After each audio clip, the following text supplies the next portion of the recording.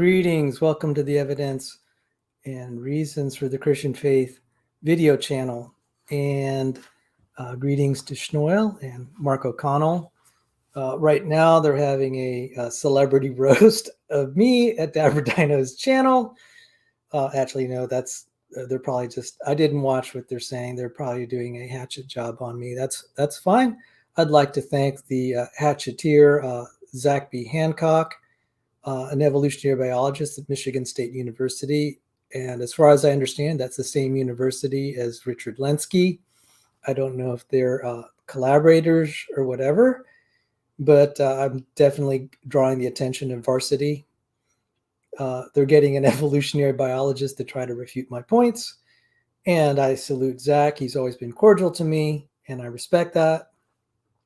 And to quote from the movie Gettysburg, the General Armistead said of his opponent, Hancock, he's the best they got. God don't make him any better. So there you go. So Zach, this is for you and also for you, DapperDino. And, I hope you'll consider what's here. I think it will falsify a lot of what you believe. You've wondered why I don't try to correct everything that other creationists say. I said, that's all moot. That's straining at gnats and letting camels through. I'm quite confident that evolutionary biology fails on its own demerits. I'm not going to be resorting to character assassinations and calling people liars or stuff like that. I'm, for the most part today, going to let evolutionary biologists criticize their own theory. And I am joined here by Rebecca. I called her at the last moment. I wasn't aware that they're going to do a celebrity roast of me, and they are. And I said I need to respond. And I'm also going to be participating in the Cells Discovery Institute conference. It's invitation only. It's not open to the public. There are many names that I probably am not allowed to convey that are going to be there. But I can talk about my participation. I feel very privileged that Steve Loffman of the Discovery Institute said, Sal, you're going to be there. You're going to be there. And when he told me the people are going to be there too, I said, okay, you persuaded me. I have, God's given me an opportunity to influence the higher ups, both in the creation science movement and intelligent design, and also university professors of very high repute, top-rate researchers. There are continuing to be private meetings around the world where evolutionary biologists are disinvited because top flight researchers, just curious about origins, said, we want to hear the truth. And that there are going to be lots of meetings like that. I know at the National Institutes of Health, there is a general sentiment that things are designed. How do I know that? Okay, I'll just give you an anecdotal illustration. I do talk to some of the researchers there. I was in a biochemistry class at their graduate school that's hosted there. And the professor was diagramming all this stuff. And he said, he said before the class, this is just an amazing design. And he said, oh, wait, I'm not supposed to say that. The whole class laughed. And he reworded it. Everyone was laughing. It's like, oh, we know what not to say, but we know the truth. And so, Rebecca, would you like to introduce yourself? Let me introduce her to you first. Rebecca is like the most incredible scholar I know. She has studied the works of Masatoshi Nei. And oh my goodness, you talk about agonizing. Masatoshi Nei is an evolutionary biologist, and it killed me to read even one of his papers. She read an entire book. So Rebecca, please introduce yourself. Thank you, Sal. I appreciate that. And, I never thought anyone was going to appreciate me reading that book so much, but I'm glad I read it. So, yeah. But I'm glad to be here. Thank you for having me on. And I look forward to hearing the continuation of stupid selection and the stuff that you've found in the last few days that have going to add to the case. Okay, so let's just get to it then.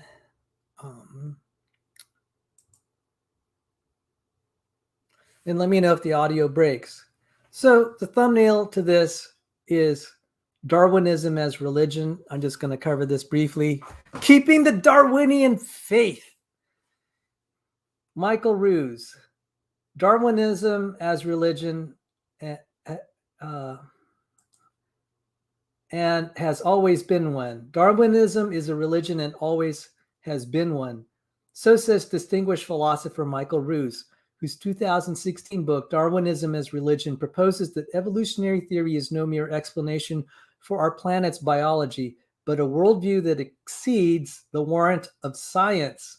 For the past 150 years, Ruse claims evolutionary thinking generally and Darwinian thinking in particular has taken on the form and role of a religion. In other work, Ruse has argued that religious and anti-religious controversialists have much in common: a cultivation of orthodoxies, a tendency to dogmatism, and a telling zeal for persecuting heretics. In this book, he makes the case that atheists such as himself ought to grant the religious orientation behind Darwinian culture. That was not from a Christian, right? That's about all I'm going to say on this for the most part. We're going to stick to the science, but I am trying to point out this is what we're dealing with. We're dealing with faith statements pretending to be science.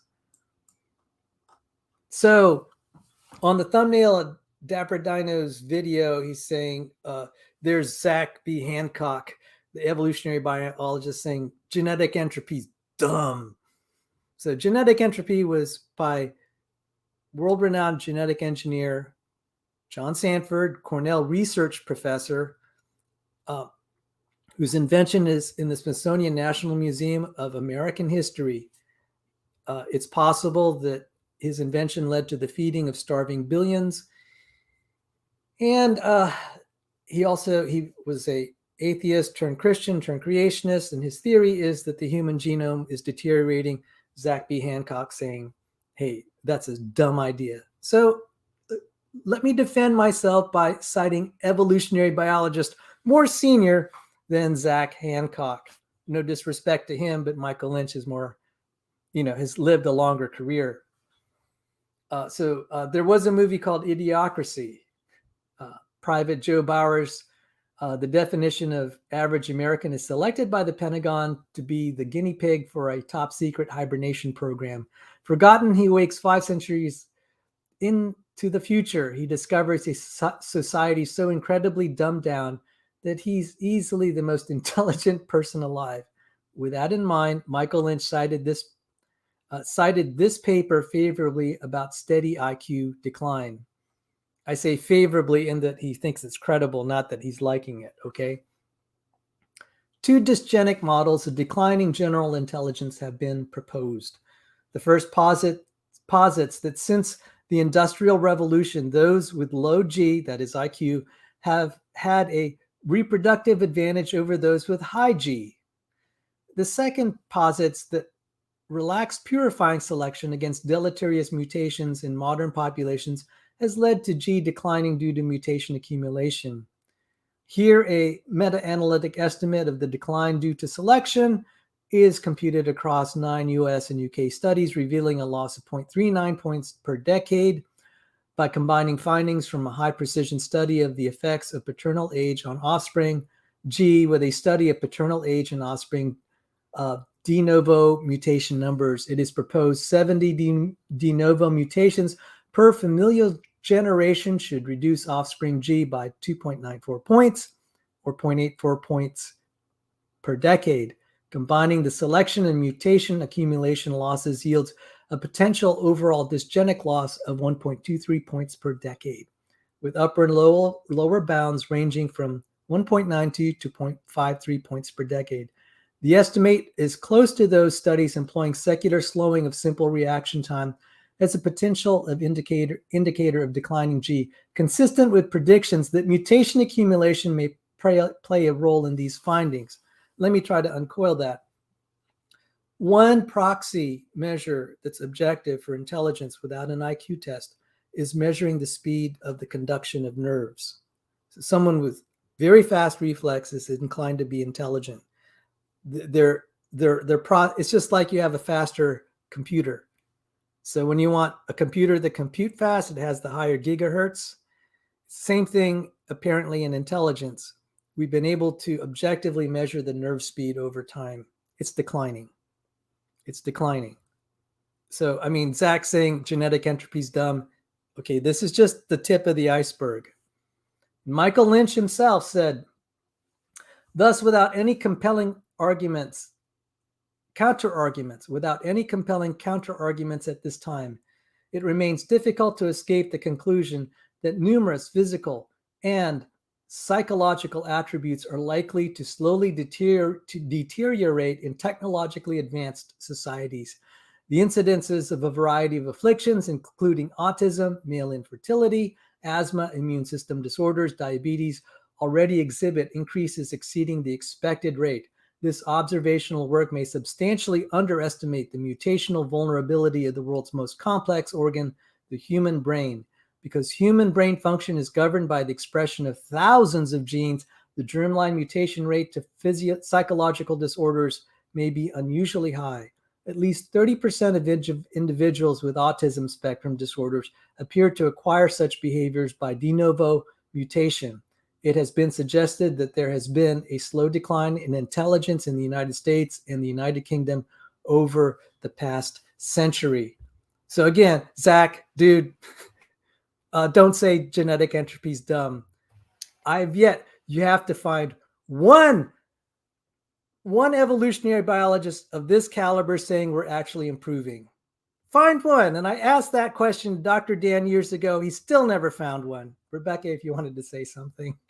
Well, I just wanted to say, with all those accumulations of disease-causing mutations, do we have any accumulations of mutations that are helpful to us? Well, we will see. That's the problem of helpful versus, what's the meaning of helpful? We'll go later into the topic of survival of the sickest, because we have so many abundant diseases that are heritable now. We started to call them beneficial. It's really I shouldn't laugh because it's really tragic for the individuals, but kind of from a meta perspective, it is kind of humorous. You mean like the sickle cell mutation that protects you from dying from malaria? Yes, but okay, I'm going to skip ahead. No. Continue. All right, okay. The most common ailments: diabetes, hemochromatosis, cystic fibrosis, sickle cell anemia came into existence for very good reasons. And he talks about like the alcohol use in Europeans and like obesity. Oh no, these aren't bugs, these are features. And let me see. This one made okay. Look, were there evolutionary advantages to premenstrual syndrome? So if you ask us, like, oh, the evolutionary biologists say PMS, that's that's an improvement, right? Premenstrual syndrome, PMS, affects up to 80% of women, often leading to significant personal and social and economic costs. And then they come up with a theory why this is a beneficial mutation. Okay, so I have put in the comment section large numbers of links for you guys. So I hope I captured most of everything in the video description. I'm sorry. You'll have these links. Enjoy. And I'm like, Zach, you're saying genetic entropy is dumb, and yet your beneficial mutations are pre-PMS, diabetes, Alzheimer's disease, obesity. Okay, before you start throwing out what are dumb theories, I mean, just kind of look in the mirror.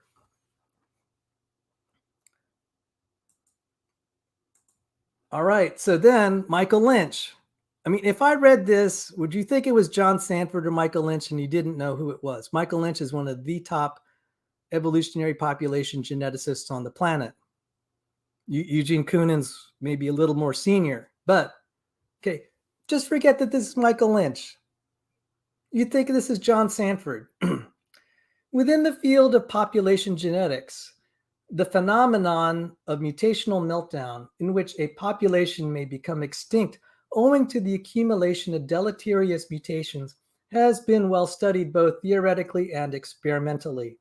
The key to understanding this effect is a consideration of the efficacy of natural selection, because there are many more ways to disrupt rather than to improve genomic function.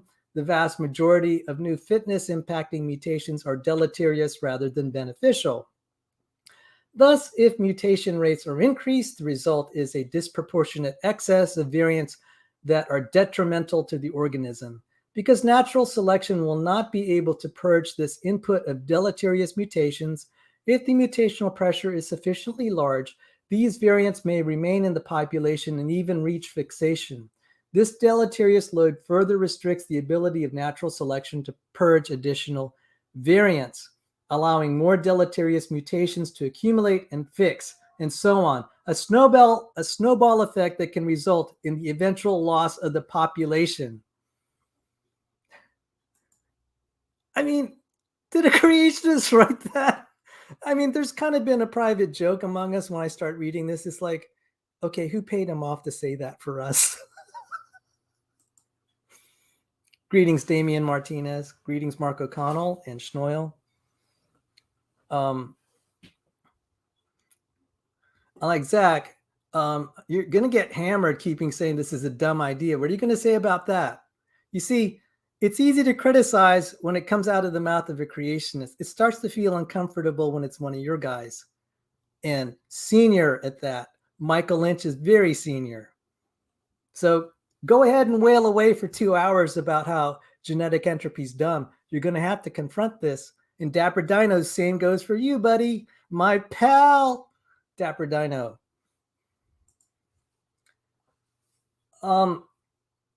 So we talked about Spiegelman's monster.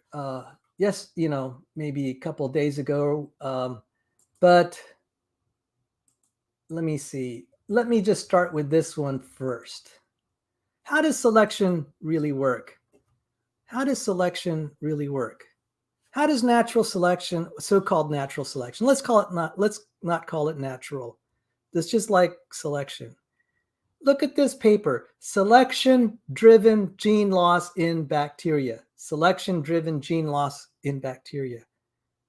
Okay, so let's get this. You have a microbe and you're advertising, hey, look at all the adaptation and selection going on in the world. This means we can easily evolve a microbe into a human being through the process of natural selection. But look where this actually goes. Selection-driven gene loss in bacteria. Gene loss by deletion is a common. Gene loss by deletion is a common evolutionary process. Zach, I got to tell you, buddy, you're saying genetic entropy's dumb? Okay, so what would you call gene loss?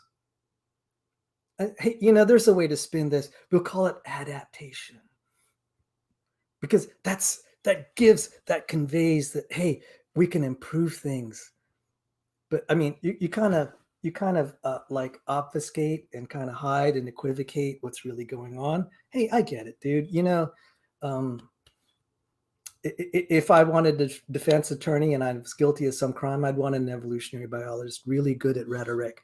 You call it adaptation, improvement, fitness gain, but it's gene loss and it's common.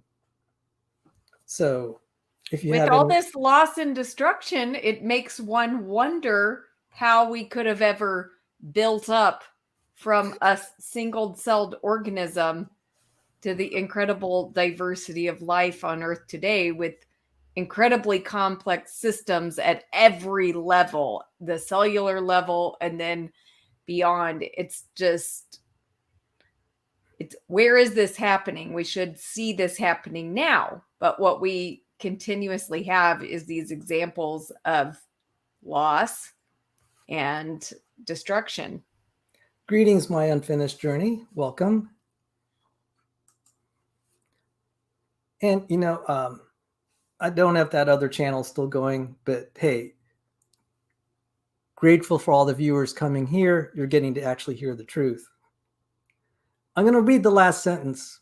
So Rebecca and I told Rebecca what we'll try to do is we're just going to blow through some of the important points of the papers.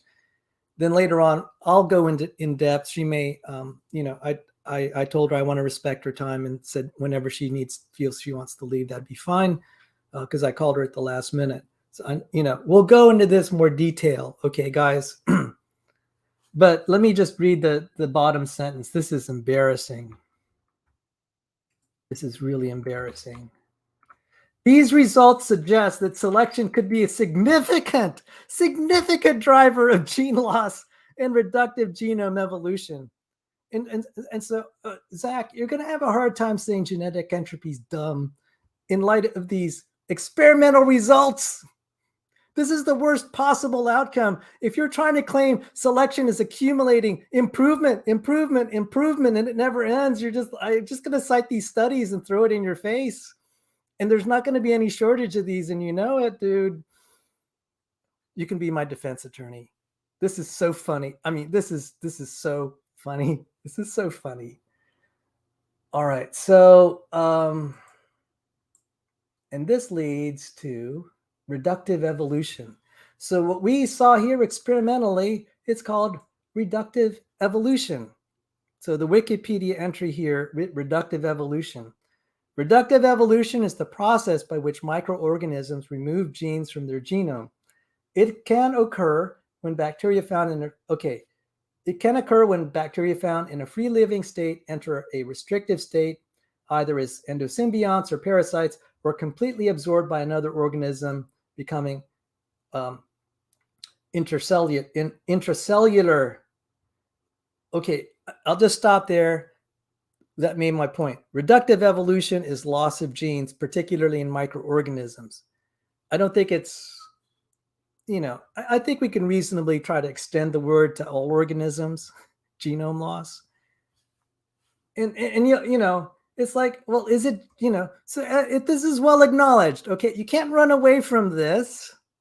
It's happening in microorganisms and in like parasites.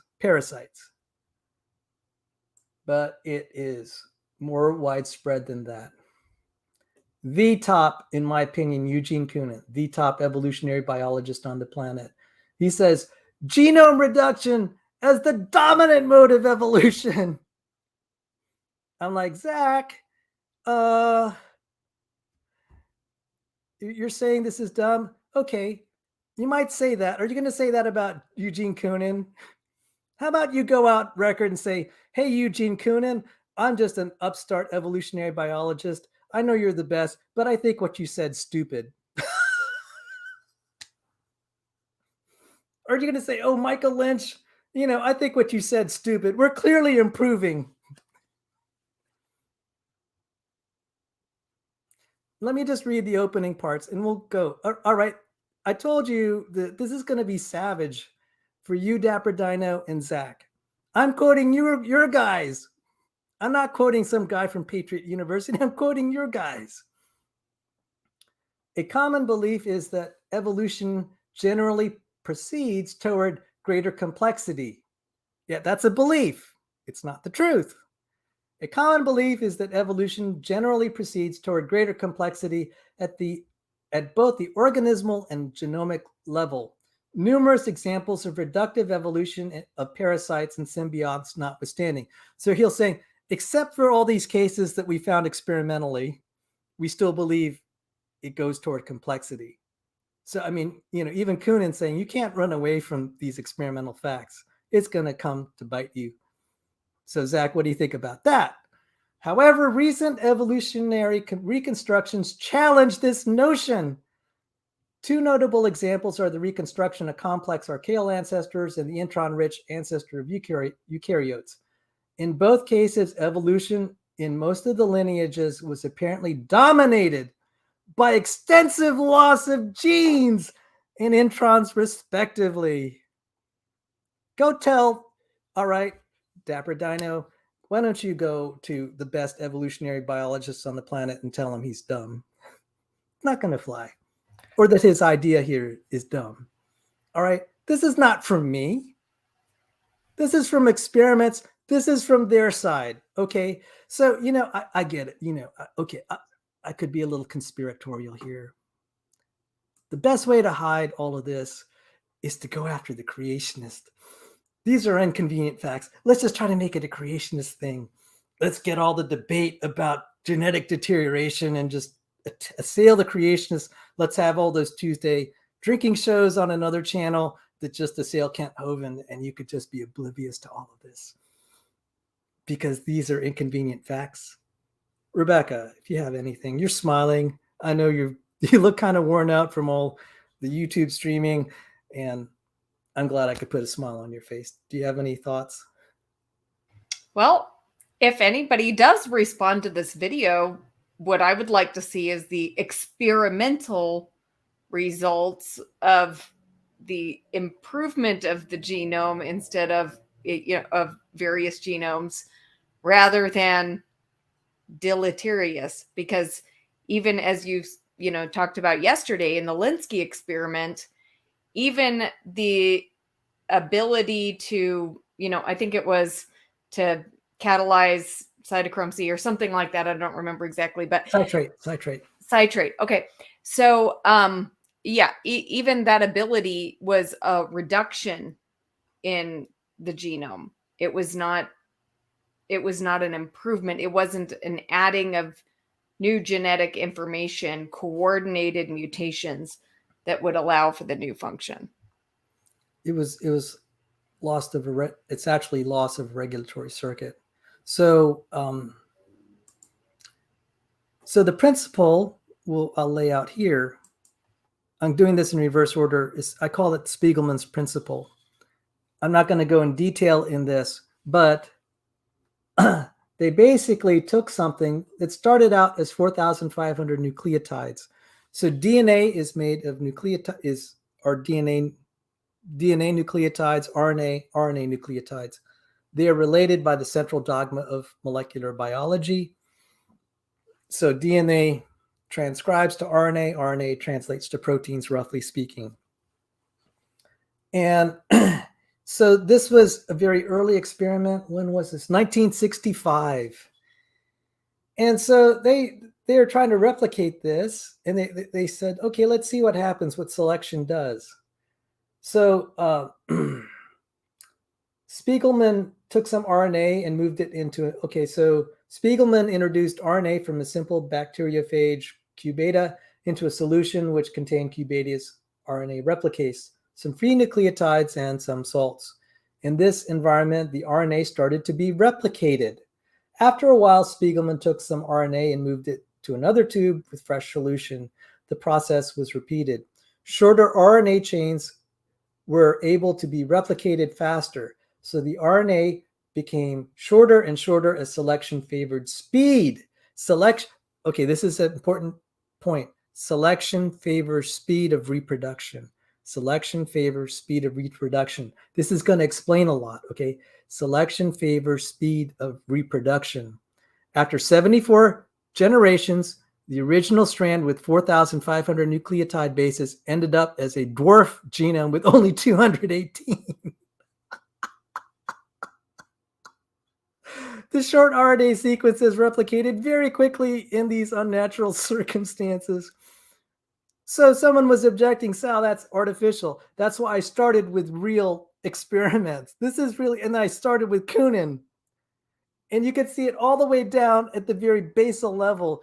There is if you're going to argue for, reproductive success, if there happens to be an environment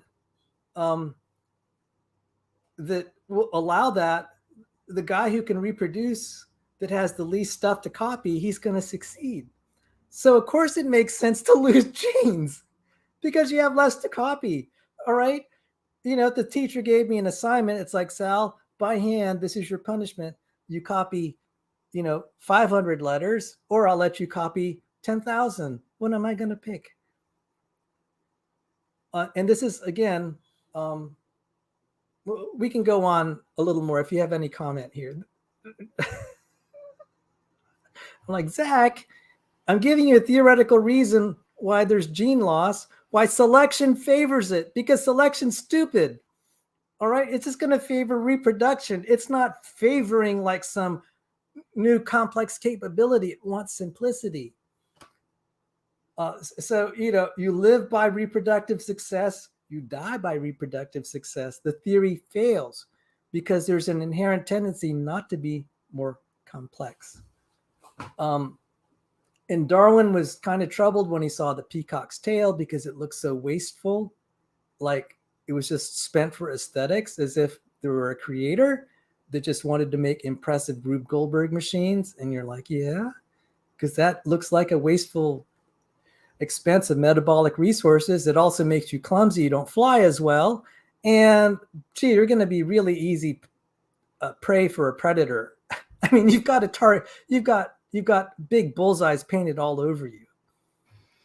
Well, not only that, but if you try to imagine a pathway for, things like a circulatory system, a digestive system, a nervous system, if you try to think of a pathway for those types of complex systems to be beneficial, even yesterday somebody tried to tell me, oh no, we, every step of the way we had, all of these systems had a function, right? Which is impossible to show, has not been shown. So that's just a story. And it's kind of a ridiculous story if you think about it, because, all of these systems in our bodies and in the bodies of the animals around the world, think about what it would take for mutations to be able to construct those systems and to have them be functional for something at every step of the process. Exactly. And thank you for giving me a little break, because then I can kind of get my thoughts together while I move stuff. And thank you for bearing with me. So that's one reason it's so great to have a co-host. So let me just show a peacock's tail. And look, isn't that beautiful? Now, you and I look at this and we're just in awe and wonder. Darwin looked at this and said it makes him sick. That's a funny reaction, isn't it? And everyone has noticed that, because it would mean his theory is wrong, that you have structures like this. And this is even more poignant now in light of the Spiegelman principle, which is played out with reductive evolution. You cannot run away from that. So, Zach, you want to pick on Dr. Sanford? Well, whatever. You're going to have to account for all the literature I just cited. And, I could keep going. This is going to be brutal if I just kept going. I mean, maybe I will keep going then. And here's one that I like. The effect of, you were asking for, is there reproductive improvement? Okay, premenstrual syndrome, diabetes, Tay-Sachs disease, obesity. How about this? Intelligence and childlessness. And it says here, one standard deviation increase in childhood general intelligence, 15 IQ points, decreases women's odds of parenthood by 21 to 25%, because women have a greater impact on the intelligence of future generations. The dysgenic, I guess dysgenic means gene destroying, dysgenic fertility among women is predicted to lead to a decline in the average intelligence of the population in advanced industrial nations. I shouldn't laugh, but this is like, oh, we're getting dumber and dumber till we all lose our minds. All right, Zach, hey, look. This is saying natural selection is making us dumber. And you're saying genetic entropy is a dumb idea. Okay. This is natural selection at work. And we're calling this beneficial improvement and adaptation. If you have any thoughts, I saved. Okay. Premenstrual syndrome, loss of intelligence, obesity, Tay-Sachs disease, diabetes, improvements. Do you have any thoughts? Well, with those kind of improvements, I mean, the humanity is just on its way up. We're, All right. I'm not saying that this isn't true. I'm saying this is what selection really does. That's why I don't call it natural selection. I call it stupid selection. Stupid selection. Stop pretending like it's behaving like an intelligent designer. This is stupid selection. And okay, this is by an evolutionary promoter. Survival of the sickest. A medical maverick discovers why we need disease. And if only to add insult to injury, it's a New York Times bestseller. Okay. I got to tell you, I shared some of these titles with Dr. Sanford. He just started laughing. He said, they're pretty desperate, aren't they? I'm just like, yeah, you're so desperate to find quote unquote improvement. You have to start appealing to loss of function as an improvement. Well, how about bringing up the future without men, the Brian Sykes book about how Adam is Adam's curse. Yeah, Adam's curse. There we go. Adam's curse. Of course, Brian Sykes is not a creationist, so he's not referring to Adam and Eve. He's just using Adam as the figure type for mankind. But yeah. Yes. But there's a problem with men, and they don't have a good future, according to him. Okay, so Brian Sykes is an Oxford professor. He did a lot of stuff on mitochondrial Eve and Y chromosomal Adam, respected geneticist, until he wrote this book, because it's kind of friendly toward John Sanford. As I shared that, people were like, he's a crank. I'm like, okay, so you get to Oxford, you write a book like this, suddenly he's a crank. And I just want to say, okay, Zach, okay, DapperDino, you want to say you have a great theory, and this doesn't work. How about Brian Sykes, Oxford, Adam's curse, a future without men? And he talks in about 100,000 years, the Y chromosome of men is going to decay. It has to deal with something called Mueller's ratchet. And by the way, that's a testable prediction. All right, so I got to tell you, okay, we've had this experimental stuff about gene loss. Genome reduction is the dominant mode of evolution, not genome construction. Okay, let me just change the words a little bit. Genome destruction is the dominant mode of evolution. The dominant way that natural selection works is to destroy genomes. It doesn't construct them. So this is consistent with that. I mean, what can I say? So, and let me show this. Here it is. We try to be family friendly. I wish they weren't so skimpily dressed, but hey, that's the book cover. Yeah. Well, and this goes along with actually Michael Behe's latest book, which is Darwin Devolves. And the subtitle of the book is The New Science About DNA That Challenges Evolution. And so it's basically showing how from our experiments, we're seeing that the evolution works in the wrong direction. We need it to build up, but it's not doing that. It is making things devolve. All right, I'm going to get in trouble for this, but I'm going to quote evolutionary literature. Okay, I'm not holding back any punches, but guys, you think evolution? All right, what happens on these YouTube channels? You get to see all the kind of marketing promotion for the theory. That's what a propagandaism is. That's okay. I like your word, evolution evangelist. Darwinism is, if you have a religion, Darwinism is religion. You need evangelists. You need pastors. You can have female pastors there for sure. It's kind of funny they don't have many of those. The patriarchy. I'm going to get in trouble for this, but not because I said anything. The evolutionary biologists are horribly embarrassed.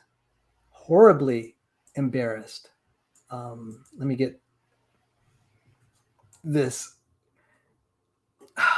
I'm sorry, this is kind of the dark side.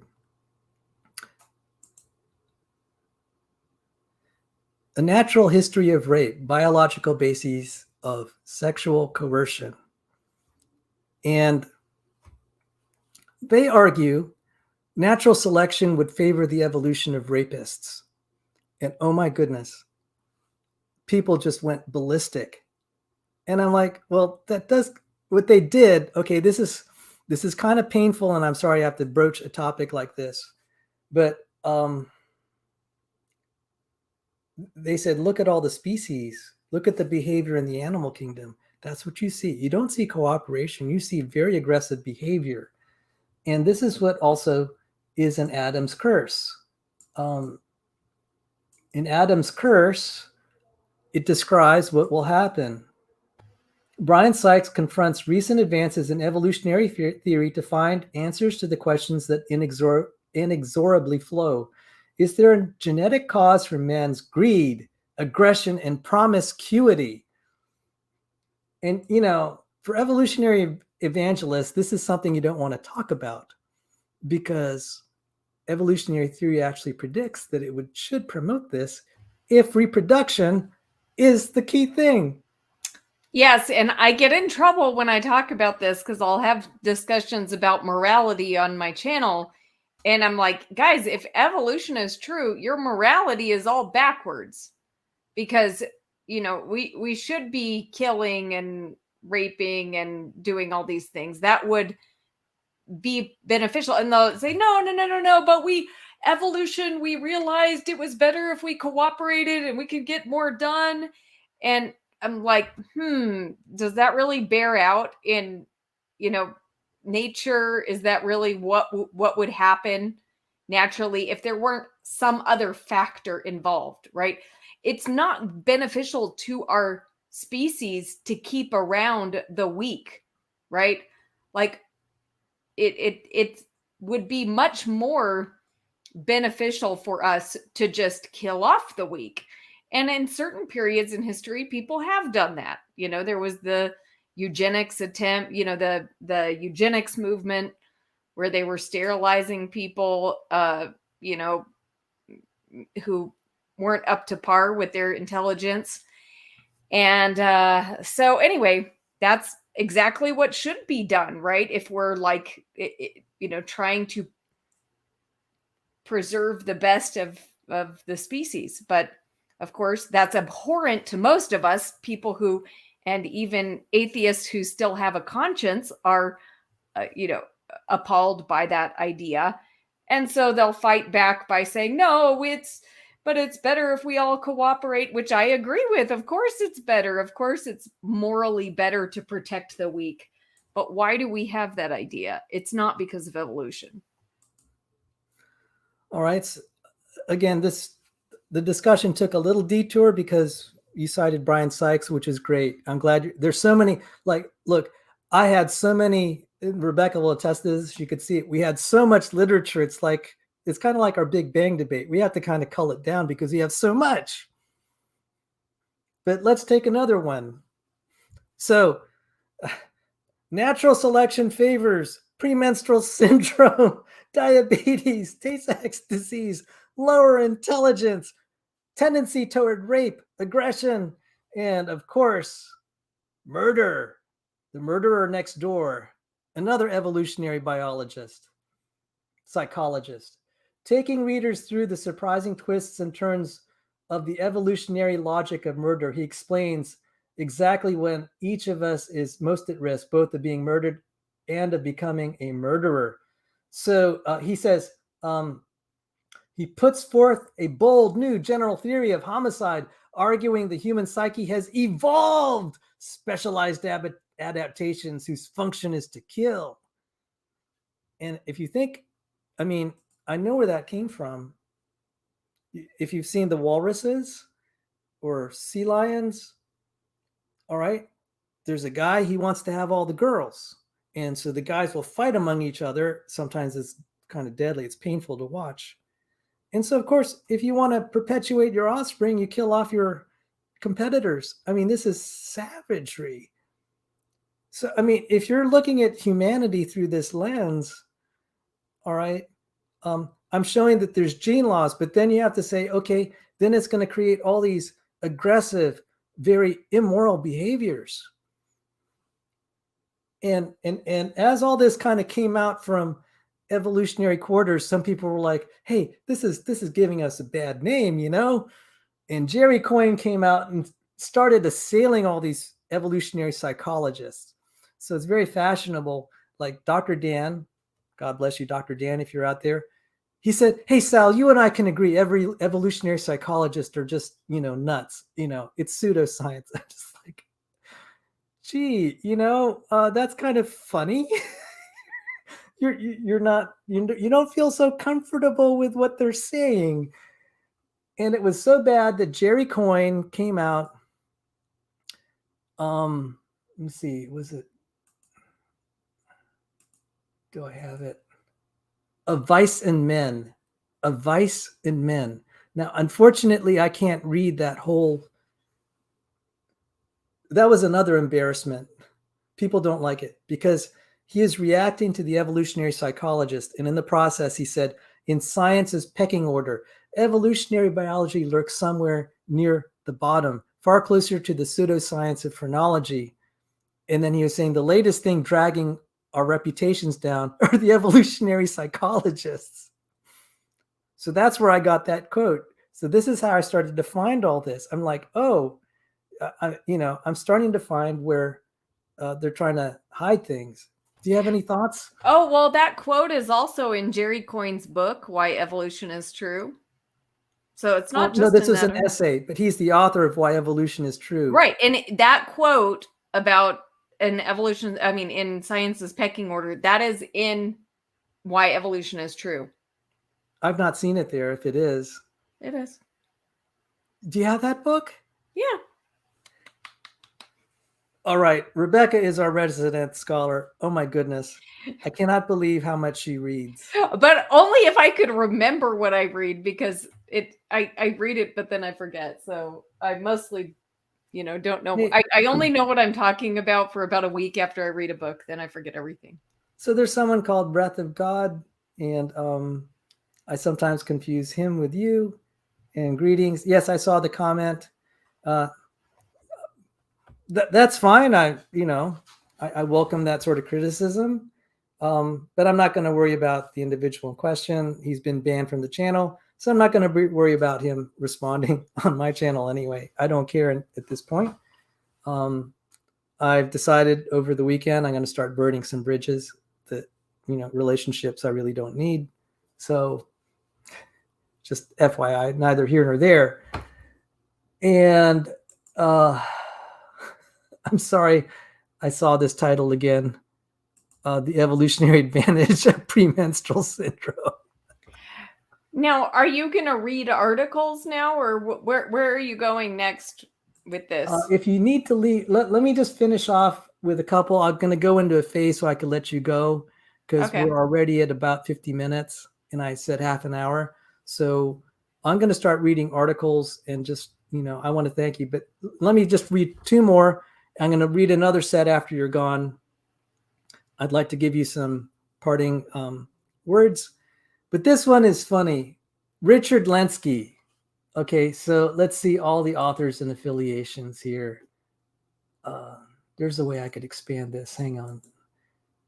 +5. All right. You see it here? Richard Lenski on this paper.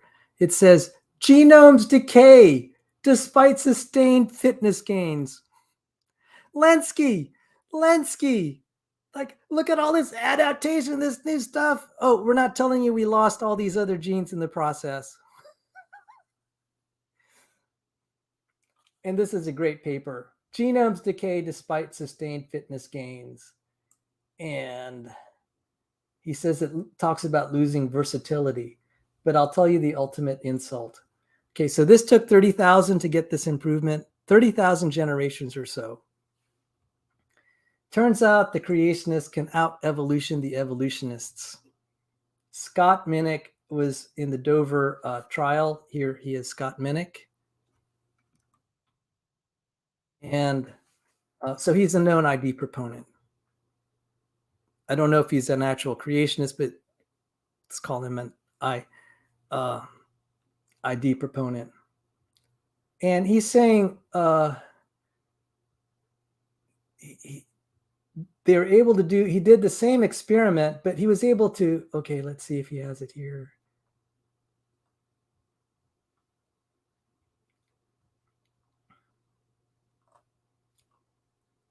They were able to do this in as few as 12 generations, not 30,000. What was the difference in what they did? That's where this paper is really like, it's so hard to see how they did it. But they had something like 45. They're able to get 45 independent lines of the same thing. And so by Lenski dragging this out, by actually being inefficient in making his environment to cause selection, it took him longer to evolve this. Scott Minnick had an environment where it could evolve that trait, not just once, but 45 or so times. And he could do it in only 12 generations, not 30,000. So it's not that uncommon. And maybe I'll just, before I say goodbye, I'm going to show a diagram of a gene.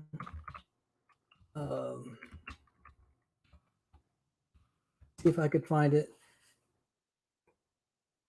See if there's a picture here.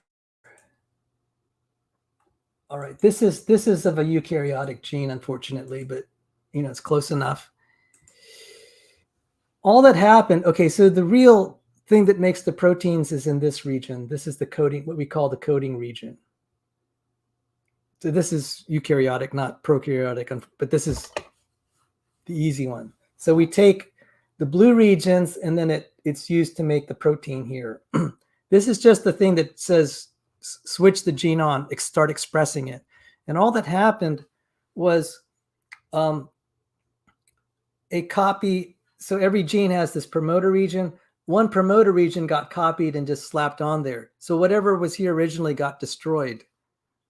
It's actually a destruction of pre-existing recipe. It destroyed part of the recipe.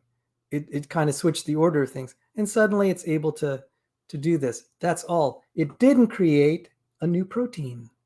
It didn't, anything that was substantially new, and that's important. So Rebecca, thank you for your time. I'm going to continue the show here solo. Sounds good. If you have any thoughts, you're welcome to watch. I just want to praise Rebecca here and thank her. She was called at the last minute. It was fun having you. Thank you. Thanks for having me on, Sal. Have a good day, and I'll be listening. All righty. Take care. So I kind of wore her out with the all of this. And so this citrate thing was it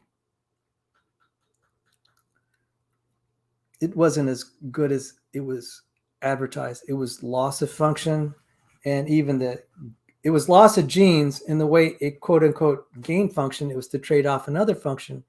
By copying the promoter region, you lost functionality there. So it was kind of, it's hard to argue this is accumulation, but that's all moot. Since the dominant mode of evolution is genome reduction, the dominant mode of evolution is genome reduction, not construction. And I've shown numerous amounts of experimental evidence to that effect. So, I mean, Zach characterized this all the way you want. You're not going to run away from the data, but the problem only gets worse for you. And it gets worse for DapperDino, who keeps celebrating evolutionary theory. My pal, DapperDino. He's promoting all this, and he's calling my friend and mentor, Dr. Sanford, a liar, which I take serious exception to. There's no reason Dr. Sanford has to lie, because look, all the data in evolutionary theory is kind of self-destructing the theory. It's falling on its own demerits because of the experiments themselves and observations. True science is destroying evolutionary religion. So I have not, to quote John Paul Jones, I believe, I haven't even begun to fight. So I'd like to thank everyone who's borne with me to watch so far. But, this first hour was absolutely brutal on evolutionary biology. Mark calls it, this makes zero sense. Never do you get more complexity in reduction. This is going to be brutal, guys. I mean, DapperDino, I thank you if you're watching, but I don't know how you could watch this and just see all of these citations and think you have a good theory, and it's not going to stop. This is not going to stop. And that's why I said there's no reason for Dr. Sanford to lie. The theory is destroying itself. So what does it matter what we say? Whether we're clumsy or mistaken or in our words fumble, it doesn't matter. There's no reason to lie. There's every reason to tell the truth. I'm telling you the truth of what evolutionary biologists are coming to terms with. I'm telling you the truth. There's gene loss. Oh my goodness. Are you going to deny that? So, I mean, they had a 2-hour show of how I was wrong. And it's like, look, I'm not even going to cite or quote myself, so to speak. The data is going to destroy your theory. Mark called it right here. This makes zero sense. Never do you get more complexity in reduction. Yeah, how are you going to take a microbe and evolve it to a human being if the dominant mode of evolution is losing genes? Come on. And what little you could do, like in the long-term evolution experiment, you couldn't even evolve a new gene. You could not evolve a new gene, or at least a protein. You might have some variation. We call those alleles in the parlance. They're not really considered really brand new innovations, and you're losing genes. So even in the classic experiment that everyone's citing, it's gene loss, it's destruction, mutators. Okay, I quoted it right there. Genomes decay despite sustained fitness gains. Genomes decay despite sustained fitness gains. And I was surprised no ID proponent except me first found that. Well, actually, Google helped me. I was just randomly Googling and then I found it. It's like, I just did the search terms. Genomic decay, fitness gain. And it just went boom right there. I just like, all right, Lenski, you might not want to be advertising your work because if it starts to get scrutinized, it's going to be embarrassing. Just like everything else that I'm showing here, it's going to tell the same story, and you're going to be confronted and say, Dr. Lenski, how can you advertise this as evolution and natural selection? How can you advertise this as the pathway to creating more genes and complexity, going from a microbe to a human being? This is what I call the rhetorical tricks and the spin and the evolutionary propagandism and evangelism. You have to kind of cover up the things that are not so pleasant. And they're doing a very good job of that. They're picking on creationists. They're having drinking shows about Kent Hovind. They're doing everything except dealing with experimental data. And, I don't know if anyone wants to listen. I mean, YouTube's about entertainment, and I'm all, hey, I get that. I like watching military shows. I spend too much time studying military history. So I get this whole thing about wanting to be entertained. As Stoyle said, Lenski probably didn't want to be the lead author.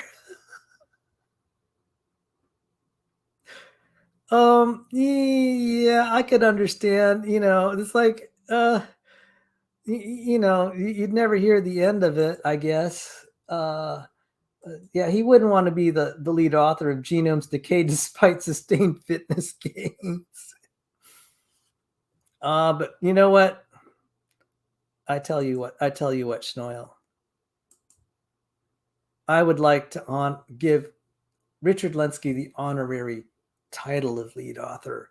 Let us honor Lenski's work, and when I cite this paper, I will call him the honorary lead author of this work because he's the pioneer of our discovery that genomes decay despite sustained fitness gains. Genomes decay despite sustained fitness gains. Yeah.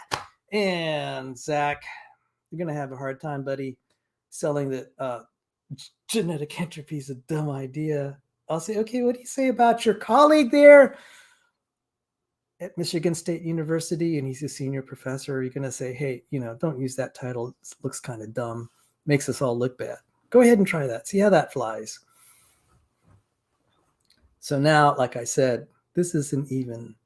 We're going to get to the nerd torture section. All right, you guys ready for nerd torture? You remember our nerd torture section? We're going into nerd torture mode. I wanted, I told Rebecca she can, it'd probably be better for her. I said, I kind of just hinted it'd be better for her not to be around when I do my nerd torture because it could get kind of like torturous. So, nerd torture time coming up. So what Zach B was invited by DapperDino to talk about fitness. And I'm like, Zach, I'm going to quote some of the senior guys around there. It's not going to look good for your case. It's not going to look good. I mean, this is brutal. I don't know how you could take it.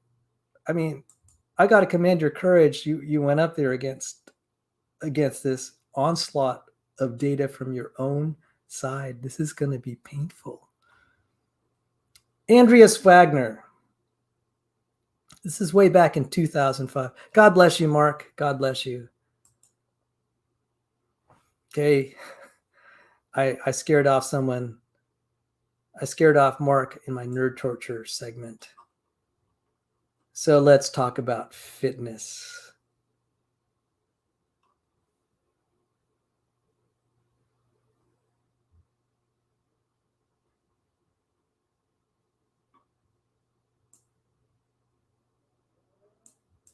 Okay, I'm going to highlight this.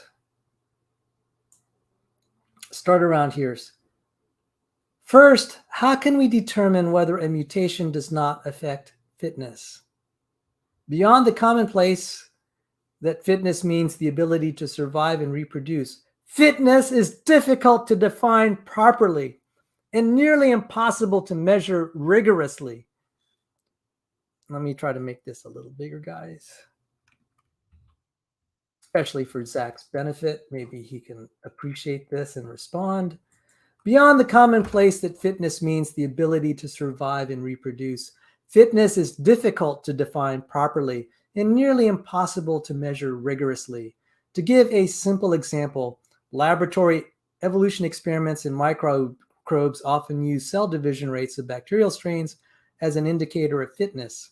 While growth rate is certainly an important aspect of fitness, a myriad other equally important aspects exist, including survival under starvation conditions, heat resistance, sporulation efficiency, germination rates, and so on.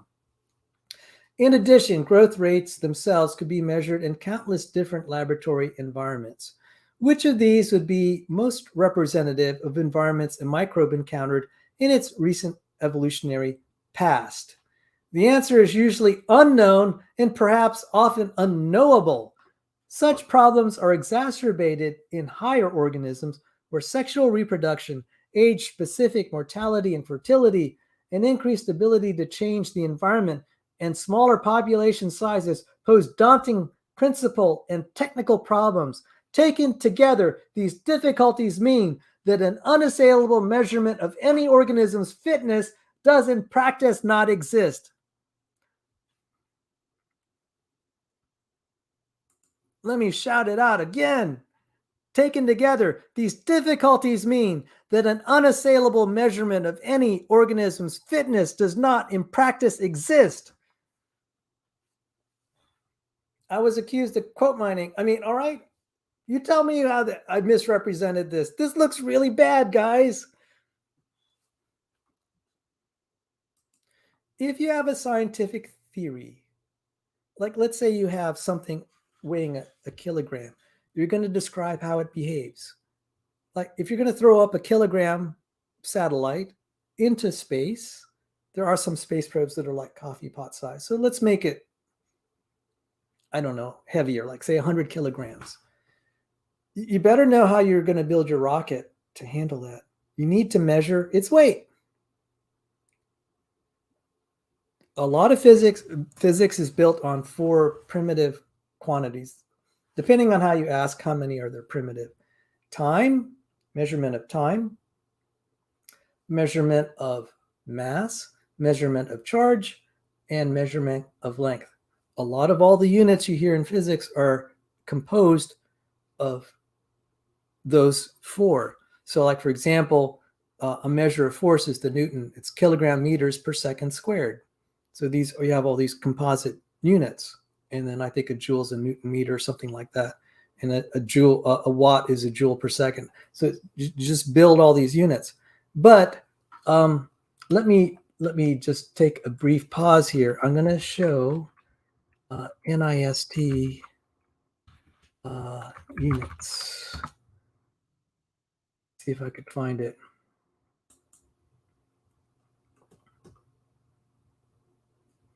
Let's see. Definition.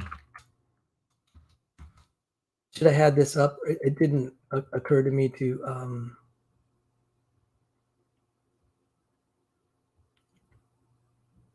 standard.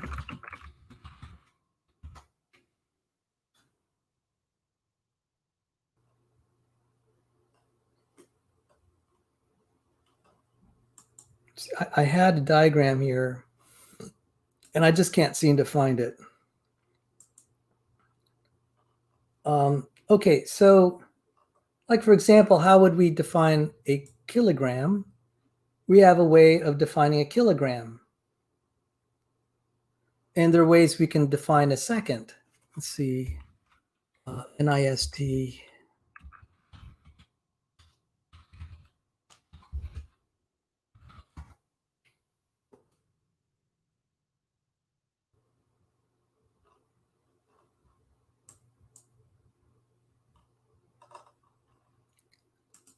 Okay, this is nerd torture. I'm sorry to make you guys wait, but I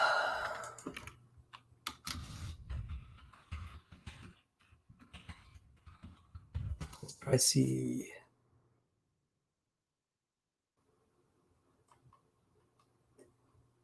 Okay, so we have a measurement of time. So we could say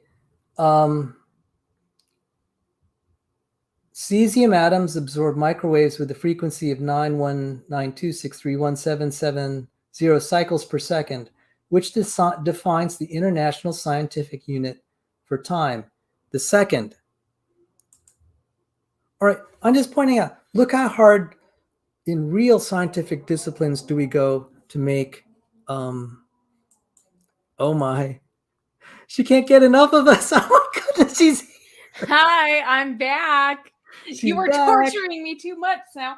No, I actually wanted to come back because I found something that I thought was cool, because I wanted to make sure what I told you was true, that quote about the pseudo-science or phrenology being in this book. And I don't think it is, actually. I don't know. I thought it was, but maybe I'm wrong. What happened to you, Sal? You're gone. Oh, I'm giving you the floor here. Oh, okay. Well, I thought you might like this. Okay, so when I was looking for that quote in this book, I found a really good one that goes along with what we're talking about. It says, Mutations are changes in traits that already exist. They almost never create brand new features. This means that evolution must build a new species, starting with the design of its ancestors. Evolution is like an architect who cannot design a building from scratch, but must build every new structure by adapting a pre-existing building, keeping the structure habitable all the while. This leads to some compromises. Thank you. What a treat you came back. I thought I was boring you to death. I said I have to let her go. That was delightful. So anyway, there is the essay of Vice and Men. So we'll just assume it's a separate essay. But thank you for your meticulousness. Look, Rebecca, guys, this is the scholar here. No, I mean, I appreciate that, Sal, but now, see, now if somebody makes a response video to this, they're going to be clipping all the dumb stuff I said and being like, Sal's calling her a scholar, listen to that dumb thing she said. Well, I'll tell you what, guys, and that Big Bang debate, we wouldn't have done so well without Rebecca. She is reading books written by Hubble. I mean, this is like 80 years ago. Just like, wow. It was incredible. She's going through the Nobel Prize lectures and she's reading even current literature. It was incredible. So thank you, Rebecca. You're welcome. Okay, I got to go. My son's calling me. All right. Thank you again. God bless. God bless you. Bye. Bye-bye. Oh, what a pleasant surprise. So where were we? We're talking about, we're now,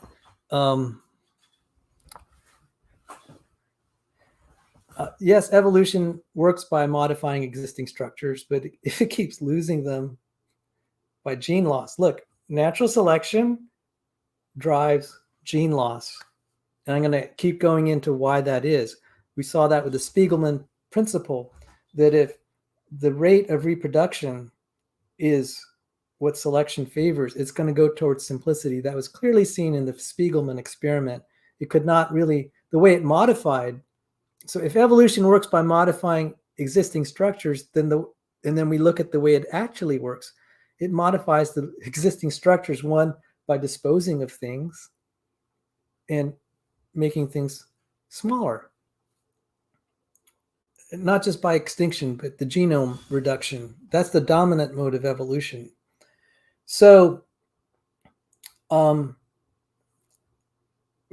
I've called this mode of selection stupid selection to highlight the fact it doesn't have foresight to modify, to plan and build and retain stuff. It just acts on what's immediately efficient for reproduction. And usually the less you have to copy, the less material you have to copy, etc., the more efficient it's going to be. So going back to the question of fitness, I was showing here that we have very precise measurements and definition of time. We have definitions of length and mass and charge. This is real science, but this is terrible. If you're building a scientific theory and you're claiming it does this and that, well, you should be able to define fitness as if it's so central to your claim. And it says, Andreas Wagner says, these difficulties mean that an unassailable measurement of any organism's fitness does in practice not exist. So the only way then that one can promote your theory is not by experiment, because you can't measure these quantities. You don't know if they, you can't measure these quantities, so you don't know absolutely if they exist or not. That's bad. If you're saying fitness caused this to happen, that's a faith statement. That's not an empirical measurement. The one time we do have measurements is when we have gene loss. So now you're having to imagine something that's going to do construction. You can't possibly measure it. It's unknowable, unverifiable. It's right here. It's right here.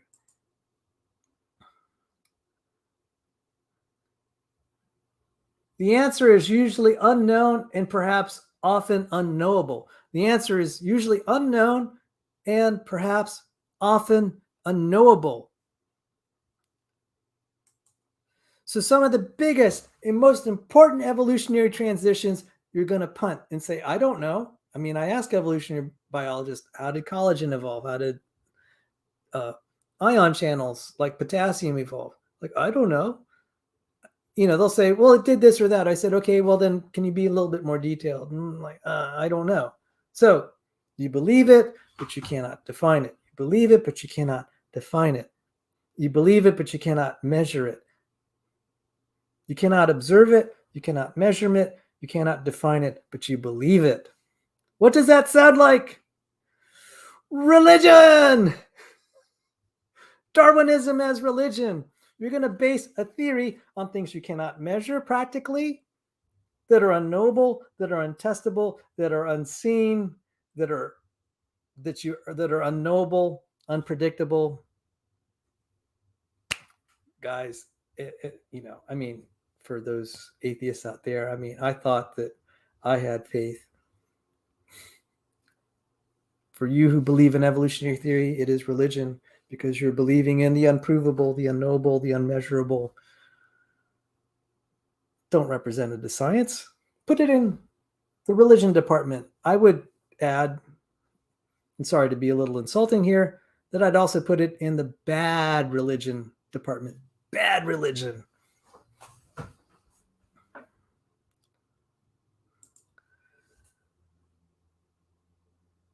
They appeal to spiritually redefining fitness.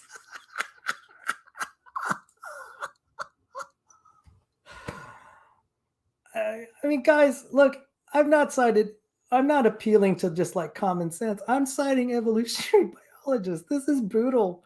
DapperDino, this got to be painful, but I mean, if you're really paying attention, this should be very disturbing. I don't know how you could just be soaking this in and thinking, hey, this is a great theory. It's no problem. It's no problem. And this is the objection I have. I've given you evidence this doesn't work. Natural selection works toward gene loss. The one time we're able to measure it, it's gene loss, loss of function, gene loss.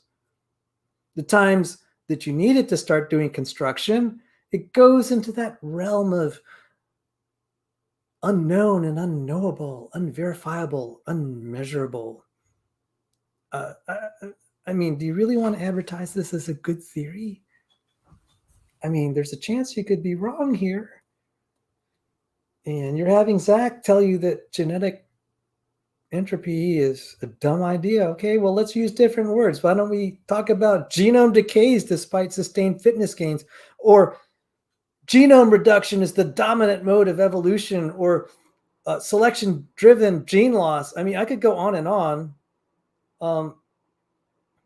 I mean, you could just kind of just pick on us creationists for pointing this out, but it's right there in evolutionary literature, perhaps by different terms. So, anyway, let's move on. So this paper, all of this, where Andreas Wagner said fitness is difficult to define properly and nearly impossible to measure rigorously, in its citation 12. And I dug this up. You can find it in the video description. Citation 12, and you can read it. Let's go to references. It says here, R.C. Lewontin, Four Complications in Understanding the Evolutionary Process, Santa Fe Bulletin. It's actually the winter 2003. And I went to great trouble to find this. It's available online, but you have to really dig. So Richard Lewontin, R.C. Lewontin, let me just highlight what he had to say. Lewontin said, our willingness to accept scientific claims that are against common sense is the key to an understanding of the real struggle between science and the supernatural.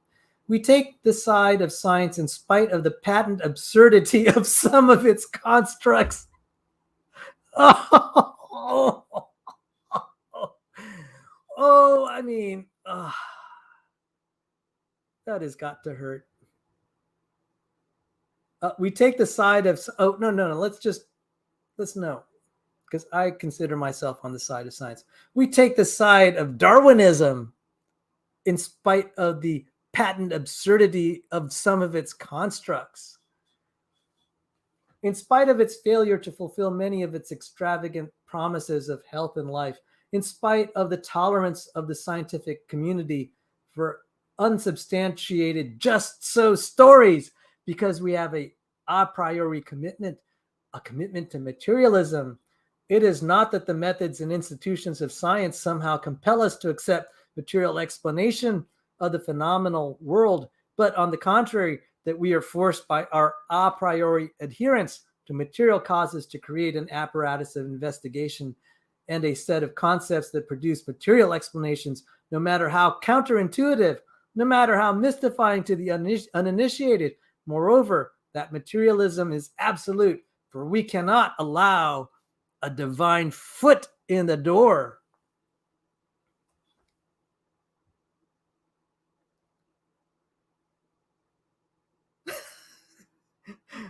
Oh, I'm sorry. I'm going to have to kill it. I'm leaving now. Don't bully the horrible definition of fittest too much. I'm kind of in warfare mode. It says in Ecclesiastes, there's a time of peace and a time of war. Slava Ukraine. God bless you. God bless you. God bless you, Schnoil. Take care, brother. So this is going to be all the more amazing that Lewontin said this, because he has actually, his work in his later years, his work in later years was very critical of fitness. As I said, this whole thing that where Andreas Wagner said,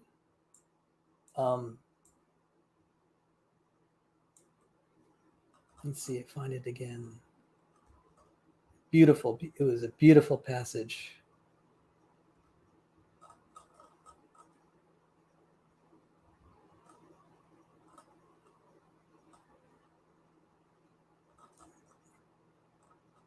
Or was it? I found it was so beautiful.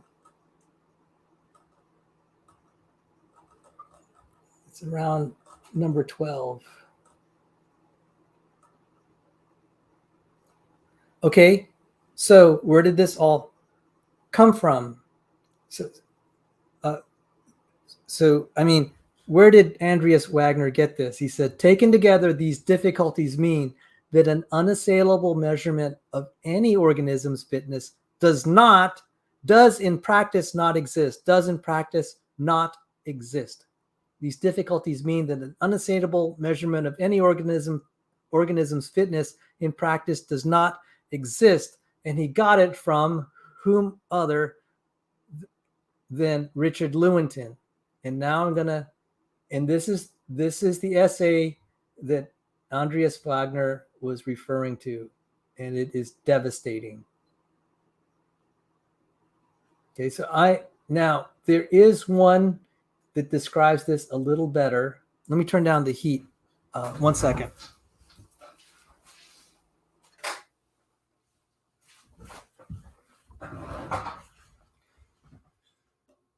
There's another paper by Lewontin that he co-authored with Ariu.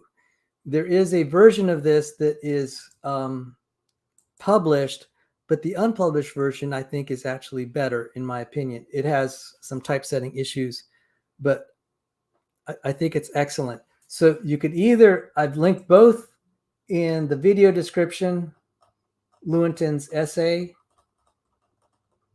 4 Complications in Understanding the Evolutionary Process. So Andreas Wagner was referencing this paper.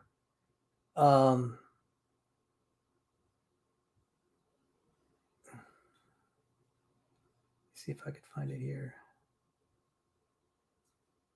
It's the 4th complication. Oh, I'm sorry. All right, here it is. Here's the key statement.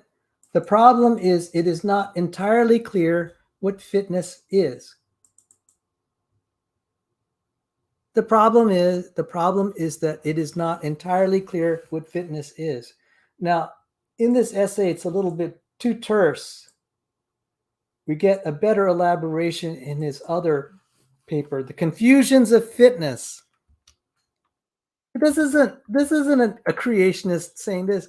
This is Richard Lewontin. So we do have someone in the Department of Philosophy who I think has moved on and ended up being at MIT working in artificial intelligence. So this guy's bright. I think that's who he is. Eriu on Eriu. So let me just read this. This is nerd torture at its best. Our purpose in this essay is to show, okay, so the title is The Confusions of Fitness. The Confusions of Fitness. Our purpose in this essay is to show that, one, the concept of fit as introduced by Darwin does not appear in quantitative dynamical theories of genetic change in evolution, and any attempt to introduce a unitary analogous concept of reproductive fitness into dynamical models is a scalar ordinal, which will explain or predict quantitative changes in the frequency of types, must fail. Not only, oh my goodness, this is horrible. Not only can you not measure it for practically speaking, it's unassailable, unequivocal measurement of fitness.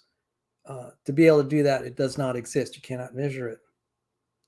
You do have some clear examples, gene loss, more organisms, or like say antibiotic,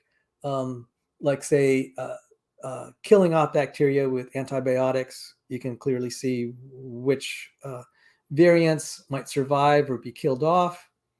But beyond that, as far as some other things, it's not very clear. Okay, so especially if you have fitness gains and gene loss, how do you describe that? Because clearly there's situations where those genes could be useful. So how are you going to account for that? Because as far as evolutionary theory is concerned, you want it to be able to retain stuff and construct. So, I mean, you can call it fit immediately, but it's like, well, that doesn't kind of get us to where we want to be. I mean, you can't build an organism by deleting more genes than you build. So, I mean, this is problematic. But so he's looking at, is there a way we could characterize things without appeal to the immediate? And at least this is my interpretation of what he's saying. So when he says the concept of fit as introduced by Darwin does not appear in quantitative dynamical theories of genetic change in evolution. Quantitative dynamical theories. Quantitative dynamical theories. So what's an example of a dynamical theory? Very simple. You have fruit flies that multiply throughout the year. You have different seasons. You're having a dynamical change in the environment. Hot, cold, winter, summer, spring, fall. Winter, well, the right order is summer, fall, winter, spring. Summer, fall, winter, spring, or spring, summer, fall, winter. It's a dynamical environment. It's not constant. It's not like Lenski's little bacteria in the dishes. So this is dynamical. So you have offspring being born in hot weather, offspring being born in cold weather, and all of the stuff there. As you read on, you'll hear him describe this. So he says, our purpose in this essay is to show the concept of fit as introduced by Darwin does not appear in quantitative dynamical theories of genetic change in evolution. So he's already pointing out We're not capturing this in our definition of fit. He already sees that's the beginning of the problems. He further says, any attempt to introduce a unitary analogous concept of reproductive fitness into dynamical models as a scalar ordinal which will explain or predict quantitative change in the frequency of types must fail.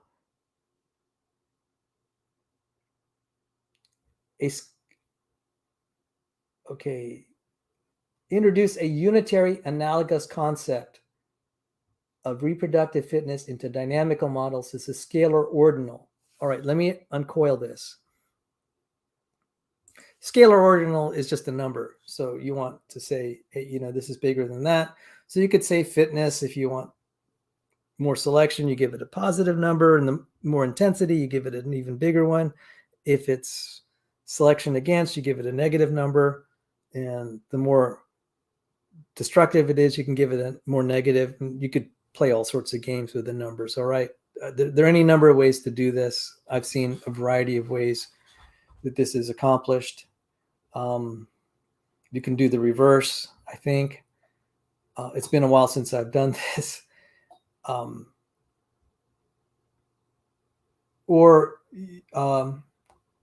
Let's see. Or you could just deviate it from the number 1. So if you're higher than 1, it's favored. If it's lower, it's not favored. There are a variety of ways, but he's saying, okay, if you get one number to describe fitness, you want to be able to say this individual is more fit than another. And he wants a unitary analogous concept. You would want to say this person's more fit than another, independent of a variety of environments. And he's saying you can't do that because the whole definition of fitness is tied to the reaction to the environment. It must fail. You will not have some way to describe as one thing is inherently more fit than another. This is really bad. This is really bad. Okay, so if I have, I'll tell you why. If I have a kilogram here, it doesn't matter what's happening in the rest of the world. It's still going to be a kilogram, provided I'm not, dismantling it or anything.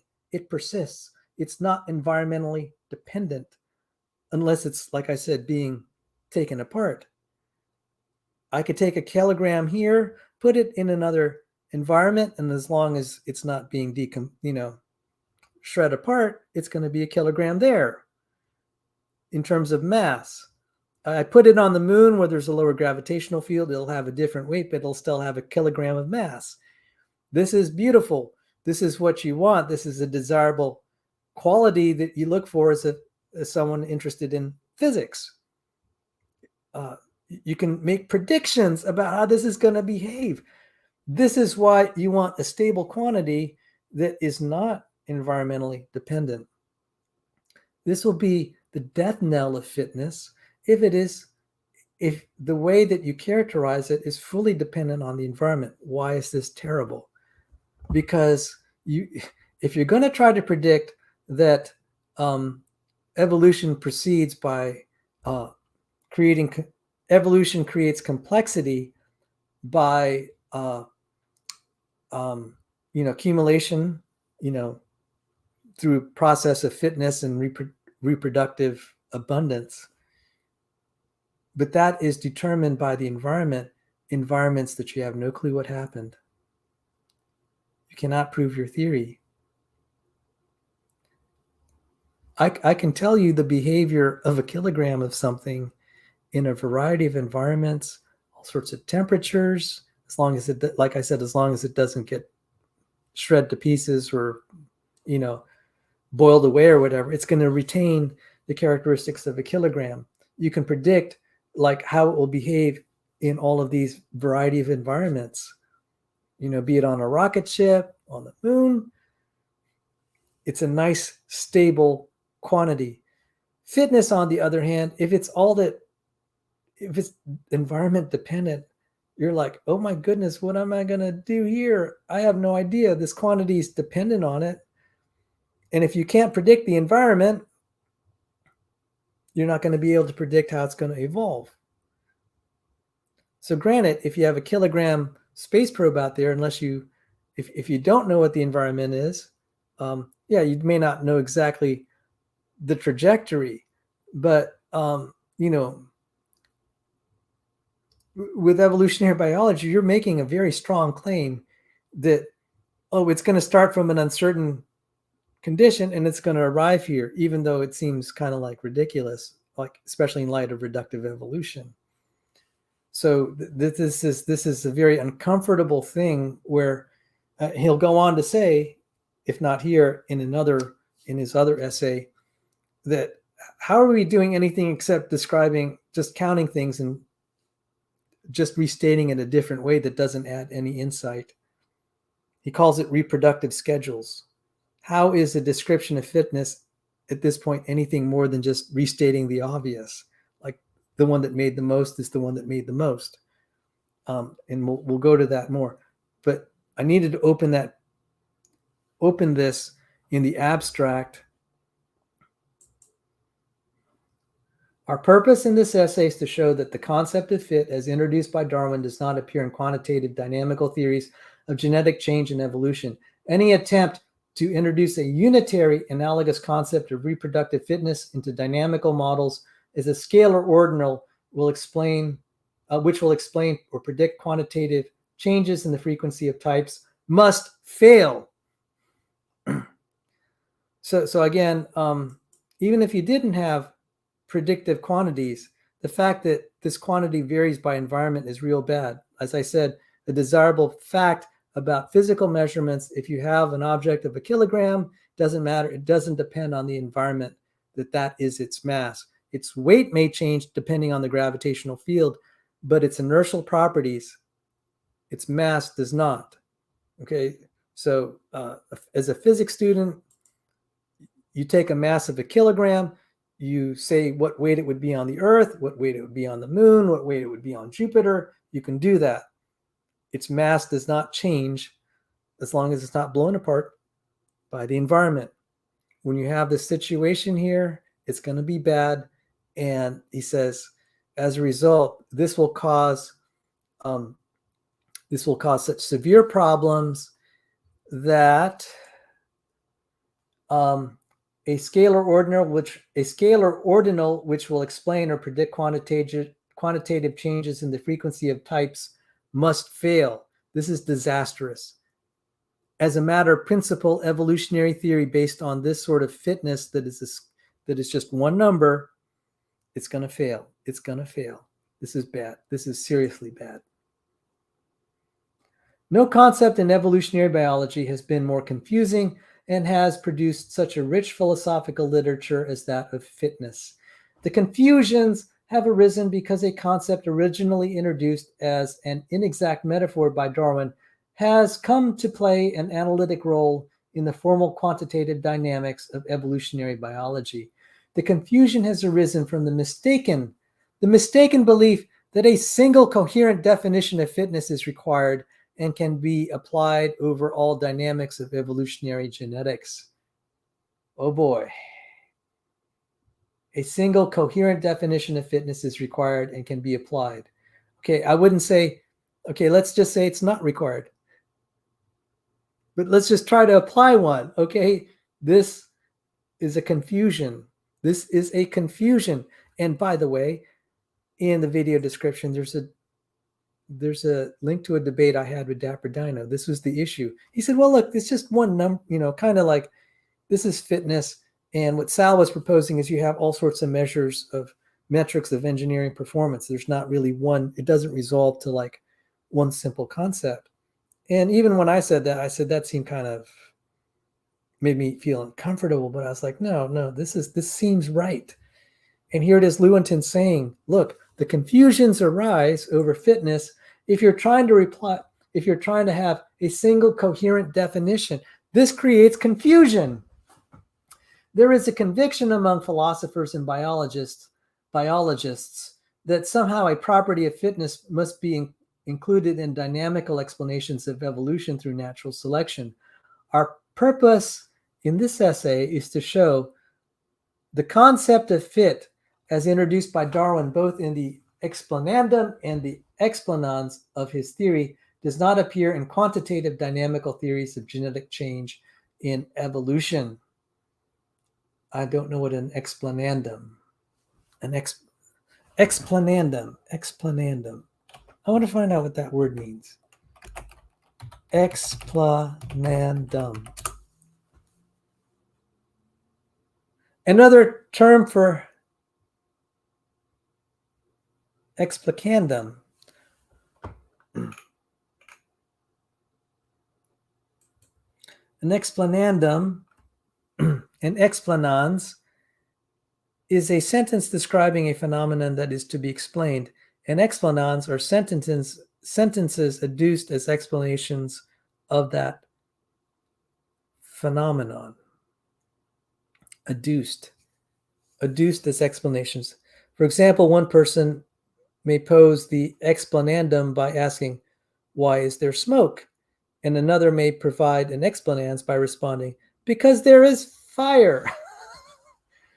Don't you just love this Latin? It just has that scholarly, grave feel to it. Explanandum and explanans of his theory does not appear in quantitative dynamical theories of genetic change and evolution. Any attempt to introduce a unitary analogous concept of reproductive fitness into dynamical models as a scalar ordinal, which will explain or predict quantitative changes in the frequency of types, must fail. I love that. Your evolutionary enterprise that goes about business this way, it must fail. It must fail. So if you're saying this individual is more fit than that one, and you're like, well, what do you mean? It's like, well, in this environment, he's more fit. In that environment, he's not. It's like, oh, okay. You're not going to be able to then, well, then who's more fit? That's the question. You'll say, well, it depends. It depends. It's like saying, is 1 kilogram going to be 1 kilogram depending on the environment? It's just, you'd like something that's a little bit more stable. Anyway, let's continue on. This failure is a consequence of the fact that in different biological situations, different algorithms must be used to connect temporal changes in type frequencies with quantitative information about reproduction, and that an important fraction of cases, even complete information on reproductive rates is insufficient to determine whether a type will increase or decrease relative to others in the population. And he'll give some examples of this where they work this through. It's very alarming. Well,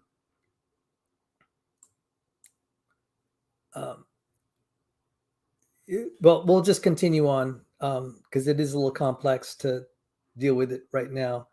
He'll talk about it later. The concept of fitness for Darwin, he did not actually use the term fitness, but did refer to individual organisms as being fitter or more or less fit than other individuals, arose from his view of organism and environment. The essence of Darwinism, I love this, the essence of Darwinism. Darwinism! And creationists keep getting flack for using the word Darwinism. And Lewontin uses the word Darwinism. The essence of Darwinism. The essence of Darwinism was the rupture between the causes of the properties of individual living beings and the causes of the structure of the world they occupied. The natural properties of individual organisms varied from individual to individual within a species, and the source of that variation was internal to the ontogeny of the organism. Let's look at ontogeny. Ontogeny.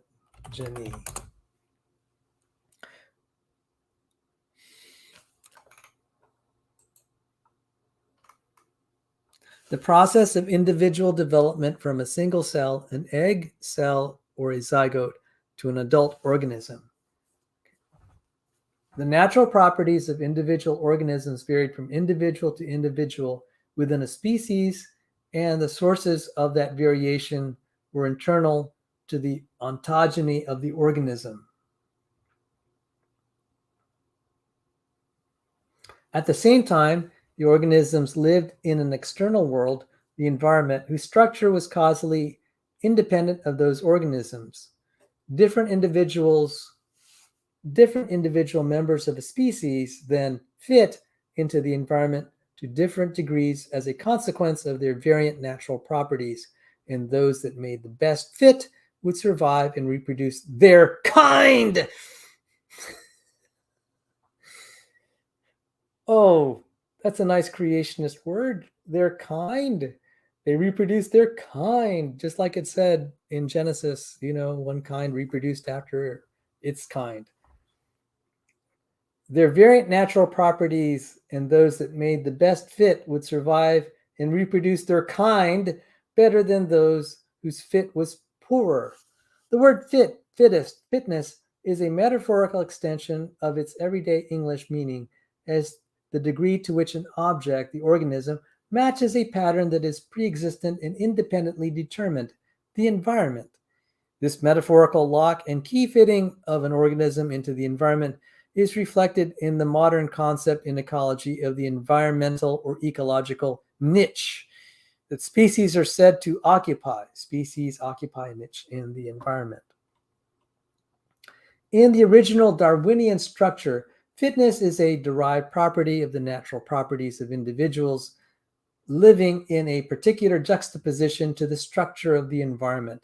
The characteristic Darwinian adaptive explanation is a kind of engineering analysis. This is wonderful. They're appealing to engineering concepts or design concepts. And I'm going to the CELS conference, by the way, in Dallas in less than a week. And it's about engineering in living systems. So engineering. The characteristic Darwinian adaptive explanation is a kind of engineering analysis in which particular natural properties of individual organisms were shown to lead to greater expected reproduction by those individuals in particular environments. There is the implication that the qualitatively diverse natural properties of organisms can be mapped as a function of environment onto a single ordinal variable, so that one organism can be said to be more or less fit than another, even when the mediating natural properties are qualitatively different. When the mediating natural properties are qualitatively different. Let me read that again.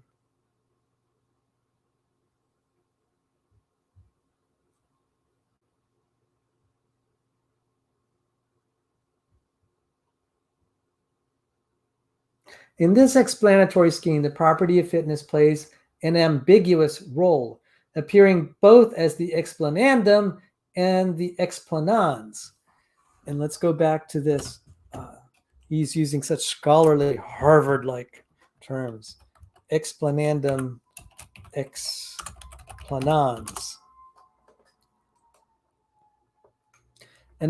Okay, so for example, one may pose an explanandum by asking, why is there smoke? And another may provide an explanans by responding, because there is fire. And he is saying, fitness plays an ambiguous role, appearing both in the explanandum, it's fit, why is it fit? And the explanans, it's like saying, why is he fit? Because he's fit. Why is he fit? Because he's fit. Why does he reproduce? Okay, let's put it a different way. Why does he reproduce the most? Because he reproduces the most. So fitness is that which reproduces the most, and the one that reproduces the most is the fittest. This is circular tautological definition. We call that in philosophy an analytic statement. They're not inherent. Analytic statements are not inherently bad. One subset of analytic statements are tautologies, where you see here if and only if. Very good in mathematics, where you describe one thing and you realize you're absolutely describing another thing, but in different words. It's the same thing. So you could build all these mathematical theorems based on tautologies. But in terms of a scientific theory, you don't want these analytic statements. You want synthetic statements. And he's pointing out here, this is already starting to be circular reasoning. Your explanation, the question you're posing is actually, It's like saying, why is this fit? And you'll say, oh, because it's the most fit. It's the explanandum and the explanans. Explanandum and explanans. Explanandum, explanans.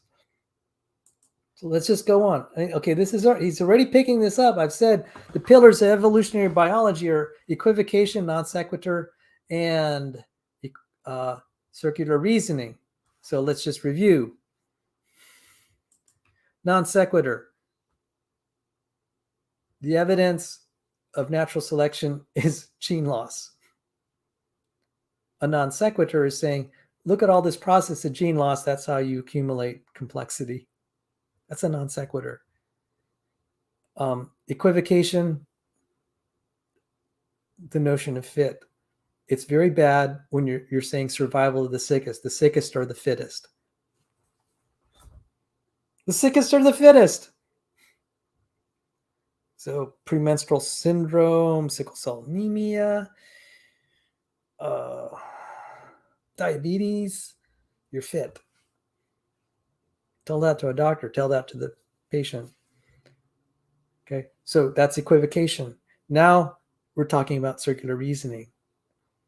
This is why I don't like evolutionary theory. You don't see this garbage in real scientific disciplines like electromagnetic theory. So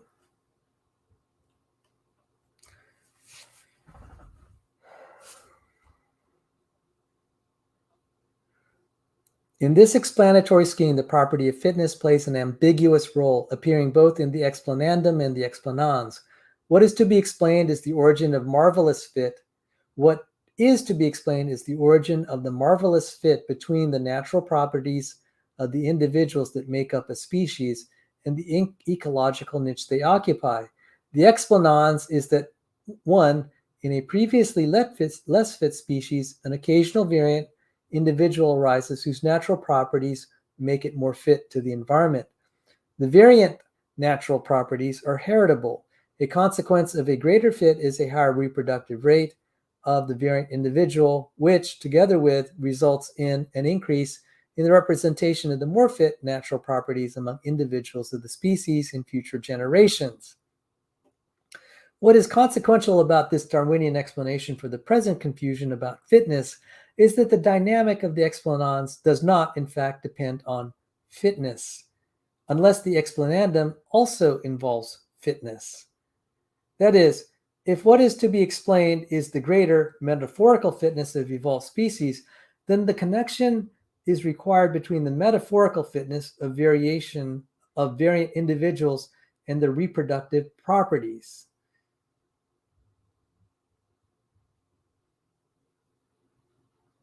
Then the connection is required between the metaphorical fitness of variant individuals and their reproductive properties.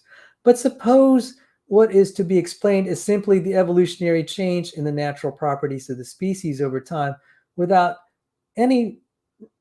reference to any claim about their fit to the environment. Then all that is needed in the explanans is that individuals with variant natural properties appear, that these properties are heritable and that they are associated with higher reproductive rates. To the extent that an engineering story is demanded, it is that there be some mechanical connection between the variant natural properties whose evolution is being followed and the special set of natural properties that constitute reproductive rate. That mechanical connection may be a natural historical one involving the fit to the environment demands, but it may equally well involve purely internal physiological, morphological, and molecular relationships or genetic correlations. Indeed, the fit to external world of the favored variant may be significantly poorer. For example, we discussed below, in a species with overlapping generations, if the population is decreasing in numbers, these types that reach reproductive age late will increase in the population.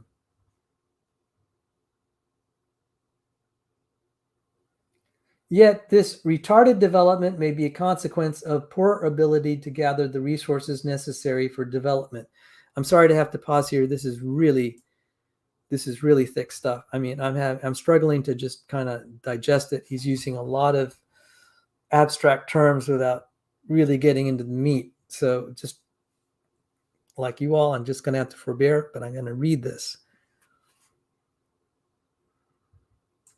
Yes, good becomes bad and bad becomes good quickly according to the logic based off major extrapolations. Thank you, Damien. So let's just continue.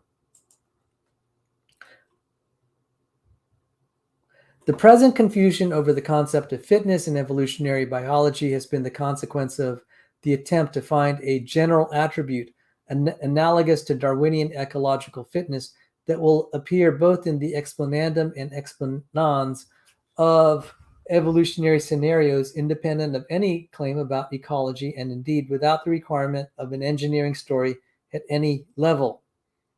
This is the genesis of the concept of reproductive fitness. Oh, okay. If I may be a little bold here, he's using the engineering story. Let me just suggest this is a euphemism for saying we don't want an intelligent design story.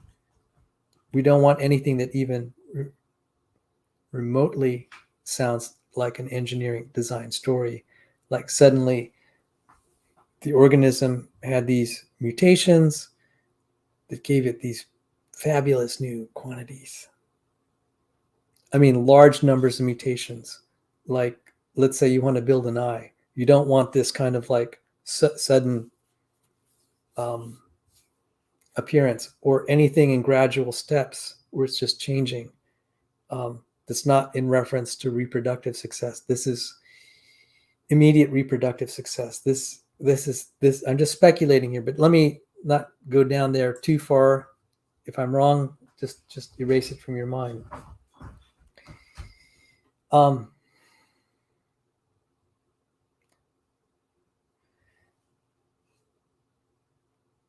Analogous to Darwinian ecological fitness that will appear in both explanandum and explanans of evolutionary scenarios, independent of any claim about ecology and indeed without the requirement of an engineering story at any level. This is the genesis of the concept of reproductive fitness. In the Darwinian theory of natural selection, the natural properties of individuals are the causes of the fitness to the environment, and the fitness to the environment is the cause of reproductive success.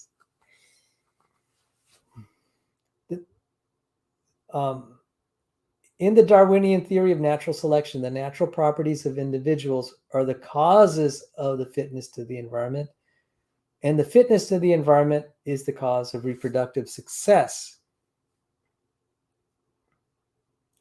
In the genetical theory of natural selection, that's Fisher's term, the reproductive success of an individual appears as the primary property of a new kind of formal fitness. Reproductive fitness is introduced, which is intended to be a scalar quantity that can be calculated from information on reproduction. Okay, so I mean, this is not, I'm sorry that he's using heavy terms here, but okay, let's just talk about a simple model of absolute fitness. Say you have the purple rabbits and they have 4 kids, and the blue rabbits have 2 kids per parent. So one has 4 kids per parent, one has 2. So reproductively saying, you could say, you can assign it a scalar value of 4, that is fit, and you give a number 4 for the purple rabbits and a number 2 for the blue. I've done that in one of my papers with the Blythe Institute. You could actually see how you derive fitness this way, and you do some normalizations, and you can get everything to, it normalizes to 1 for the most fit, and then anything else has like a fraction of 1. And there are a variety of ways you could do this, honestly. So I'm assigning a scalar ordinal based on the number of kids it's making and those that survive to reproduce. That's how he describes fit. And that's how Fisher did it.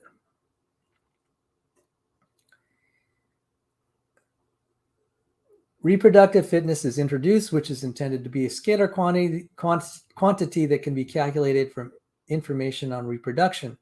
With the rediscovery of the Mendelian principles of inheritance, including the lack of a one-to-one correspondence between genotype and phenotype, and the development of knowledge of the chromosomal basis for the statistical properties of inheritance patterns during the first quarter of the 20th century, it became apparent that the Darwinian outline of evolution was incomplete, especially its reliance on a simple resemblance of parent to offspring.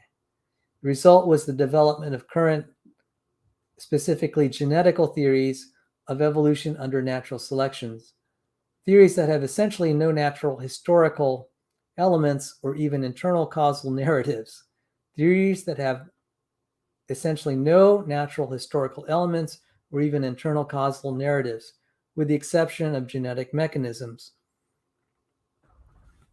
Oh, thank you. Very simple. Pray that I get to and from safely. Thank you. God bless you, Breath of God. Have a great evening. Thanks for visiting.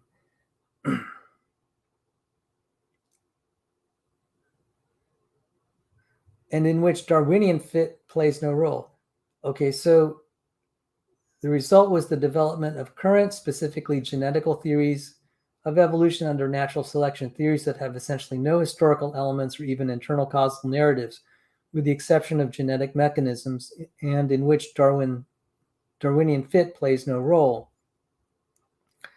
Okay, so another way of saying this is totally decoupled from experiment. I know that's harsh. So we started to say, hey, look at this trait, it's going to make it more fit.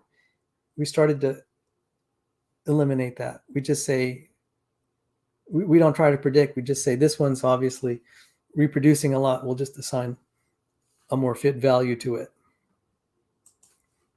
That will lead to problems. These theoretical structures developed in R.A. Fisher's The Genetical Theory of Natural Selection, J.B.S. Haldane's The Causes of Evolution, and S. Sewell Wright's Evolution in Mendelian Populations provide the model for modern evolutionary genetics. They have the following common features. Population composition is characterized by relative frequencies of various genotypic or phenotypic classes, that is, by the numerosity of different types. This particular form of bookkeeping will turn out to be critical to the general problem of fitness. Reproductive fitnesses, the exact term varies, are assigned to types, not tokens. Are assigned to types, not tokens. Okay, there's a lot of historical terms here he's not explaining, like what's a token. These fitnesses, so I think assigned to types, reproductive fitnesses, the exact term varies, are assigned to types. So I would say that would be classes of alleles, not the individual itself. Okay, that's just my guess. These fitnesses are the mean statistical expectations of quantities calculable from the details of reproductive performances of tokens, which vary around the type mean as a consequence of accident. Variation in environment and the segregation of other genes not included in the type definition. The way in which reproductively relevant properties are used to calculate fitnesses also turns out to be critical to the problem of fitness. Evolution is described as a change in relative frequencies of classes over time. These changes are a consequence of reproductive fitness differences, of mutations, of migrations. Account may or may not be taken of the realized variation of these factors around their expectations from generation to generation and population to population. Alternatively, evolution may be described as a change in the population mean reproductive fitness averaged over all types. As we shall see, despite the attempts of these genetical theories of natural selection to create a general abstract structure in which ecological and demographic details are irrelevant, no such structure is possible, and no model independent measure of reproductive fitness can be derived. For a similar view, see Rosenberg in Prep. Indeed, in most cases, the details of reproductive performance of a type cannot be mapped onto any scalar variable. All right, this is starting to become clear, and this is embarrassing to evolutionary theory. Do I have this? Okay, let me bring this up. Give me a moment, and I'm going to bring this up. Ronald Fisher. And I'm going to also bring up a paper that I worked on. And this is what he is describing is exactly what we independently found. Bill Basner, myself, Ola Hoster, John Sanford. We independently found this.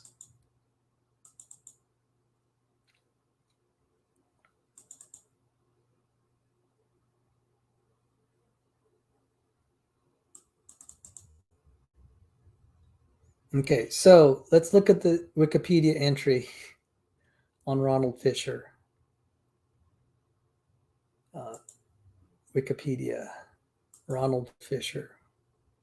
I know we're, okay, now this is starting to become very clear. Not very clear, it's becoming clearer. So,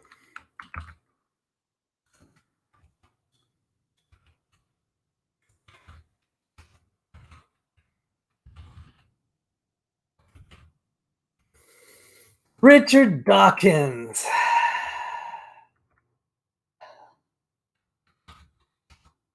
By the way, I mean, Fisher is unique. He's admired by evolutionary biologists and also ID proponents, especially William Dembski, because we use a lot of kind of Fisher's approach to things. And he's just a great statistician. But I wish I would stop doing that when I just try to expand. Handsome gentleman, isn't he? There's Ronald Fisher. Very handsome gentleman. Richard Dawkins says, Richard Dawkins named him the greatest biologist since Darwin. Richard Dawkins named him the greatest biologist since Darwin.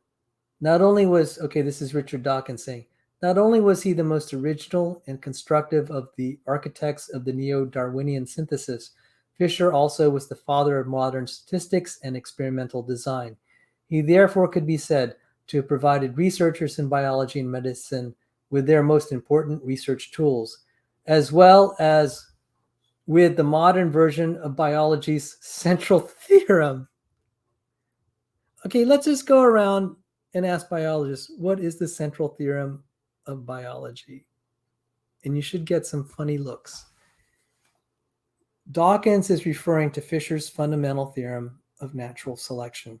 Fisher's fundamental theorem of natural selection. And he's claiming this is biology's central theorem. For 80 years or so, this myth that Fisher's fundamental theorem of natural selection was the central theorem. I just want to point out, look how strong the cultural momentum is, how long a myth can be perpetuated. Now, Fisher has a memorial lecture. Let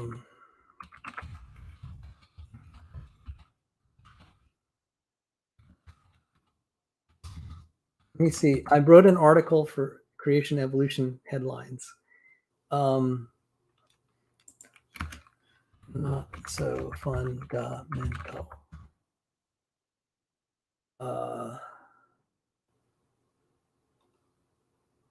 Okay, I'm going to go to Creation Evolution Headlines. Creation Brief Info. Hang on. Creation Evolution Headlines. This is so funny. And let's look for Fisher's theorem. Let's see if we have. Come on.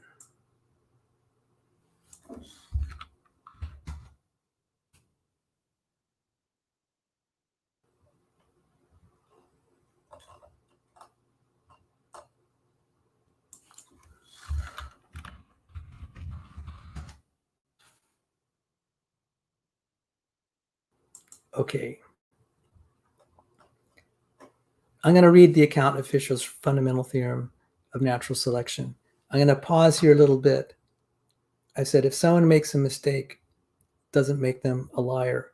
DapperDino put my name and said Sal's pal, Dr. Sanford lied.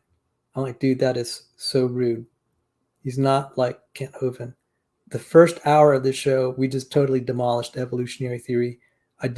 All I did is share and read articles. There's no reason that he'd have to lie. Evolutionary theory is destroying itself. I'm continuing to show why. There's so much that DapperDino does not appreciate about everything that I'm covering. It doesn't square with his claims that this is a great theory. I don't call him a liar, and I don't call him all the vile things that his people say about Dr. Sanford. So why do people hold on to beliefs even when they're wrong? One, they may be uninformed that there's another viewpoint that's correct, and there's cultural momentum. I'm pointing out that Fisher's theorem has been held as biology's central theorem for 80 years. It's been advertised as such by Richard Dawkins, and you talk to biologists, most of them go like, huh? I didn't know that. And it turns out it's not. But the cultural momentum perpetuates a myth, and people believe it. And Richard Dawkins is kind of gullible, and he believed it because Fisher said it's a central theorem. Not very skeptical there, Richard. You just believe blindly. So let me just read this article that I wrote about Fisher's theorem. And it is here at the Creation Evolution headlines. Oops, sorry. 1 second. Make this a little bigger. Father of neo-Darwinism condemned with faint praise.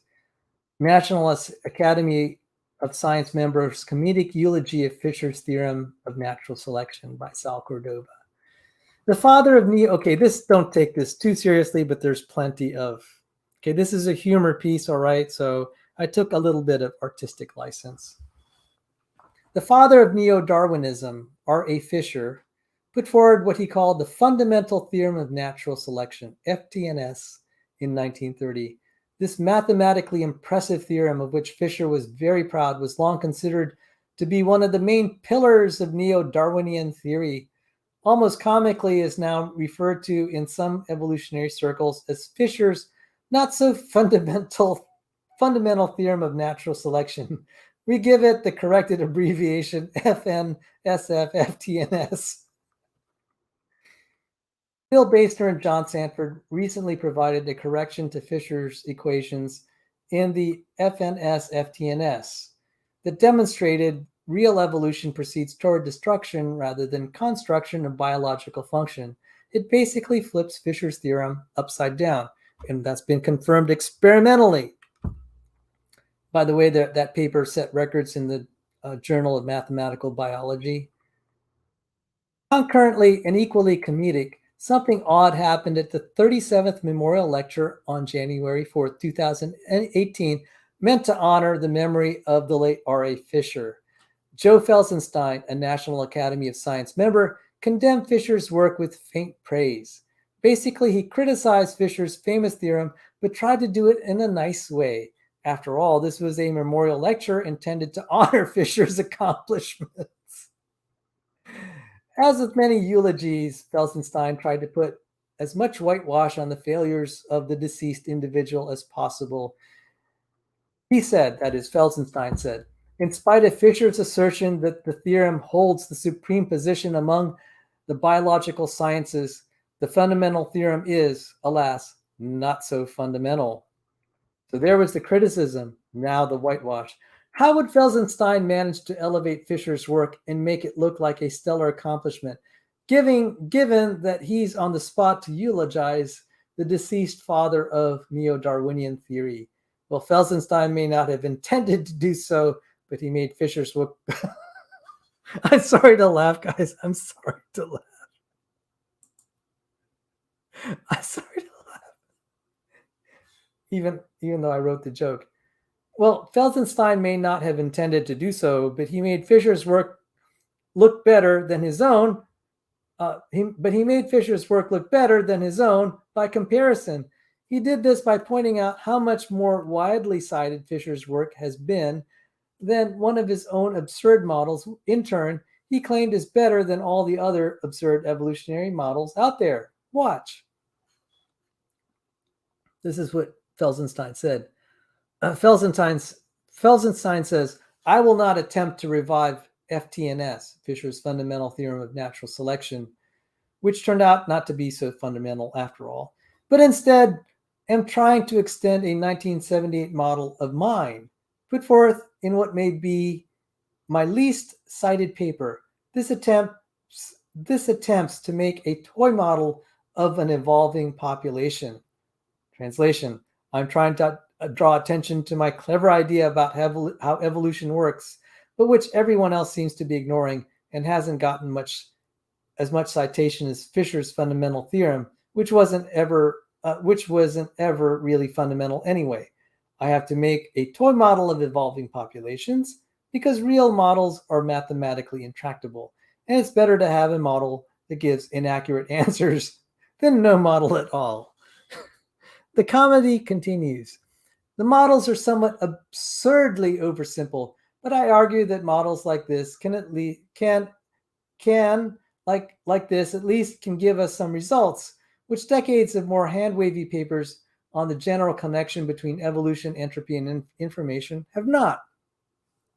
Translation. Okay, this is my interpolation. My model is absurd, but it's better than the other absurd hand-wavy models out there. This lecture is in honor of R.A. Fisher. He made a model of evolution that is also oversimplified, was wrong, and it's my turn to do the same. In relation to all the other bad evolutionary models out there, Fisher's model doesn't look so bad. If we had a really good model, I'd be talking about that. But instead, let me highlight my model that's been around for 40 years and which no one seems to pay attention to. At least Fisher's model gets more citations than mine. See best in-field fallacy in the baloney detector.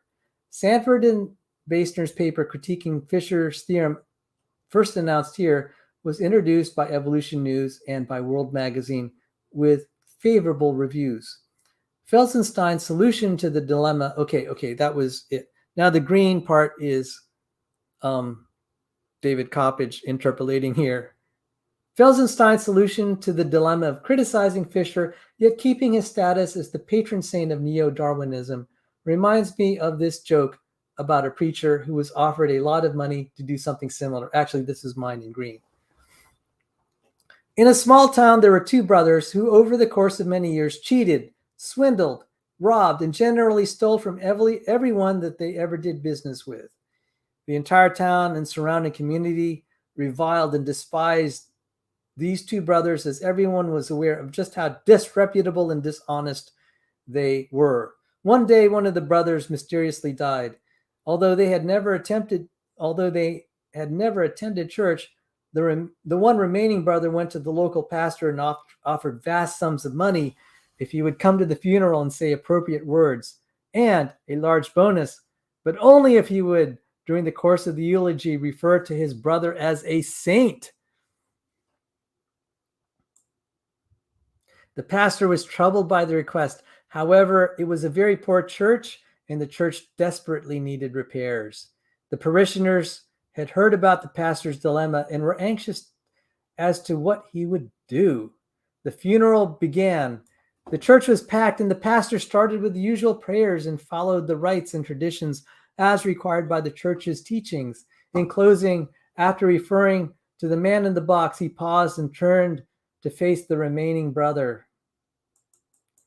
As he began, as you know, the departed was an awful individual who robbed, cheated, swindled, and stole from everyone he ever did business with. However, compared to his brother, he was a saint.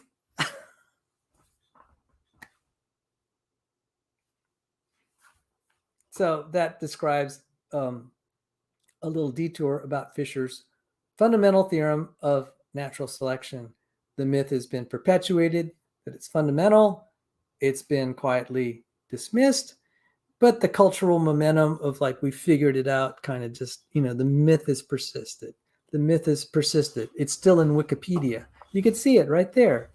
And so what is Fisher's fundamental theorem? There are various ways to state it. Here's one version of it, the discrete version. I learned how to derive this. I looked at Joe Felsenstein's book. I had conversations with Joe Felsenstein. I'd like to acknowledge him as being generous with his time to explain how to derive this. And there was a time I could do this from memory. So Fisher's fundamental theorem of natural selection. There's the symbology there. No need to get into it today. Maybe I've done this elsewhere anyway. I show a little sketch out the variation a little bit. I do it in more detail in my other publications. The continuous version was done by Bill, a much more comprehensive derivation of this was by Bill Basner, and he adds mutations to it, and I'll show you the final result of Fisher's theorem. It looks, oh my goodness, it's this. That's Fisher's, this is the new theorem here. Bill Basner is a mathematician, and he goes through the proof. So all this hoopla about Fisher's theorem. So how does this connect to where we are right now? We are talking about, let me try to bring it up. I'm sorry.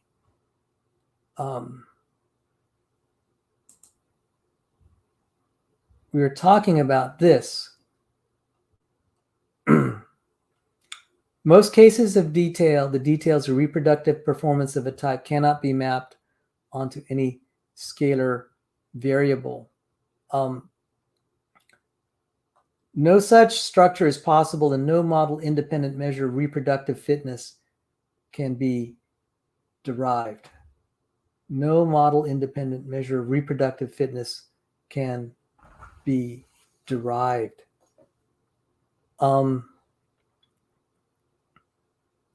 Okay, how does this relate to Fisher's theorem? This is a little bit complicated.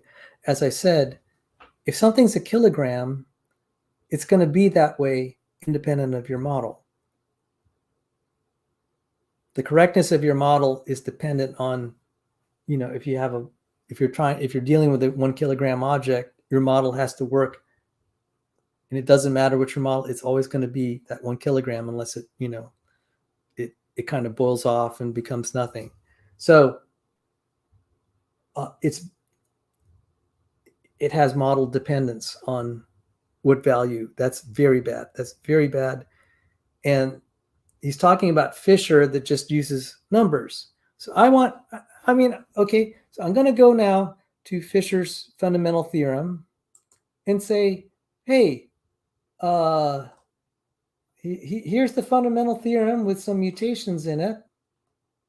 How does that tell us a bacteria is going to evolve into a human being?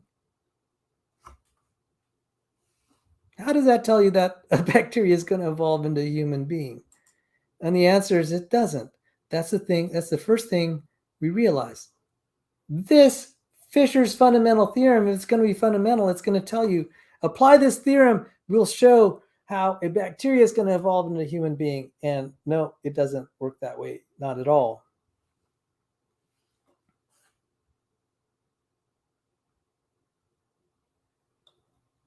Oh, wow. Thank you for your comment.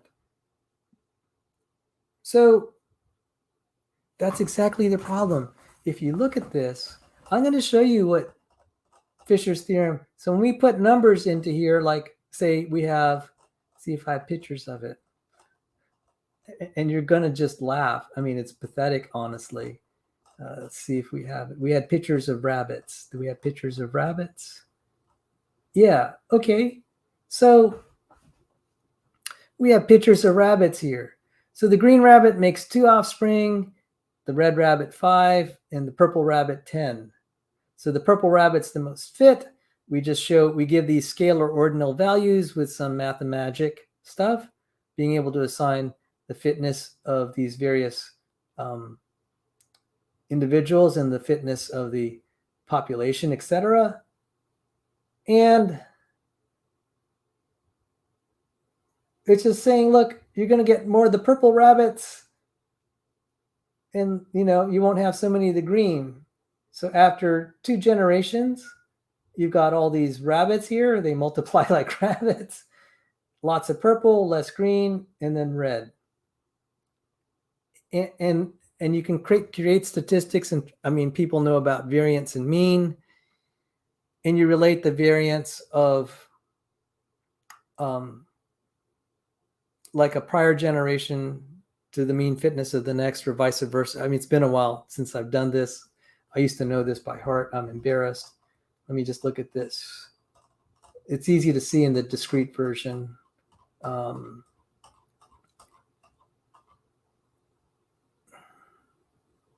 The mean fitness is equal to the variance.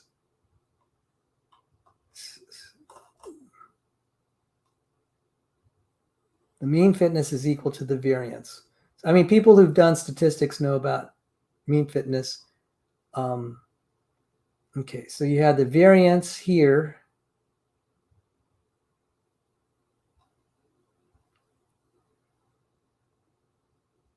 It's been a while since I've done this proof. I'm embarrassed, but it relates variance to mean. And I'm like, that tells you nothing. It relates the variance to the mean fitness.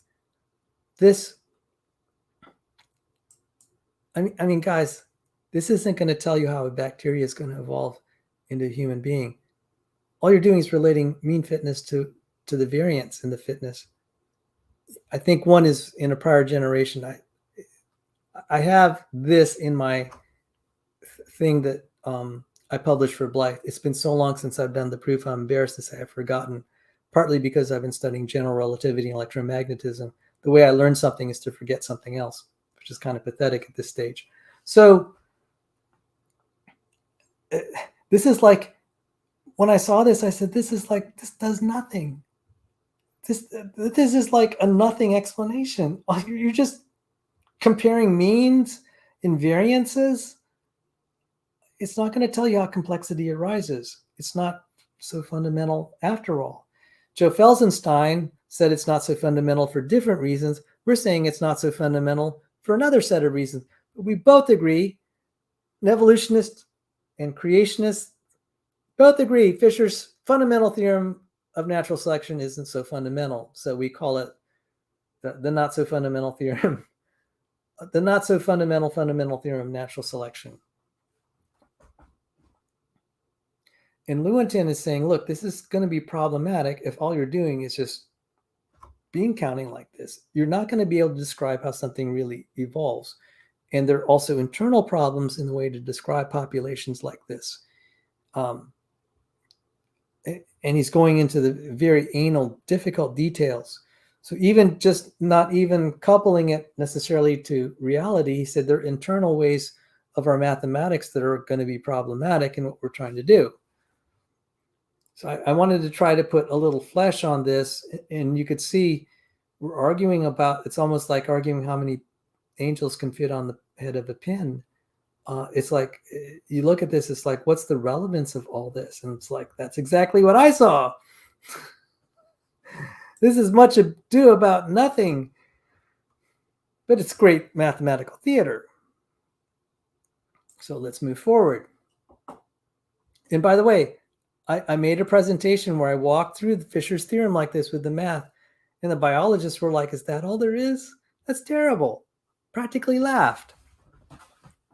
I mean, back then, maybe it wasn't so obvious in light of what we know now.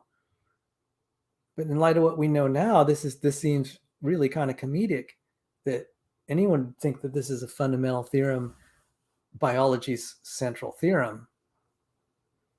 But all this stuff about fitness, it's still persisting.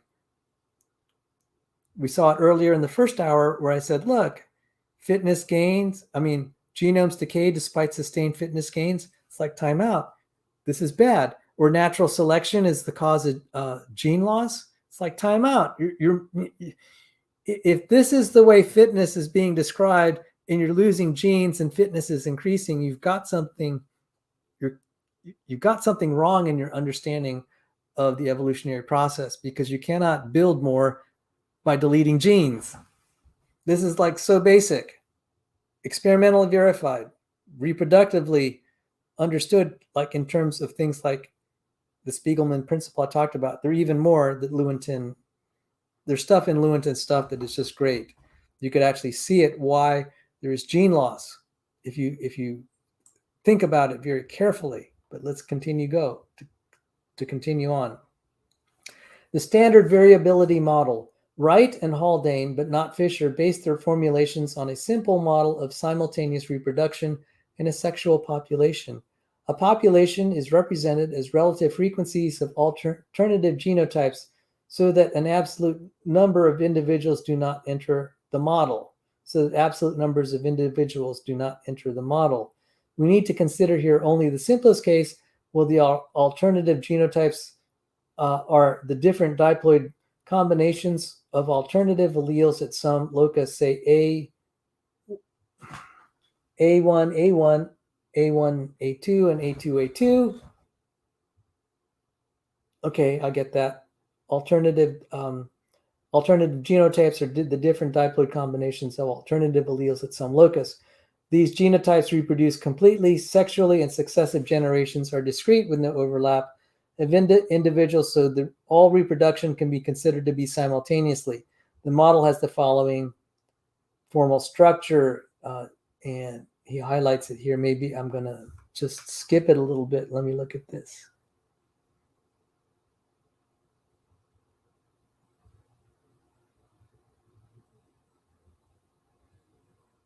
Okay.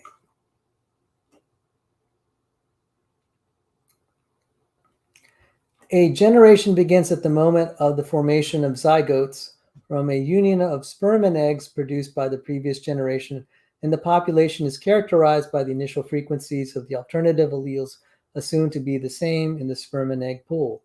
The initial frequencies of the diploid genotypes are a function of the allelic frequencies in the sperm and egg pools and on the rules of mating. The zygotes then develop to sexual maturity, when they will produce eggs and sperm according to Mendelian rules to form yet the next generation, and so on. During the period of development from the moment of fertilization to the time of sexual maturity, some individuals survive to reproduce and others do not. The probability of survival of a genotype from egg to adult is its viability, and this viability is the reproductive fitness of a genotype. It is assumed that there are no differences in fertility among genotypes, and that the viability differences among genotypes are independent both of the relative frequencies of the genotypes of the absolute number of offspring. Finally, the mean reproductive fitness viability of the population as a whole is calculated as the average viability of the different genotypic classes weighted by their frequency. The evolution of the population is then followed as the changes from generation to generation in the frequencies of the alternative alleles at the locus in the sperm and egg pools, or the frequency of genotypes at the same moment in the reproductive cycle in successive generations, or is changed in the mean population fitness from generation to generation.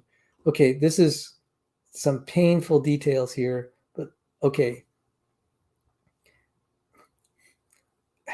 These are, again, very simplified models of population. I mean, they're still not saying anything that is very deep, but you need a lot of mathematics that is kind of uncomfortable to be describing all of this. And there's some things I'm just going to have to, in the interest of time, not get into just really boring details. This standard viability model predicts rates of change of the frequency of allelic types across generations and shows that if heterozygotes are more viable than homozygotes, an intermediate stable equilibrium of frequency will be reached.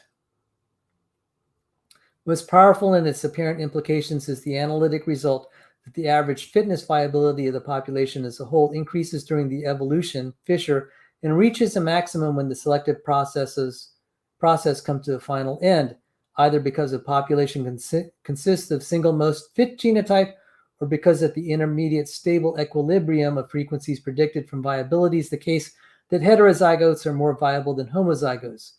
This principle of maximization of mean reproductive fitness has done immense amount of work in evolutionary theory, especially because of its analogy with Darwinian notions of ecological fitness. Oh my goodness. Okay, this is going to be painful, guys.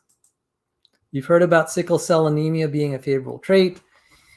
That's heterozygous advantage. So in a malaria environment, there's going to be, the population will reach an equilibrium where you have a certain number of people with sickle cell anemia. And that's all they're talking about. Otherwise, in other circumstances, you're just going to have that same trait, everyone identical for that particular trait, like say hair color or something, anything. Okay. And that could obviously be also accidental. That's another story. So he's clearly writing to an audience that is familiar with population genetics. Thankfully, I understand what was just described. And oh my goodness, to the uninitiated, this looks just horrible. That being said, I don't like this stuff anyway, but it was a job, so I had to study it. So he's saying there's a lot of work on this, and we had this standard viability model. Okay. So when we saw this picture here that we had in our reference chapter, this is not technically speaking a standard viability model. We were just assuming everything's viable. Anything that is born lives to reproduce. This is a fecundity model, fertility. So basically, the reason this purple rabbits are more fit is they're making more offspring. So we have various ways we could describe the evolutionary process, various models. There, a lot of them are simplifications. So we work with this, so there are these standard viability models where all the parents make the same number of offspring, and then some just die off and don't reproduce. So these are simplifications that make the math a little more tractable, but it did lead to predictions like things like sickle cell anemia and how, it works in the wild. Oh, I don't believe we've known. That would be nice if I have time. I'm going off to a conference in Dallas. And so I'm preparing for it. And part of that preparation is this. But thank you for asking. So I'd say for now, I'm going to just let James Tour defend himself. I thought Dave Farina didn't address the science, but he used a lot of dastardly debate tactics, and the science will play out in itself. Debates will not ultimately settle the question anyway. Experimental study and theory will, and I think the science will eventually vindicate James Tour. He made actually a quasi-testable prediction. He said the guys promoting all this are going to die before they solve it. Their students are going to die, and no one's going to solve this, because he sees the goalposts moving so fast because the cell is incredibly complex. And, so we'll see. I think I'll tell you why I think it's going to all fail for abiogenesis. When you have someone like Eugene Koonin saying we have to invoke multiple universes because the odds are too far. Okay, even people on Dave Farina's side philosophically are saying the odds are too remote. And they're Tamanari Totani, another one. So these are starting to come out. There is more of a sentiment out there that this is unreached, too difficult probabilistically. It doesn't make sense in terms of the chemistry. You would need a chemical engineer of extreme ability to be able to construct a cell from scratch. So how much more difficult will it be for it to happen in a primordial environment? These chemicals naturally degrade. They fall apart. They're very fragile. So I think the data will favor James Tour. I encourage people to just study chemistry more. So this is a difficult path to understand how all this works. But for those serious about these issues, the study of chemistry and cell biology will help you see who's telling it like it is versus one who's just, just doing a lot of theater. And I'd say James Tour is telling it like it is. He is a real chemistry professor. So the irony of Dave Farina calling James Tour fraud. I mean, Dave Farina fancies himself as Professor Dave. One, he's not even a real professor. He doesn't even have a Bachelor of Science in chemistry. He has a Bachelor of Arts. His master's is in education, and he fancies himself as Professor Dave. He's not a professor, and James Tour is a real professor, and Farina has the gall to call James Tour a fraud. You know, the lack of self-awareness by Farina is terrible. I will say one thing. I have a very nasty name for Dave Farina. I call him Fumduck Farina because I think he's a fumduck. He said any biomolecule is easy to make.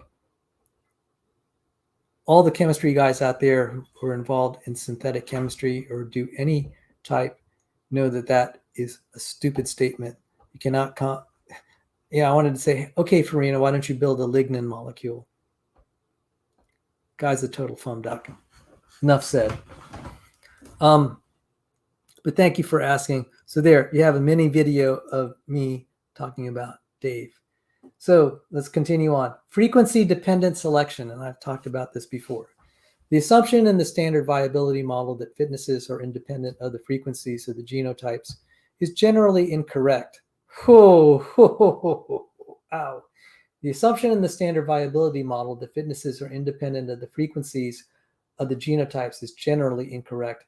It is quite common that rarer types are at an advantage, as in the famous case of butterfly mimicry, where the advantage of having a pattern resembling a species that is distasteful to predators decreases as the palatable mimic increases its number. Whoa! Density-dependent selection. So the way, all right, I mean, this is kind of easy to understand.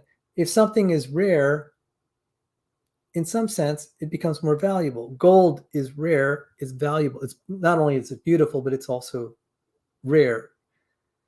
So we tend to value things that are rare. Okay, that's just in human affairs.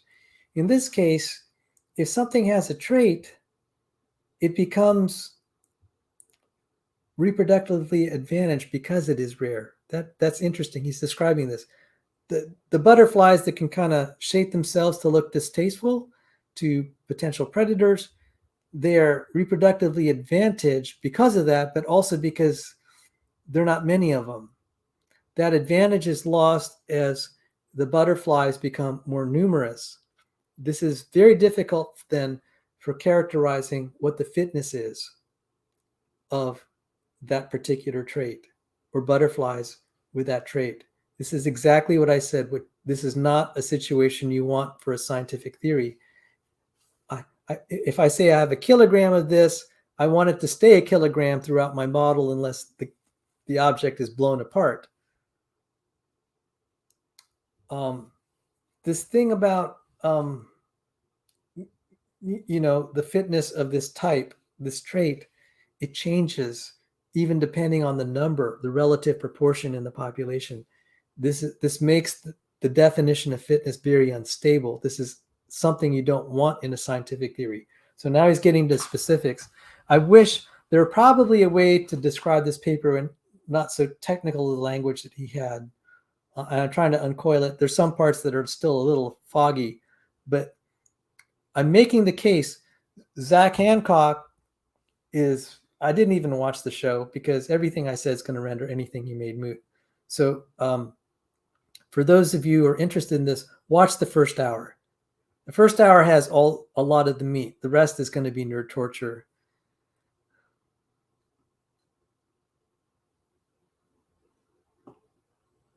Okay, so let's continue. Let's continue.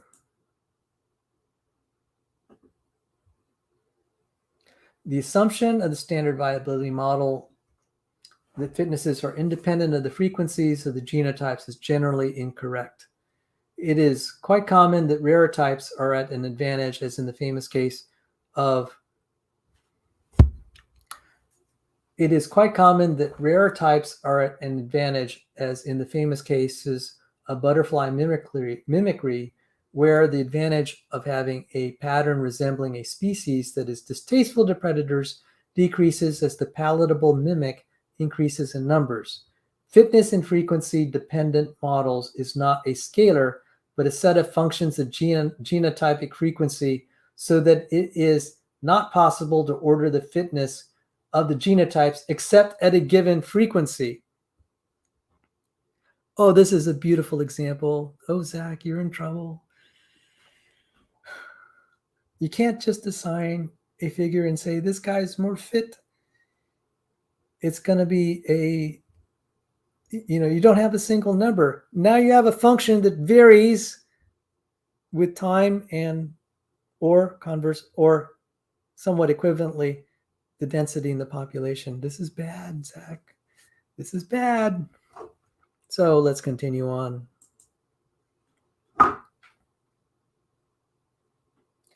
It may be objected that genotypic frequencies are simply an environmental variable, and it has never been claimed that fitnesses are independent of environment, so that no added ambiguity is introduced by the frequency-dependent case.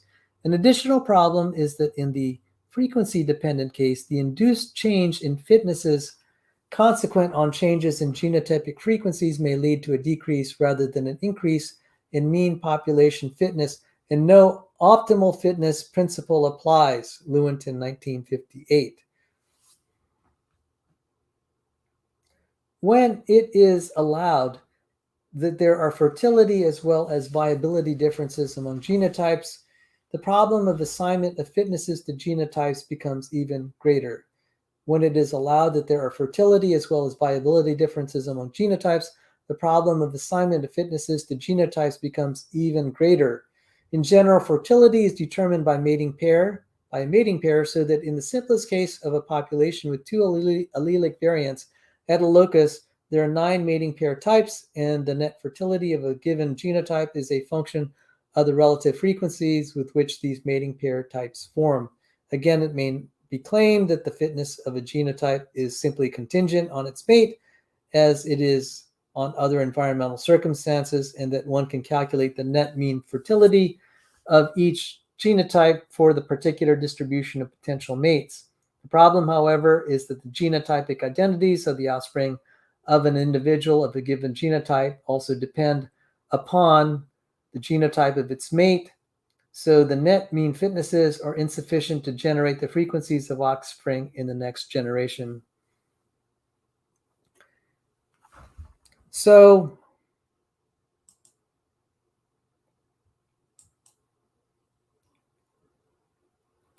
I showed this one here.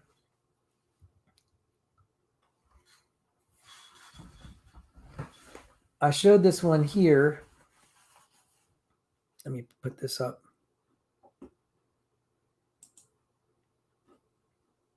I showed this picture here. This is one that involves fertility. So we define the fitness here. No, this is not an atheist channel. This is evidence and reasons for the Christian faith. You asked, is this an atheist channel? No. It's a Christian channel. It's a Christian channel. I'm giving evidence and reasons for the Christian faith. I'm demonstrating why evolutionary theory is wrong. I'm a creationist, young earth creationist. I'm also a molecular biophysics researcher, and I'm using science to show that evolutionary theory is self-destructing. Thank you for asking. So if you want to see what this is about, I highly recommend you go to the first section of the video, and we just rip apart evolutionary theory pretty easily in the first hour. The subsequent time is now getting into really textbook detail, so you've hit upon the very boring part of this talk. So go to the first hour, enjoy that. That's going to be better. I have a co-host, Rebecca. She's a very pleasant person, so just enjoy there. My views are evangelical with Reformed leanings. Rebecca's slightly different in her Christian views, has different theology. So that's a little bit about me. So this is a Christian channel, but we do a lot of science. Yeah, nerd torture chambers. Because a lot of the people that come to this channel are scientists who are Christians, students of science that are Christians struggling to get through school. I've had professors come on this channel that are Christians, and they're critical of Darwinian theory. So I hope you enjoy the first hour. I highly recommend the first hour. The time after that's going to be just brutal. That's why we call it nerd torture. So let's continue on. So I'm showing here, this is actually a fertility model with viability, but we set viability equal to 1. It's just easier. But to be formal, we can put a viability number there, and it's going to be nasty if you have anything but simple models, and we'll see that. The problem, however, is that genotypic identities of the offspring of an individual of a given genotype also depend on the genotype of its mate. So the net mean fertilities are insufficient to generate the frequencies of offspring in the next generation. A second difficulty in the definition of fitness is when there are fertility differences arises when variations in absolute numbers of offspring are considered, even in the simplest case of asexual reproduction. Oh, blessed be he. Why don't you look at some of our testimony videos? Those are very heartwarming. Those are easier to understand. Why don't I, if the viewers will indulge me, I'm going to give blessed be he a testimony video. Let me give you a testimony video. Okay, there's a section there on testimonies, and let me give you this one. Hang on. I'll just give you this one, and this will be a lot better than for the newcomers. Blessed be he. This is for you. Why don't you go watch that? That'll be good for your soul. And let me give you one more as a bonus. Maybe it will encourage you.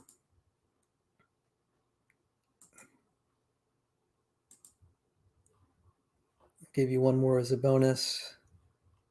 Testimonies.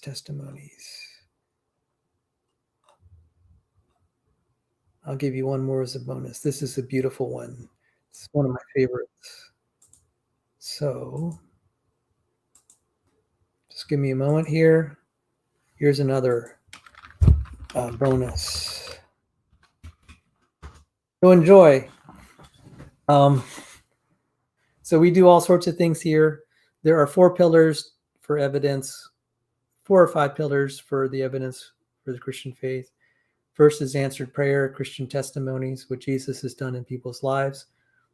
There are quietly many miracles and answered prayers that people know. If you go to church, you meet people that have experienced God's work in their lives. Second, we also cover the problems with evolutionary theory, because usually the alternative is if things don't naturally emerge by themselves, the alternative is a divine hand, God. So there's a lot of that on this channel. It used to be even more, but I'm trying to have a little bit of the thing like Christian testimonies. So we have so many beautiful Christian testimonies. That's my favorite thing of doing. The next thing is archaeology. Archaeology is very powerful. When you look at the archaeology and the history, you see that there was a nation called Israel, that even the kings listed in the Book of Kings and in Chronicles were real people. And it leads you to believe that, well, why don't we believe the rest of what's there? Because you have books like Isaiah that prophesy about a Messiah. The book of Isaiah has some details that have been archaeologically confirmed, like, say, that of Sennacherib. Sennacherib is a real person, and so the account of Hezekiah looks credible, where the angel killed 185,000. It's surprising. Even pagan historians have said something happened where King Sennacherib had to leave, and there are records even in the Syrian language and culture that King Sennacherib was killed by his own sons, just as described by Isaiah. And And King Sennacherib, Isaiah had very detailed accounts of that. Same for Jeremiah, as he talks about the even the names of the high officials, he got them right. It's unbelievable. So you tend to believe these are credible witnesses, and yet these are the same prophets that prophesied about Jesus Messiah. And we see Jesus Messiah, the fulfillment of that. We have archaeological evidence. The apostles were real. The apostles were real. How then do you explain Jesus Christ? It's hard to say that he's a myth. So I have a video. Okay, I'll just give you while we're talking about it. I mean, this is kind of a nice pause anyway. I have a video of why we would not think the apostles, we have historical evidence of the apostles, and it's unlikely that they made up the story. So here, bonus. So I hope you enjoy this. We do a little bit of cultural apologetics, what we call a little bit of pre-sup.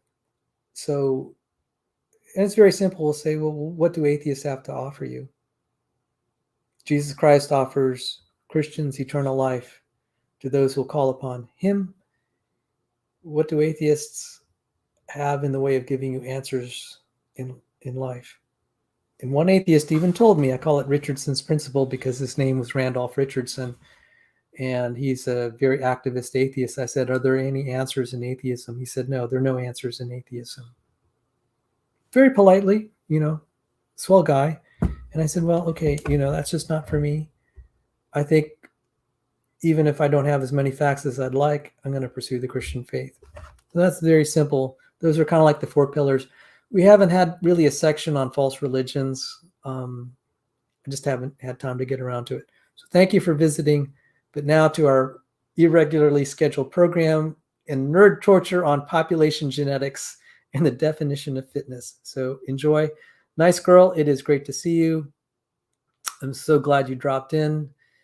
I highly recommend the first hour of this video. We're getting into the nitty-gritty of things right now. God bless all my brothers and sisters in Christ on this channel. And a special welcome to you all. So let's continue on.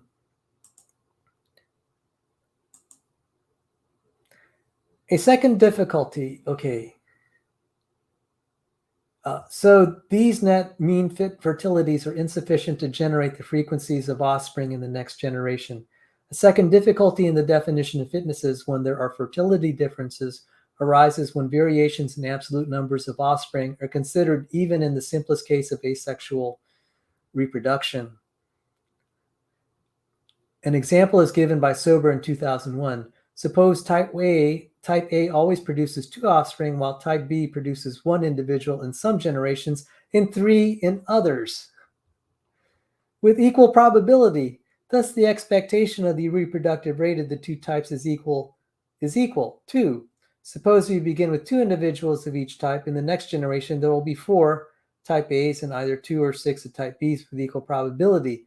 Then the expected relative frequencies of the 2 types in the next generation is 0.535 and 0.465. The discrepancy between the equality of expected reproductive rates and the inequality of expected relative frequency in the next generation arises from the difference between the expectation of a ratio and the ratio of expectations.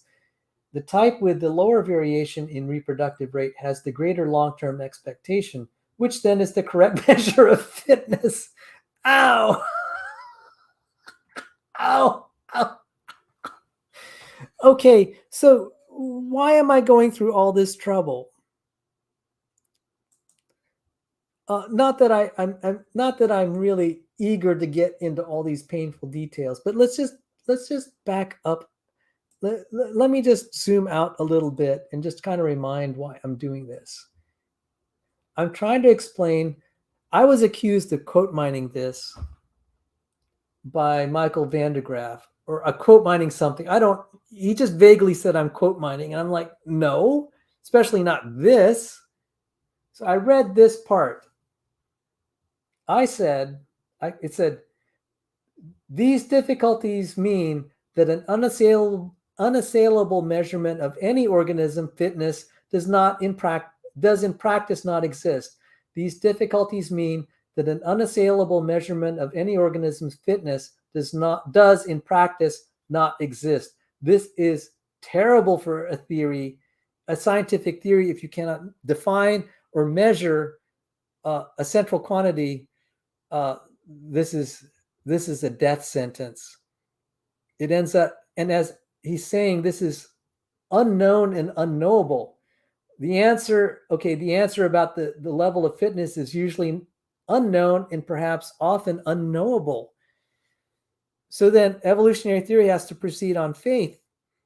By its own lack of definitions and inability to measure, it's a faith-based idea.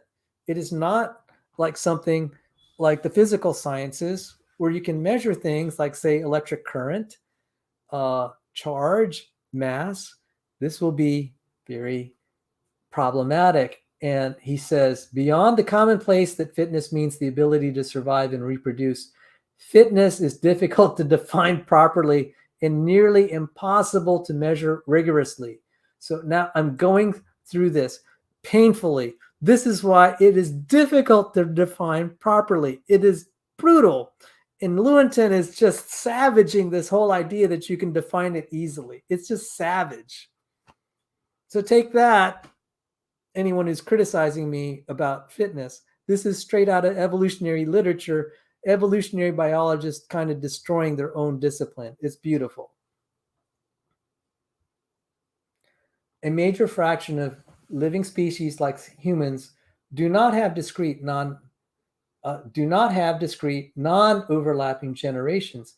Each mating pair produces offspring over an extended period, and these in turn reproduce over many ages. So, like, for example, myself, mom and dad had my sister, and then 3 years, the eldest sister, 3 years later, the next sister, and then 12 years later, me. So there's a gap. So mom was like 20 years old, 20 or 21 years old. Hang on,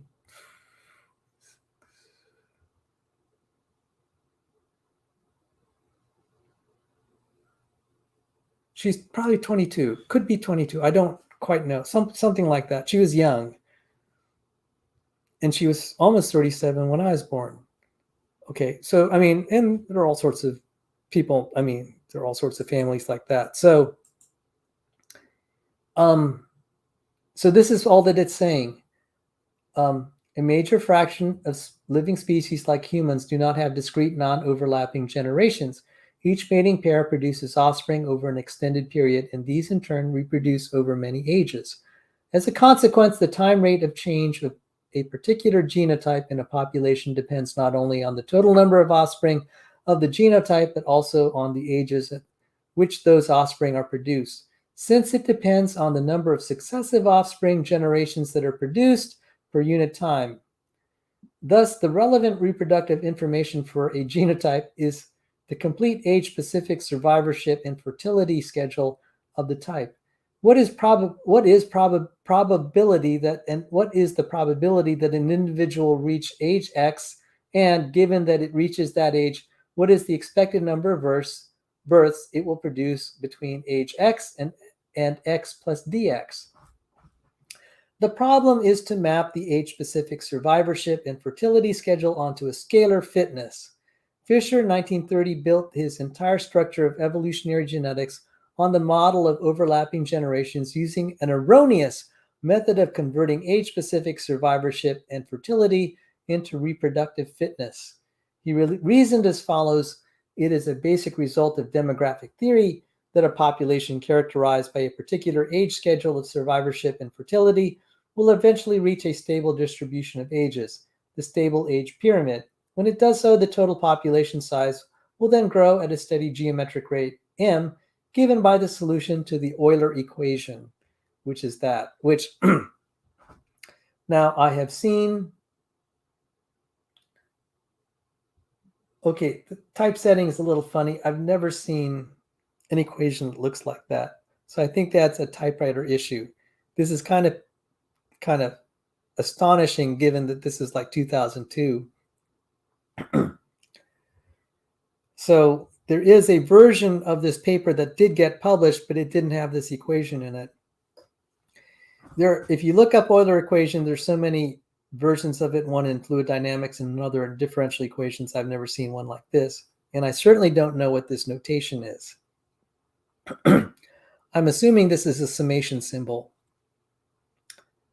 from x going to n.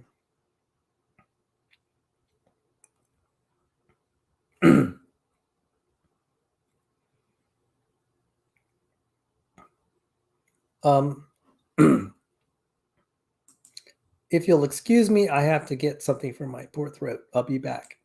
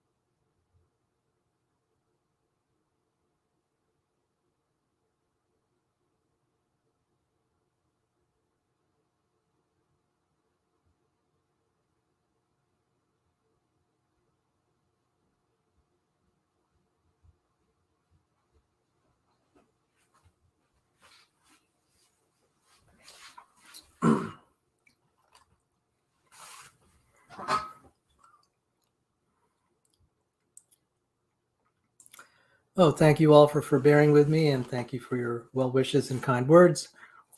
Let me continue on.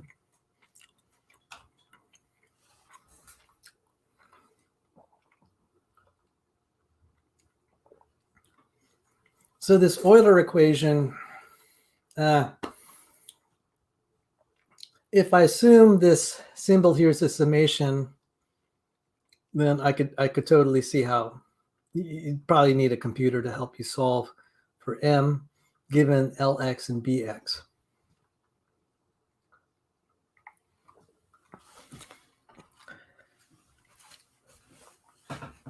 So I think I've had something that looks like, I mean, honestly, I wish Bill Basner were here because he's the expert on differential equations. But just for, let's see, Euler equation, differential equation. So, I mean, the closest I could see is there are like differential equations that are called Euler equations that look kind of like that. I don't know. So we'll see. So let's continue on.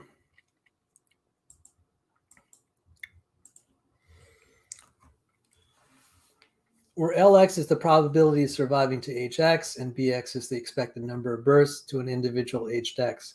He called m the Malthusian parameter. Okay, hang on, let me get this. If a population consists of a mixture of genotypes, each with a different Lx and Bx schedule, then the Malthusian parameter for each should predict the rate of increase of that genotype in the population relative to the other genotypes. The error in this argument is that it leaves out sexual reproduction and Mendelism. It confuses the rate of reproduction by a genotype with the rate of reproduction of a genotype. Mendelian segregation and resortment has the effect that heterozygotes produce both homozygotes and heterozygotes. Oops, while a homozygote AA will produce heterozygotes if it mates with a homozygote A2. Ouch. He really called out Fisher on this. Thus, genotypes do not increase or decrease in a population as if they were separate species with the characteristic age-specific reproductive rates. In fact, there is no mapping possible of these age-specific rates onto scalar quantities associated with genotypes that can be used to predict changes in genetic composition of the sexual population. Ouch! The minimum dynamic model for predicting genetic changes requires the complete specification of the age-specific rates as calculating devices. Indeed, even the complete age of specific rate schedules are not sufficient.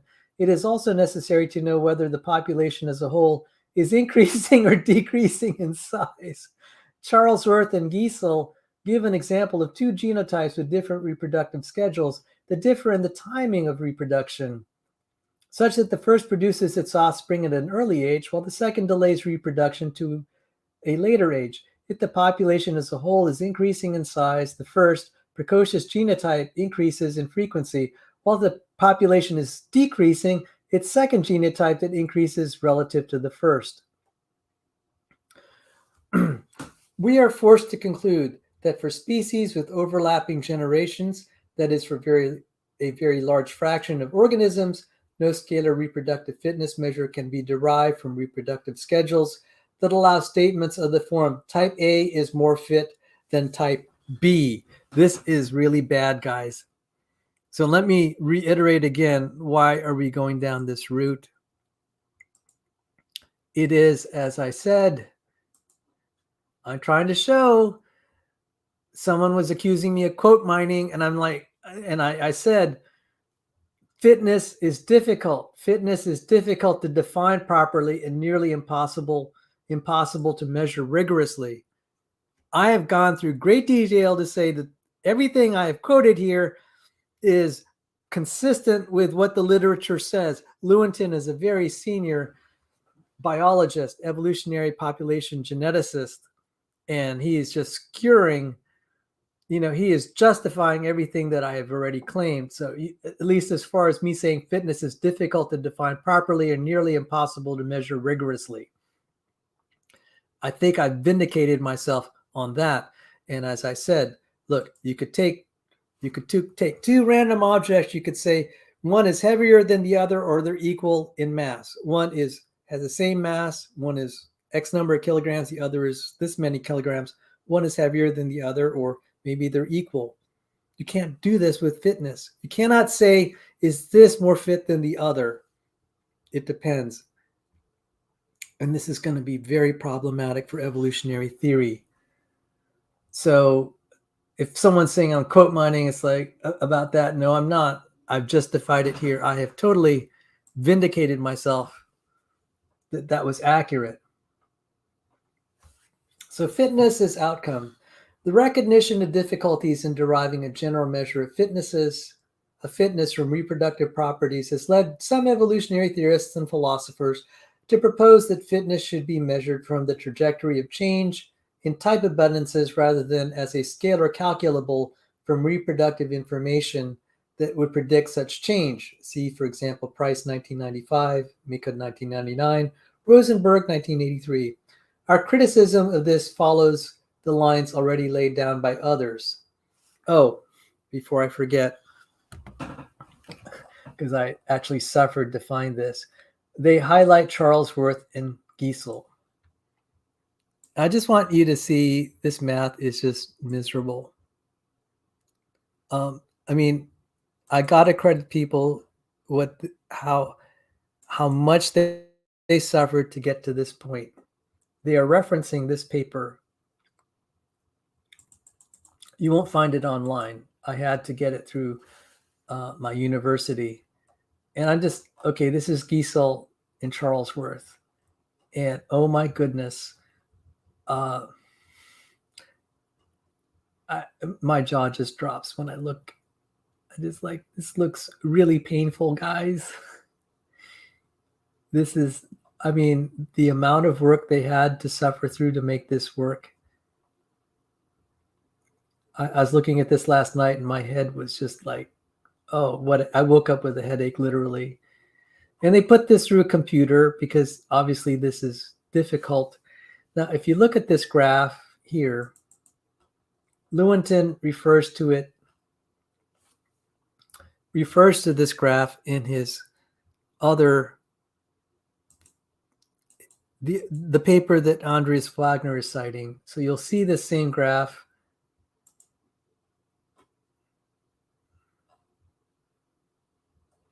Yeah, you'll see that this is the Charlesworth-Giesel graph here. It's reproduced.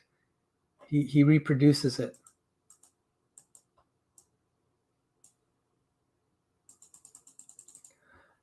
But what they had to go through, oh my goodness.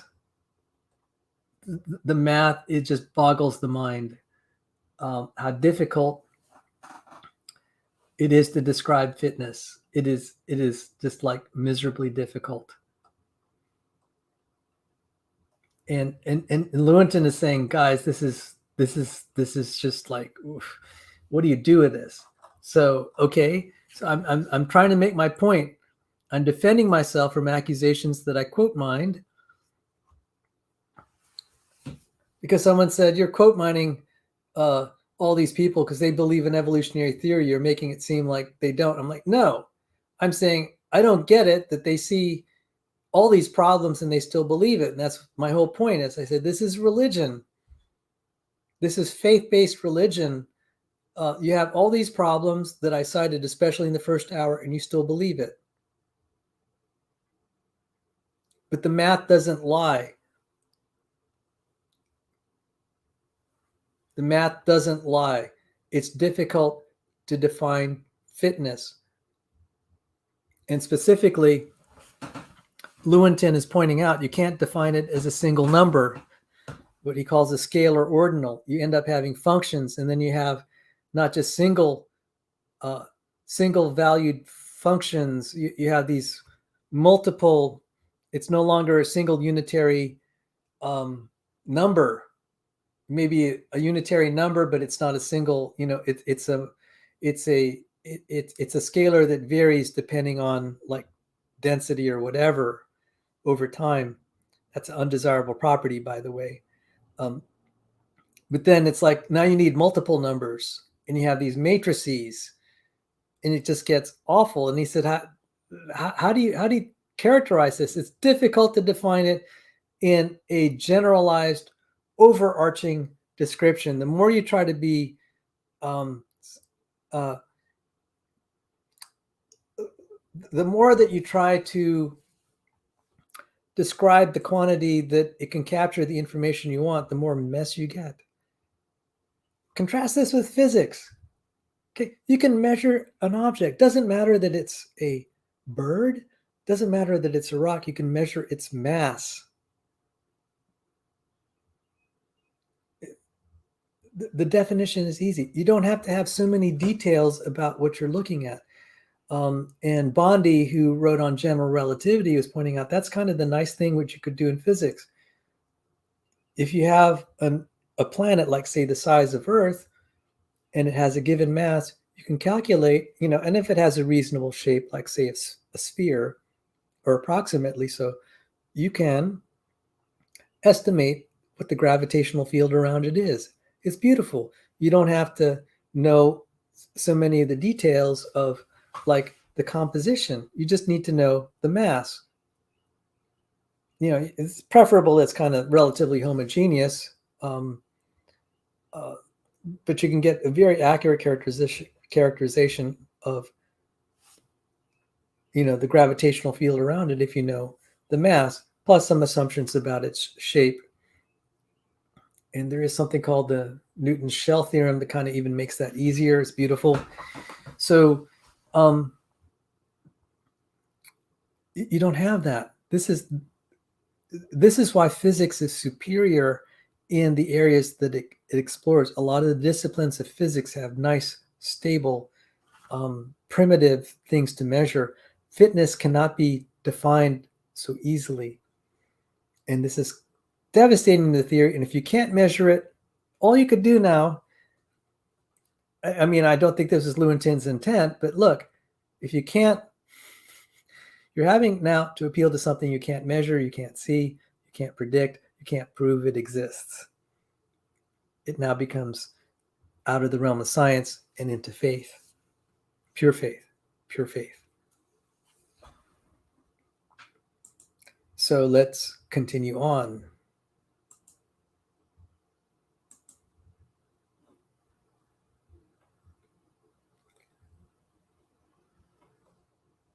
Oh, this is just beautiful. Beautiful and brutal. Kind of the unfortunate thing of all this, the knowledge of what these symbols mean. The gentleman who wrote this, they could probably explain and clarify the understanding, but now a lot of this knowledge is lost. And I don't know that it would be easily reconstructed. It would be a tragedy if this is forgotten, because this is such excellent work. So let me just continue on. So Lewontin cited their work, and I could just show you the depth of work that was involved. And he cites it here in this work. Okay, so let's continue on. Now is over here. The recognition of difficulties in deriving a general measure of fitness from reproductive properties has led some evolutionary theorists and philosophers to propose that fitness should be measured from the trajectory of change in type abundances rather than as a scalar calculable from reproductive information that would predict such change. Our criticism of this move follows the lines already laid down by others. First, it is unclear what work is done by a measurement of fitness as effect. Since it identifies fitness differences with changes in frequency of types, it has no power to explain. It has no power to explain. It has no power to explain those changes.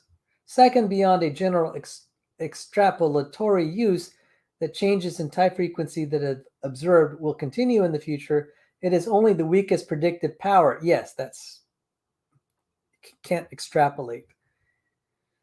The rate of change now is not the rate of change in the future. That's basic calculus. It's weak.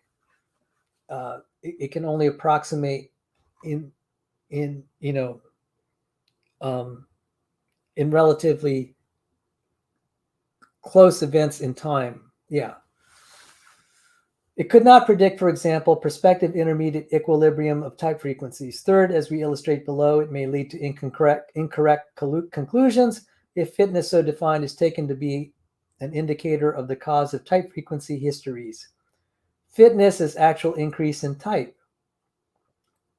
The problem with using observed frequency changes is that no distinction can be made among different explanations of these changes, in particular between different natural properties of individuals that are relevant to their expected reproduction and factors that are orthogonal to those properties, so-called random events. Chief among these, in a finite population of organisms, each producing a small number of offspring, is the random sampling of the gamete pool at each mating. If two types are in equal frequency in some initial generation, they will become unequal in frequency, and enough generations elapse. One will disappear by this random drift process, even in the absence of expected differences in reproductive behavior. To associate the quality of superior fitness to one that survives while claiming that nothing causal is implied is perverse, given the usual use of the notion of fitness. Either no explanatory work is done, or an explanation is incorrectly implied. Fitness as expected increase in type. Expected increase within a generation as expected increase in type. Price, 1995, defines the fitness of the if type as Wi f prime I over fi, where f prime and f are the expected frequencies of the type before and after selection within a generation. But such a definition is derived from the standard discrete generation viability model. Suppose, for example, that the genotypes A1 and A2 are unable to reach adulthood. Just for reference, this is talking about diploid species. You have their mother and father's genes. So one is the mother, one is the father, and the allele. You could have an allele called A1 in the mother position, and A1 in the father's contributing position. So I'm just having to remind myself of that. The genotypes A1A1 and A2A2 are unable to reach adulthood. For example, that the genotypes A1A1 and A2A2 are unable to reach adulthood, but that the heterozygote is perfectly viable. Okay, the heterozygote would then be A1A2 or A2A1. Okay, so this is the homozygote, and this is the heterozygote. But that the heterozygote is perfectly viable. The population reaches an equilibrium with genotypic frequencies 0.25, 0.5, and 0.25 at conception. But at adulthood, the homozygotes are completely absent, so their fitnesses are estimated reasonably as zero. But suppose, in contrast, the homozygotes are perfectly viable but not completely sterile, while the heterozygote A1A2 is fertile. At equilibrium, the three genotypes will be in frequencies 0.25, 0.5, 0.25 throughout the generation, and offspring will be produced all during the generation in those same proportions as a consequence of Mendelian segregation. So it must be judged that there are no fitness differences, despite the large differences in fertility. Ow! Oh my goodness.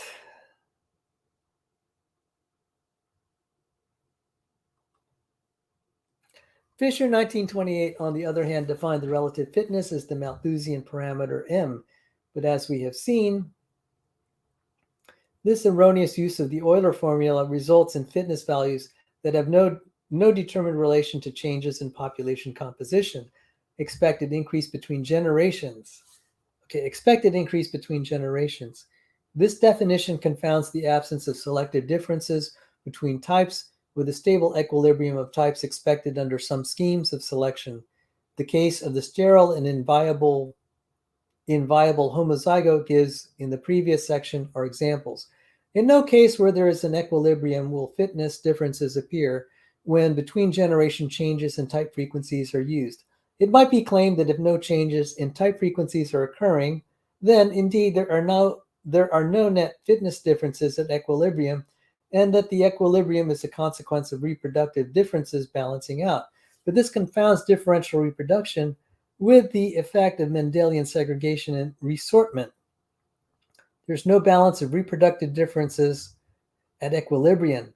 In the example of the inviable homozygote, genotypes are being removed from the population within a generation by differential death, and they are being exactly replaced at the beginning of the next generation by Mendelian segregation and resortment from the heterozygotes. The balance is not between fitnesses, but a balance between survivorship differences on one hand and the Mendelian mechanism on the other. Oh my, I put Rebecca to sleep. God bless you. Yes, I'm still going. This can easily be yes, this is cure for insomnia, guys. This can easily be seen by imagining what would happen if sexual recombination were turned off, in this case, and genotypes reproduced entirely by vegetative means. By the way, Rebecca, feel free to drop in anytime, and you can give me a pause here because I've been going by solo for a long time and my voice is wearing out. This can easily be seen by imagining what would happen if sexual recombination were turned off, in this case, and genotypes reproduced entirely by vegetative means. In a single generation, all homozygotes would disappear permanently, and the population would consist of nothing but heterozygotes. The use of expected changes between generations to define fitness confounds variation in the natural properties of organisms that lead to differential reproduction, with the consequence of a mechanism of inheritance that is common to all the organisms. Postponed reproductive fitness effects. There are a number of cases in which the effect of a genotype is neither on the viability nor the fertility of the immediate carrier of the genotype, but of its offspring. For example, if a bird were deficient in provisioning of its nestlings, those malnourished offsprings might have reduced fertility when they in turn become reproductive adults. The classic example of postponed reproductive fitness effect is the recessive grandchildless GS mutation in Drosophila subobscura. Female homozygous for the mutation GSGS have normal viability and fertility. However, the eggs they produce have abnormal internal structure, which has the effect that the adults that develop from these eggs cannot themselves produce sperms or eggs, irrespective of their genotype. Thus, the GSGS homozygous female have normal numbers of offspring, which may be GS or GSGS or GS+, but no grandchildren of any genotype. The attempt to characterize the reproductive fitness of GSGS females by the ratio of frequency of this genotype at birth to the frequency among adults within a generation will obviously miss the fertility effect. Using the ratio of genotypes between equivalent stages of two successive generations will certainly detect some change, but will appear as a deficiency in both GSGS and GS+ genotypes, even though it is only the former that is the source of reproductive fitness difference. Moreover, the comparison of the apparent reproductive fitness differences over a series of generations will show the fitness difference to be frequency dependent, whereas it is, in fact, an unconditional defect of the GSGS type. Ramets and guinets. Violets produce in two ways. A flower may set seed, and these seeds, having dispersed, may each give rise to a new plant. Alternatively, a violet stem may send out underground runners, which, at points along their lengths, put up flowering stalks. A plant produced from seed is guinet, while one produced above ground asexually from a runner is a ramet. The problem that has plagued evolutionists, I like that, the problem that has plagued evolutionists. I like it when evolutionary biologists call people evolutionists. Yes, the problem that has plagued evolutionists who deal with organisms that have both sexual and vegetative reproduction is how to count ramets and guinets in the assigning reproductive fitness. Do all the ramets of a single original stem count as belonging to a single individual, or is each to be counted as a separate individual? It might be argued that since the ramets are all connected to as a single body, they're collectively one individual. But is the occurrence of a break in the underground stem sufficient to produce a new individual for accounting purposes? Moreover, the problem exists for trees. A tree consists of a large number of flowering stems connected by branches and a trunk. Why should it matter that these flowering stems are connected above ground rather than below? If a tree is a single individual, And so is the collection of all the ramets of a violet. How is fitness to be calculated in such instances? Suppose an entire field is occupied by hundreds of ramets from a single original plant, except that in one spot there is a single plant that is a gamet of a different type. Are the two types to be counted as equally frequent? In a colonial organism, say a coral, is the type that produces a single colony that spreads to occupy nearly the entire territory available to a species less evolutionary successful than a type that reproduces 100 scattered sexually reproduced organisms, each of small extent? It would appear the problem of fitness and relative evolutionary success demands a solution to the problem of defining an individual.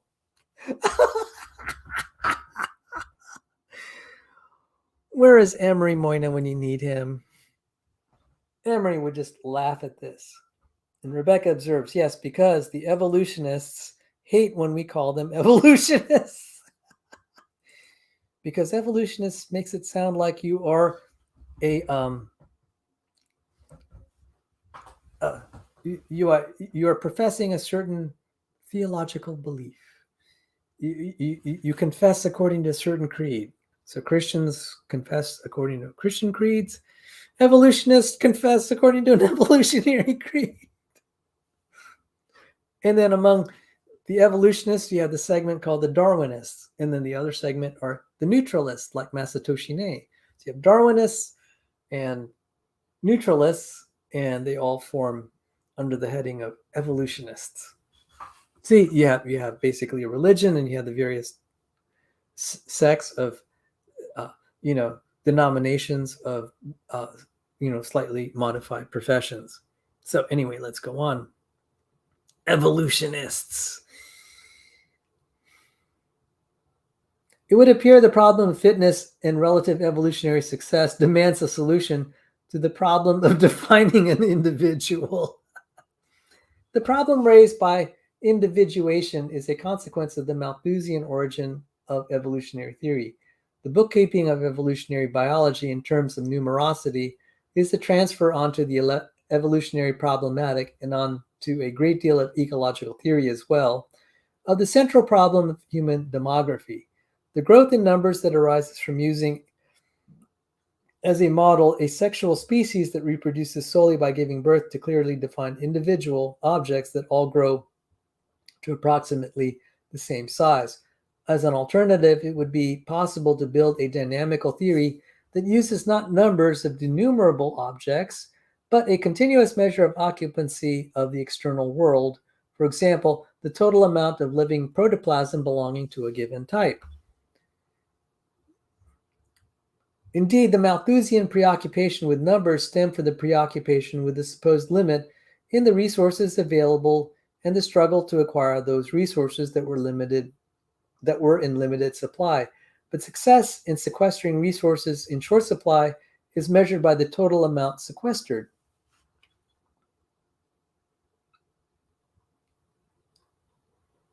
In the special case that there are well-defined individuals of approximately the same size, numerosity is a proxy for total resource, but it is only a proxy.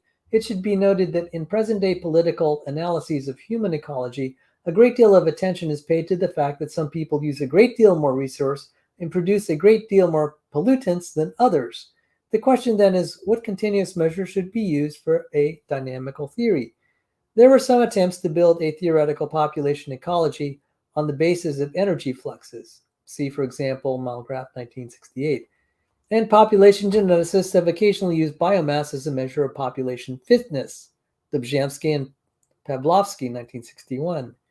But the relation between biomass or energy flux and a dynamical genetical theory of natural selection is not clear. A priori, the most direct connection between evolutionary change and a continuous measure of fitness would be to use proportion of the limiting resource for species reproduction that is preempted by a given type. Evolutionary change would then be measured as the change in the total proportion of the limiting resource occupied by the various types. Again, in the case of unproblematic individuation of objects of roughly equal resource occupancy, simple numerosity would be an adequate proxy.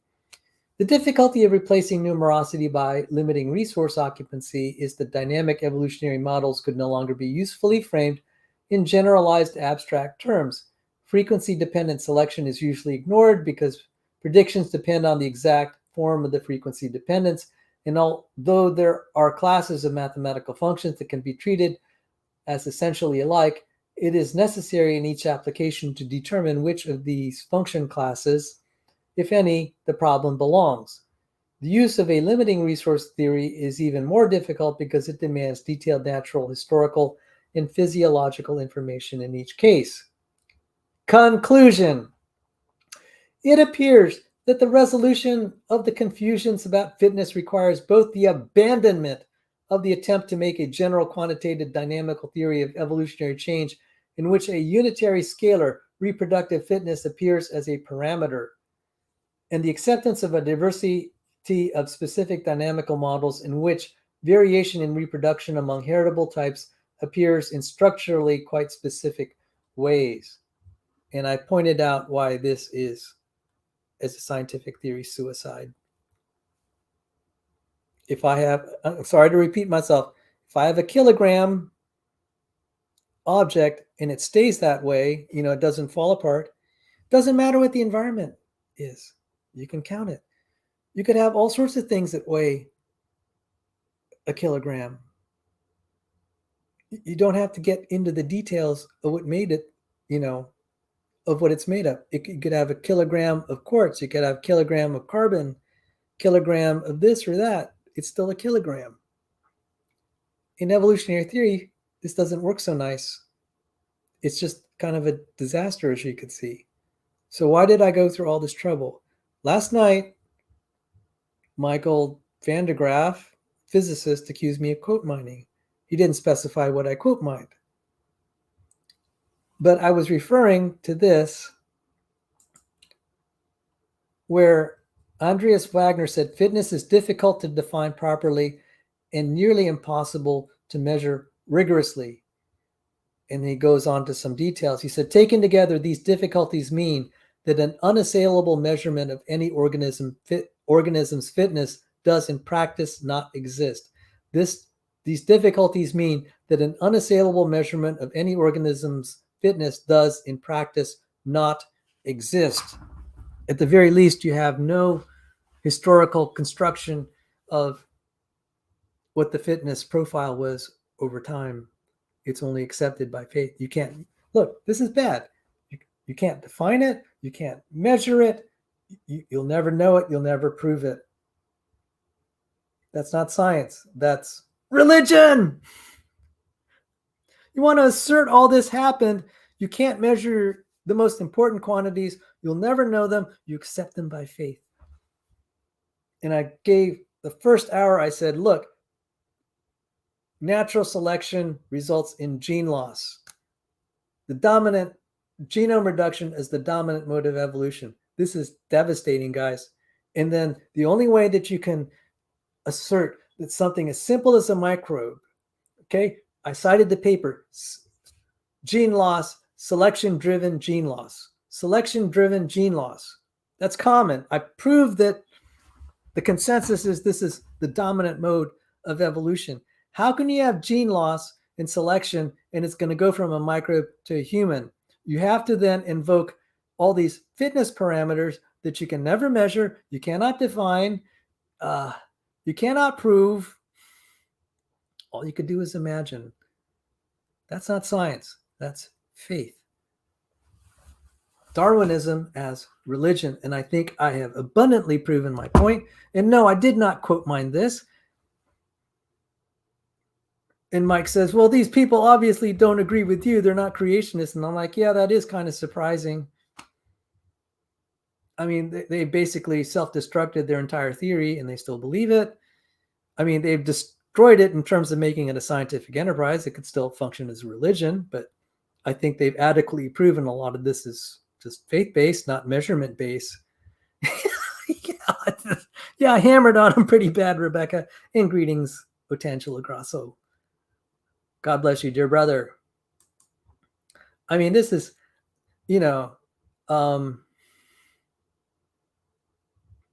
Mike Vandegraff, if you're listening, I hope you've appreciated.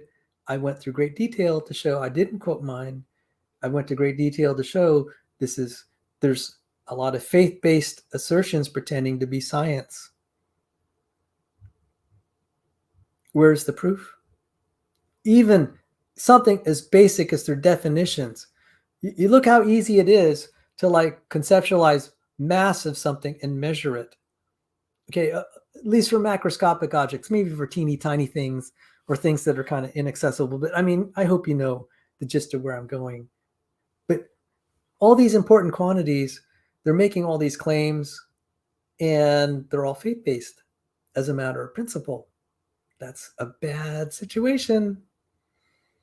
You know, it's really nice that I could take a thermometer and measure temperature, but try to measure fitness, just believe it's there.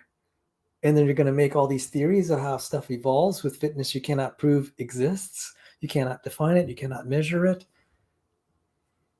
You cannot prove your measurements. You just have to believe. Believe. That's religion. So, I haven't even finished. So thank you all that have continued to join. And I think Zach is going to have some headaches if he really considers carefully what I've just read.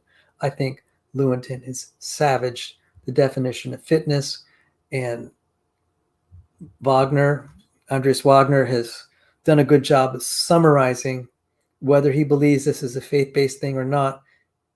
It's kind of hard to take his own words and say, oh no, this is not faith-based. This is how do you deal with this? But the bottom line is the experiments.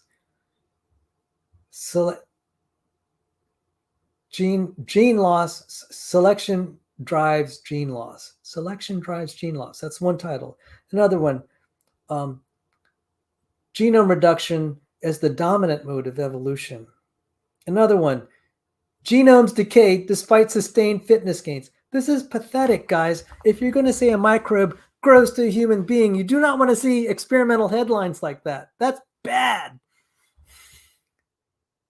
And the only way you can appeal to selection is to fitnesses that you cannot quantify, prove, measure, or even define. But you believe it. You believe it. Darwinism is religion at this point. It has failed as a scientific enterprise. It has succeeded as a religion in the sense that it has many adherents. Yes, adherents, and we call them Darwinists. So they profess the Darwinist faith. They don't like to say it. They like to call it science, and I just laugh. It does not have the structure of a good scientific theory like, say, electromagnetism or celestial mechanics, geometric optics, quantum mechanics, thermodynamics, and any number of other disciplines. Praise God for them. So let's continue on. The savagery, I mean, this is just like driving the stake in. DapperDino, if you're listening, I hope you listen to this. You spend too much time on your drinking games. I think when you could actually be learning this good stuff, it'll be good for your soul, brother. You learn this and it'll disabuse you of your faith in Darwinism. Maybe you'll start saying, hey, this is a faith-based thing. Stop calling it science. That will be progress for you, sir. You may still profess it, but you'll know what you're getting into, that it's a faith-based idea. It is, it is faith-based profession. It's not science. And that would be advancement. So I hope you're listening. It's going to be good for your soul, sir. Very good. So, R.H. Brady. Natural selection and the criteria by which a theory is judged. Unfortunately, this is written by a philosopher with philosopher language. I'm just going to highlight some things. He basically says the idea of fitness is tautology. And this is very good to understand, because when I was studying all this, I was like, I called Dr. Sanford. I was going through the math of Fisher's fundamental theorems, natural selection. I said, Dr. Sanford, I think all of this math is pure theatrics. It's garbage. Fisher's fundamental theorem, natural selection, isn't so fundamental. And yeah, finally, Joe Felsenstein came out and admitted it, but for different reasons than us. But going back to where maybe, I mean, let's just go back to this. This is a statement of Fisher's fundamental theorem right there. This is one statement. I think, yeah, this one right here. The change in mean fitness, the variance divided by the mean fitness. Okay. Oh, okay. Delta WK, the change in mean fitness. Okay. So we could define that as the prior generation. Now the math is coming back to me. The change in the mean fitness from the prior generation is equal to variance over the mean fitness. And I'm like, I looked at this and I was like, oh my goodness, how does that prove that a microbe is going to evolve an eye over time? And I'm like, you got to be kidding me. They've invested so much in this and call it the biology central theorem. And it's like, it's totally irrelevant. It's totally irrelevant. So now, looking in retrospect, this is so clear that this was all just distraction, obfuscation, smoke screens. I'm not saying it's intentional.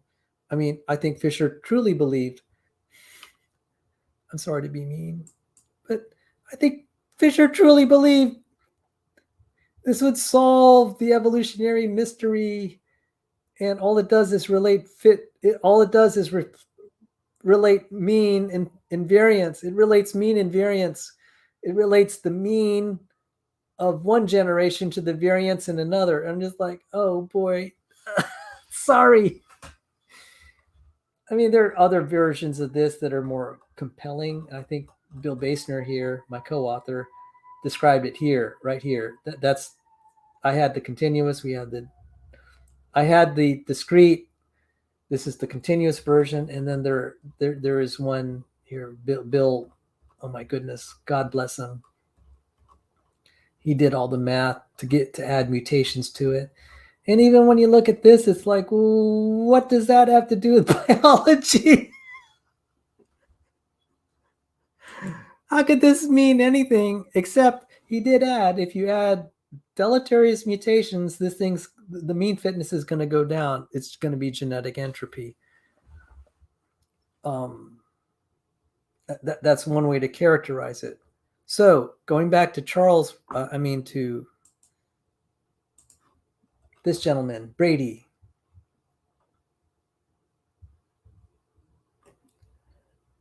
It's like researchers should consider whether natural selection is necessary to empiric investigation in their area and whether it can serve the purpose for which it is applied.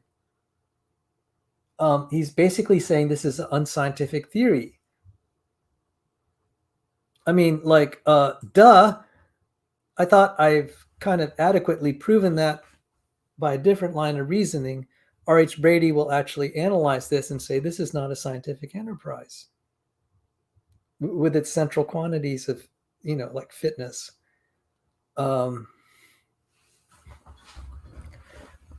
Okay, so let's look at I highly recommend this article. It's recommended to me by Paul Nelson. God bless him. Paul Nelson is a young Earth creationist, also a senior fellow at the Discovery Institute. Just a wealth of knowledge.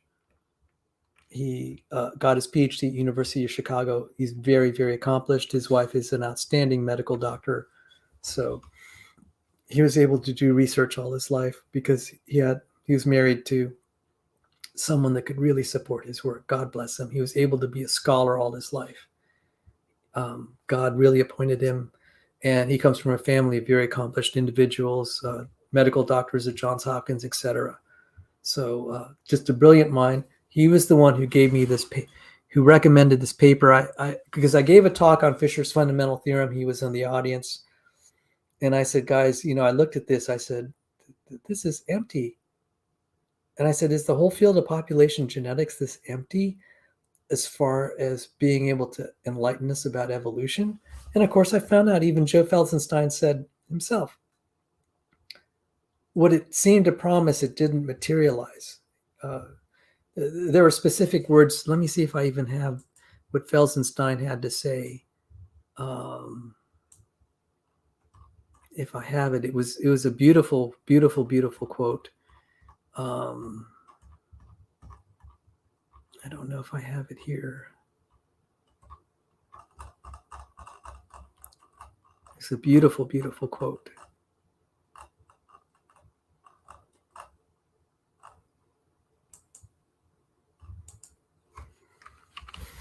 Well, where are you, Joe Felsenstein? I want to see it.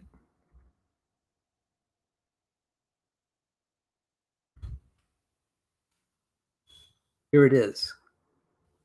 I'll put it up here.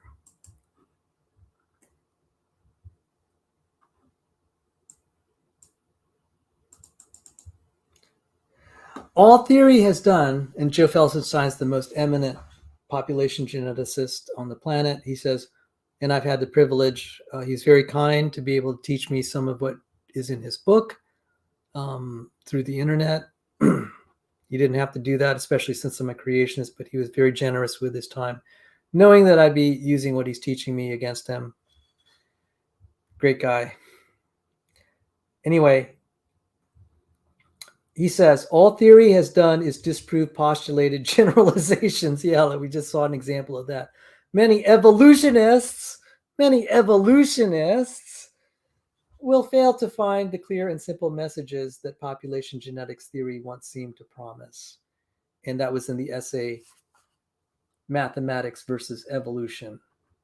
And so what R.H. Brady is able to, I kind of saw that this is all kind of had a theological dimension to it that had no real substance scientifically. And R.H. Brady is, again, attacking the whole idea of natural selection.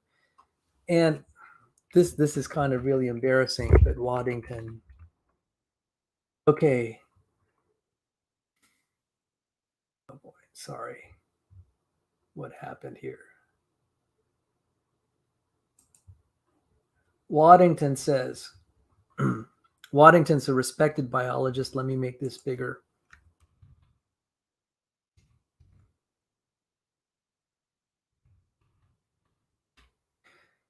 Waddington, for example, published the following passage in 1960.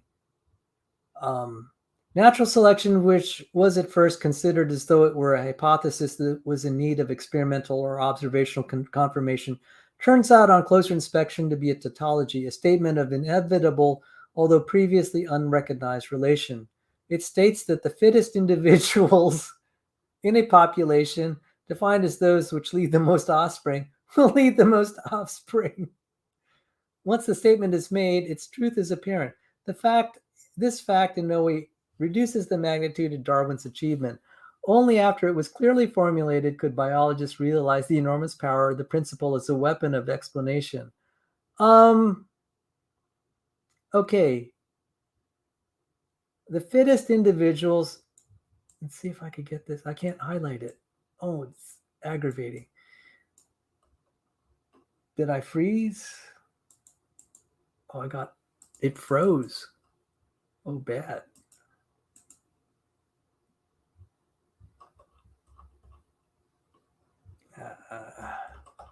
I'm sorry, gentlemen and lady. The fittest individual in a population defined as those which lead the most offspring will leave the most offspring. Okay, another way of saying this, those which lead the most offspring will lead the most offspring. I mean, this is pathetic. You think this is some great insight? Those which lead the most offspring will lead the most offspring? I mean, I guess if you want to be formal here, those which have left the most offspring have left the most offspring. I mean, why is this profound? And how does it show that those which lead the most offspring will lead the most offspring? How do you go from that and say a microbe will evolve to be something as complex as a human? and a biologist of Waddington's stature. Waddington, by the way, was the one who coined the word epigenetics. He's the one who came up with the idea of Waddington, and you have these Waddington landscapes. How can someone that smart read this and think this is a genius observation? Those which lead the most offspring will leave the most offspring. Like, oh my goodness. Okay, so R.H. Brady was keen to find this. This is so funny. This is pathetic. This is evolutionary biology. Those which lead the most offspring will leave the most offspring. Macbeth, who's an attorney, found this passage staggering. Staggering is like, this is staggeringly bad that anyone would say this. It is even more astonishing to reflect that Macbeth's reaction was not a common one, meaning like he's the one that's saying the emperor has no clothes and no one else is realizing it. I'm like, this is terrible.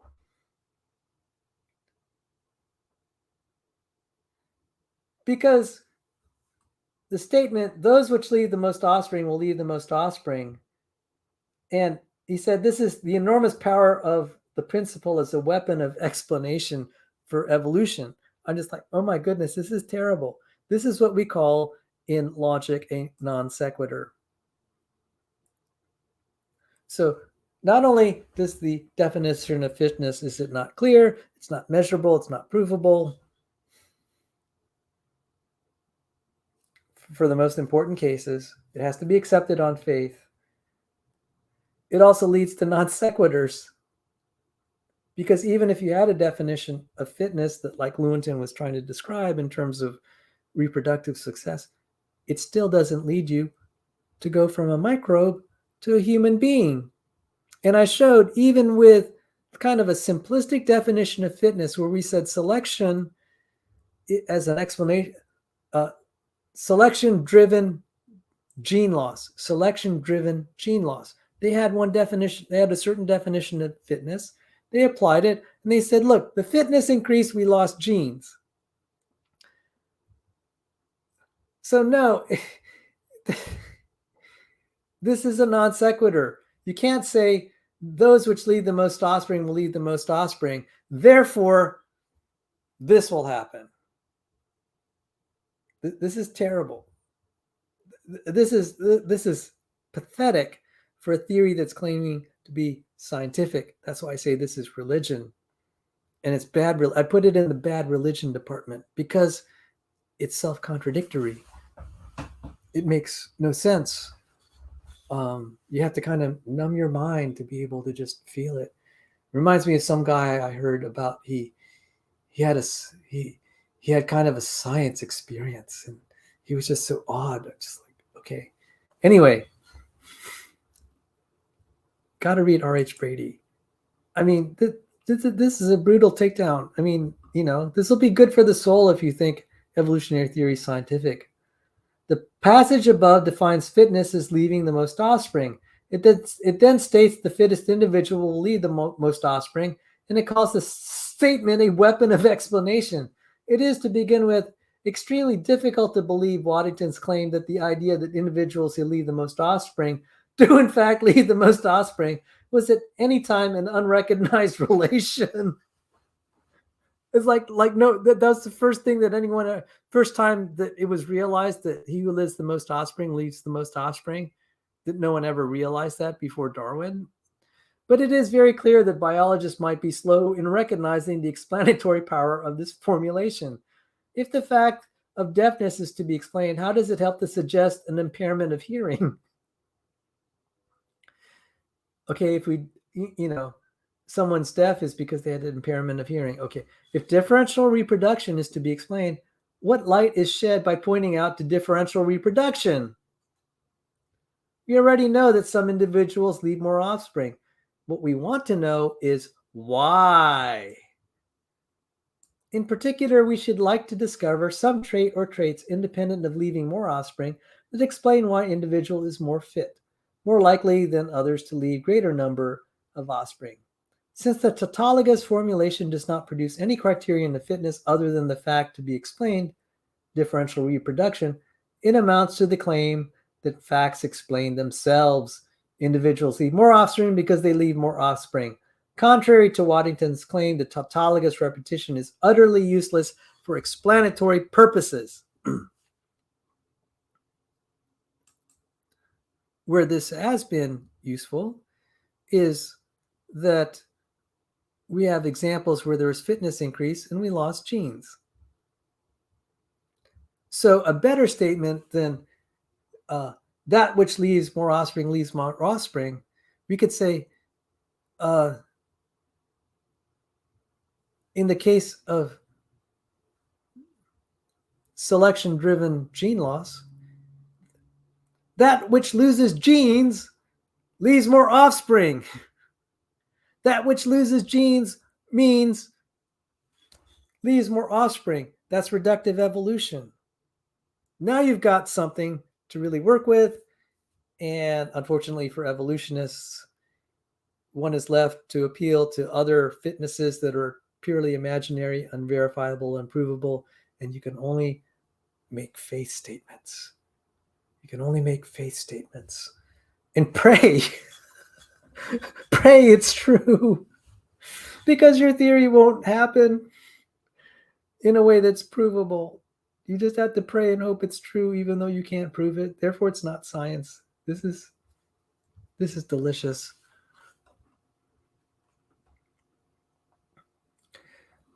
Also, okay, let's continue. All very obvious, or someone would expect, but J.B. Haldane did not think so. The phrase survival of the fittest is something of a tautology. So are most mathematical theorems. That's true. So whenever in math you hear if and only if, that's a tautology. There is no harm in stating the same truth in two different ways. I single out Waddington and Haldane from the crowd of biologists who say or imply the same thing, only because they put the fallacy in such exemplary terms. Haldane here puts forward the most popular defense of the tautology. After all, mathematics is tautological. Well, yes, it is. Mathematical theorems follow from axioms by definition. Mathematical truths are analytic in nature. Causal explanations is synthetic. And R.H. Brady explains the difference between synthetic and analytic statements. Philosophers know this. I'm a little foggy on it, but we'll continue. I mean, just read the paper. I've read it before. It was wonderful. How Haldane missed the difference is hard to understand, but he was clearly oblivious of it when he wrote the passage above. I have been belaboring a simple point because I want to be well rid of it.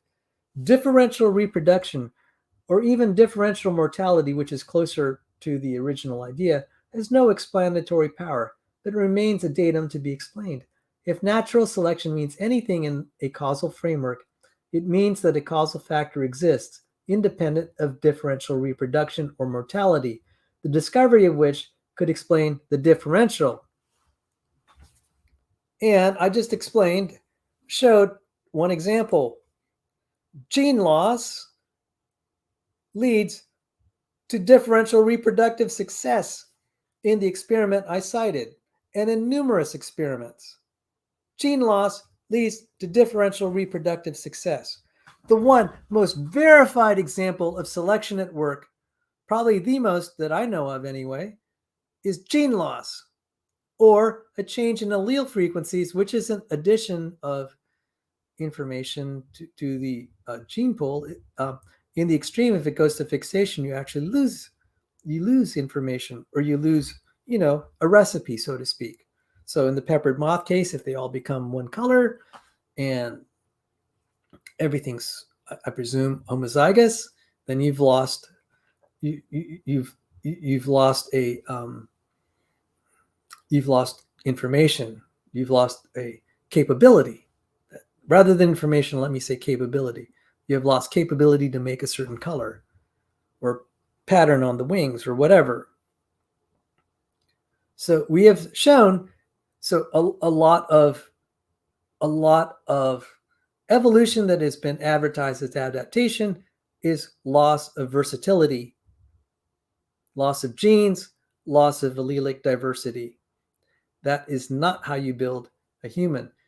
What they have done as a non sequitur is to use examples of versatility loss, capability loss, examples of selection that cause versatility or capability loss as proof you can build capability. That is like unbelievable non sequitur. That is on the level of Farina. That's Farina level logic. It's terrible. And the only way and I've just shown, the only way that you can make the assertion that it will go from a microbe to human is to appeal to unmeasurable, undetectable, unprovable, indescribable fitness functions over time. You're putting your faith in it. It's not science. It is a faith belief. Dearly beloved, it is a faith belief. And you need faith to be able to believe in evolutionary theory because it doesn't stand on the facts. That's why you need faith. You need faith, brother, because evolutionary theory does not have facts. That's why you need faith to make it work. End of sermon. See that? My imitation of a preacher. So anyway,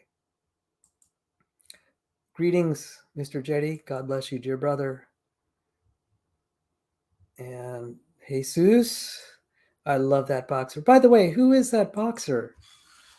I don't recognize him in your picture there. Anyway, thank you. So thank you for visiting. So let's continue on.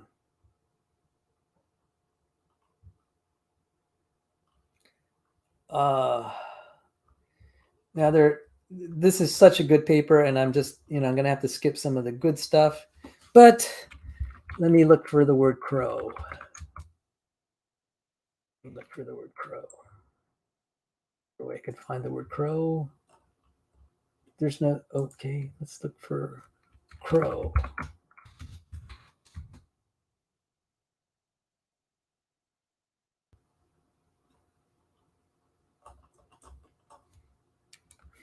What happened?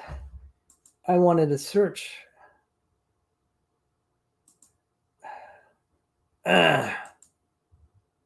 That's not what I wanted.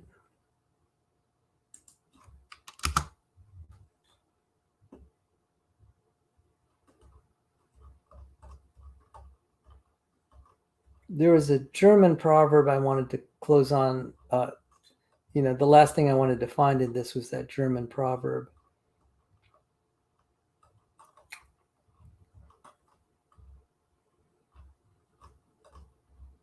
I saw it here.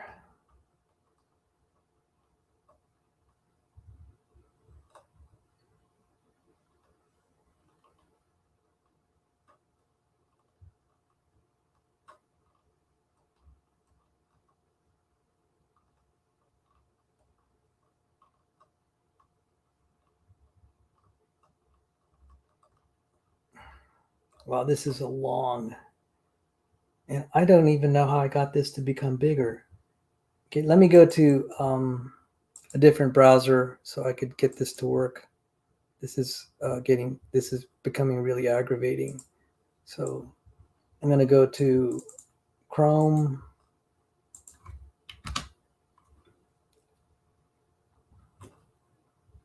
What happened? I thought I had the right thing. Try this again.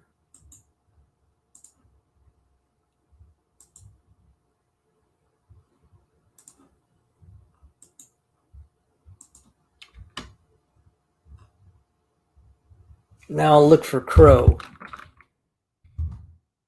All right. We want to this is aggravating. I didn't do anything and it just goes to another page. We want to discover, for example, whether the proposed relation hold where the proposed relations hold for the observed world, and the generation of testable predictions allows our observations to bear upon the question. Of course, this requirement can be frustrated.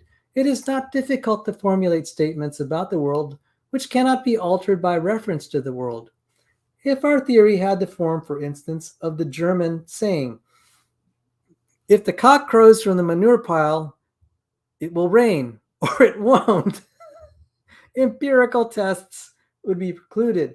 Observation could add no new information to this form of statement, and the synthetic intention of observation would be thereby denied. The form of the statement left no room for a determination through experience.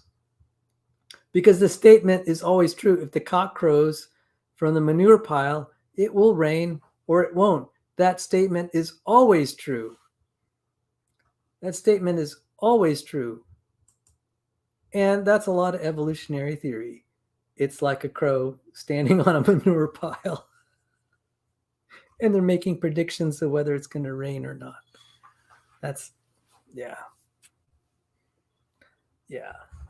So enjoy R.H. Brady's paper. This would be good for the soul for every evolutionary biologist to read. Great stuff. So now I'm getting close to the end of my docket. I wanted to cover the blind watchmaker. I put a link in the video description of how you can access it. It is available. Someone had archived it, and Richard Dawkins hasn't apparently complained. And you can read it. Now, there is a section here that I covered about weasel.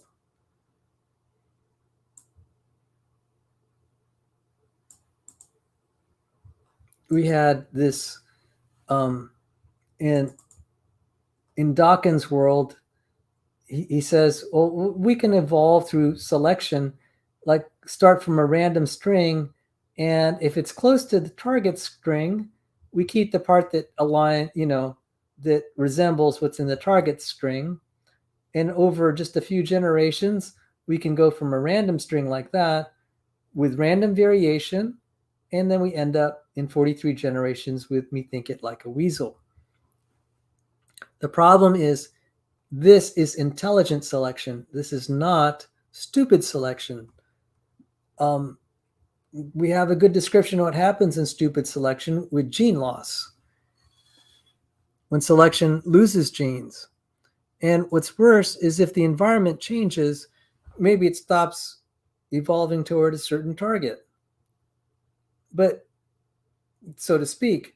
But in many cases, the verified examples of adaptation are loss of capability, especially when you have allele frequency changes and what we call fixation, and loss of genes. We don't have where it starts to accumulate. And I said, the problem is you have this there's this requirement of reproductive success. So there is a natural pressure to for individuals that have shorter genomes and are smaller, have less capability to reproduce than the ones that are bigger and have more stuff in them. This is well known. I call it the Spiegelman principle. And the other thing is, for selection to work in this way, with this, me think it like a weasel, it has to be able to compare some sort of outcome with foresight. You have foresight. The system of selection has foresight. It says, okay, this is where we want the creature to evolve. This is where the creature is now. This is where we want it to be. It has a random variation. If it comes even anywhere near close, we'll preserve it. And we'll keep comparing it to some sort of desired target. It can be, the target can be described explicitly or not, but it's a good thing that he describes it in terms of alphabetic characters. So why don't we try to evolve the collagen? Okay, this is a collagen molecule. This is way more complicated than what I described when I did the show with Rebecca a few days ago. You could see the signature pattern of a collagen is let me see if I could get this. Yeah. Is that every third position is a G. For a long stretch, you have these Gs, glycines. But not well noticed, you also have these prolines that are marked in green. You have this section here that's called the Van Wildebrandt factor C domain, this area. You have a I think this is a localization code. Localization. The colors indicate what are called post-translational modifications. Those are, so this is the amino, I'm sorry, let me just back up a little bit. This is the amino acid spelling of a collagen. So about 30% of our body, our dry weight is collagen. If we took the water out of our body and everything else except the proteins, 1/3 of the proteins by weight would be collagens, or maybe 20%. It's a big number. And it's spelled by about 1,500 amino acids, something like that. In the signatures, you see the glycines at every position. You see this proline, the P's. Now, I want you to note, you get a P beside a G, a P beside a G. The P is often beside a G. In that sequence, P, G, it's a little rare for GP, but they're frequent PGs, PGs. Yeah, I gave one earlier.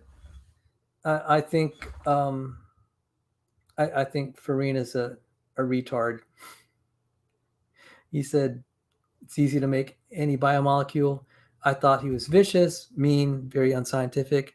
My irony meter went off when he said Jim Tour's a fraud, and I said that's rich. You call yourself Professor Dave, and you're not even a professor, but James Tour is a real professor. So that's rich coming from Dave Farina calling James Tour a fraud. He used a lot of dirty tactics, ad hominems, and I said, finally, what will settle all this is the science, and I can see the sentiment moving in James Tour's favor because people keep claiming they're going to solve the origin of life. It gets worse. We're getting to the point where evolutionary biologists of high stature, like Eugene Koonin, are now invoking multiple universes. This is not a trend you want to go. So I have a not very nice name for Dave Farina. I call him Thumbduck Farina. Thumbduck Farina. I know that's kind of vulgar, but that's how I think about him. What a moron. He said somewhere that it's easy to make any biomolecule. Anyone that really knows biochemistry knows that's a ridiculous statement. I'm surprised there's anyone defending him on that. I could just suggest a molecule like lignin. The guy is a nut job.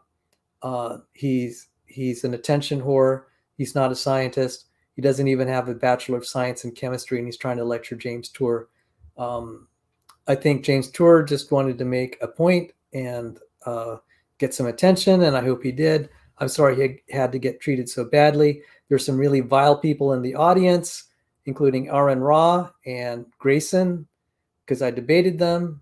And that meant there were to me, that indicates there were a lot of shills in the audience just there to cheer on Dave Farina, not because of the fact, but because they're anti-theists and they hate Jesus. So that's about what I could offer here. Thank you for asking.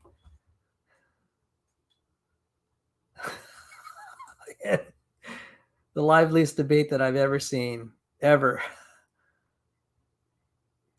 So, I mean, if you want theater, yeah. If you want substance, I'd go for Tour's lectures. And I can reassure you, a lot of biochemists know that Farina is full of it. And there is a quiet simmering sentiment that the abiogenesis community they're going down a path that they're never going to succeed. The difficulties are just too great.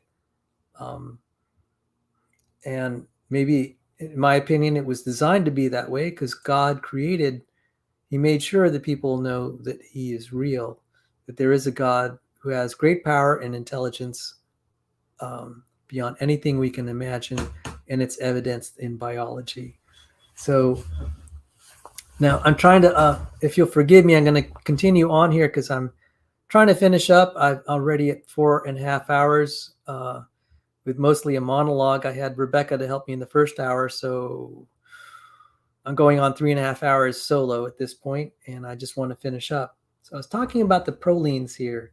You'll see a lot of PG. You don't have a lot of GPs. You have one GP there. You have another GP there. Another one there. Wow. But the majority of PG, the majority are PGs as far as I could tell. PG.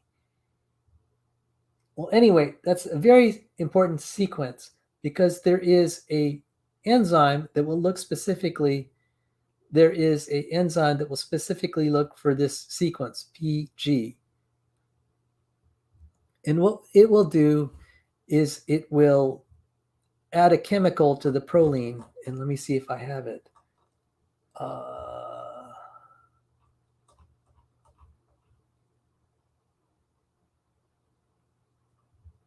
Yes, the chemical is known as proline, is procollagen proline dioxygenase, also known as prolyl hydroxylase, that specifically targets the amino acid pair PG. Now, why is this important? Let me show collagen. Let me try to get collagen up here.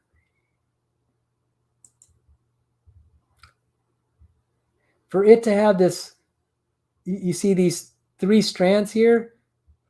One gene will code for 2 of the strands and another gene for another. They're very similar. But for it to have this turn, to have that property, and I'll show you another alternative representation. See if I have another picture of collagens. Here's a good picture of collagen. So it's going to have this turning ability. For it to turn like that, it's a collagen helix, not an alpha helix. It has to have those prolines at very specific positions. So the reason I'm going through this trouble is you can't just have random stuff in between the G's. You have to have the G's and the P's, and collectively, what ends up happening is it gives this structure.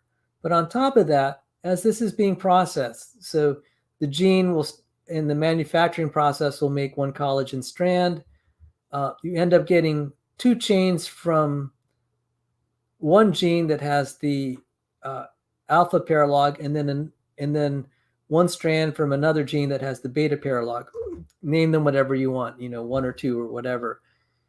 And then they come together and group like that. I don't know if there's a special process that does it. Let's see. Oh yeah, there are all sorts of things. So one of the things is it creates the strand, so it translates it, and then it does this hydroxylation of the prolines and lysines. So let's look at the picture here. We had the prolines in green, and there are a variety of prolines. One is a 3-hydroxyproline, and one is a 4. So most of them are 4, a level 4 hydroxylation. Hydroxylation. What's the proper term?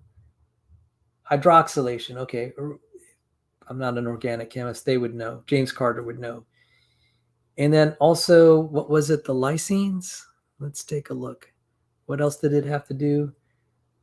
The prolines and lysines. Lysine is spelled with a K because they ran out, they ran out of letters to represent lysine. So anything with the K, you see the hydroxylation of the lysines, the K's there. This is all very important in the processing. Then, and then in the next step, so you need 1 chemical to do to actually look at this PG. Somehow it's going to find the K's. That's another chemical. And then after that, you have the glycosylation. So after it gets out of the endoplasmic reticulum, it gets these glycosylations. And I don't know if I have that marked in my diagram. Do I have any glycosylations? No. So I don't even mark the glycosylations in my diagram. But let's continue. Then you get the triple helix formation. So you have modifications, hydroxylations, glycosylations. This is all very targeted. Yes, I'm very tired. I'm going to try to finish this up. And now you have this triple helix. I'm almost done. No, I'm not okay. I'm determined to finish this because I'm gonna make a point.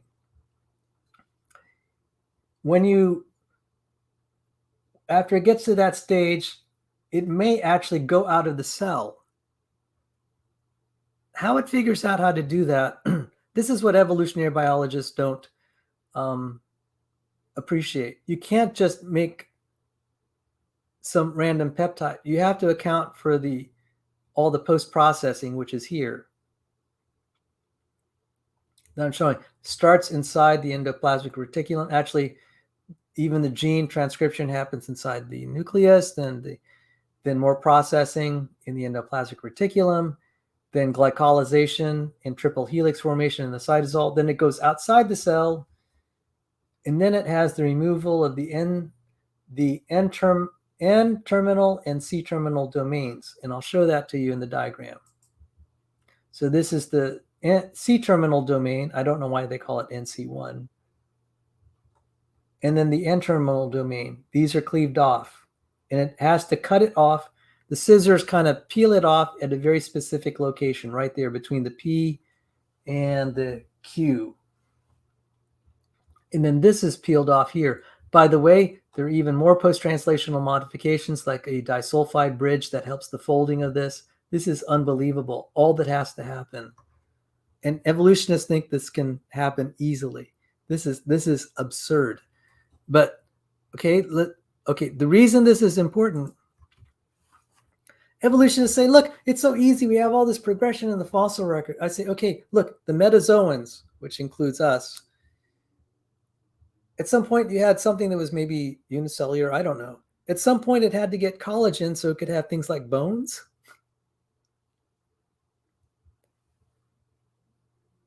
No collagen, no bones. I'm showing you what protein. Remember, I have argued with the evolutionists. I said, there's no okay, I got Aaron Ra. Cindy Lincoln and I goaded Aaron Ra to finally admit there's no common ancestor for all proteins. I like the way he said it. There's no effing common ancestor for all proteins. So in order to have metazoans, you suddenly have to have collagen. That's a distinguishing thing. I'm showing you how difficult it is to create a collagen from scratch. It is brutally difficult. Try doing this weasel algorithm on this, and we're going to do as an exercise, do weasel algorithm on this. And you'll see how selection would have to work to make this happen. So let's continue on. And Rebecca's concerned for my voice. Thank you. I'm going to try to finish this out. But I'm showing the spelling of this. This is non-trivial. You have to get the glycines in the right spot. You have to have the prolines in the right spot to be able to get it to turn. By the way, you need preferably another gene that codes this to complement it, and that's what they call heterotrimers. That's another, I mean, this is just another layer of difficulty. You need to have this localization code or postal code. I don't know what it's called. I call it a postal code. I think it's a localization signal right there. So you have to spell that right. So it knows. So as you see this going from point to point, the reason it knows to put the collagen here versus anywhere else in the cell while it's going through a hydroxylation is it has that postal code. So that postal code is really important. So you need to get the postal code right. You need to get the glycines right, the prolines right. And then you have this still, I think we're still learning what this von Willebrand factor C domain does for the collagen. And then you have this NC domain. This has other purposes. When this gets cleaved off, it's used for other purposes. This is incredible.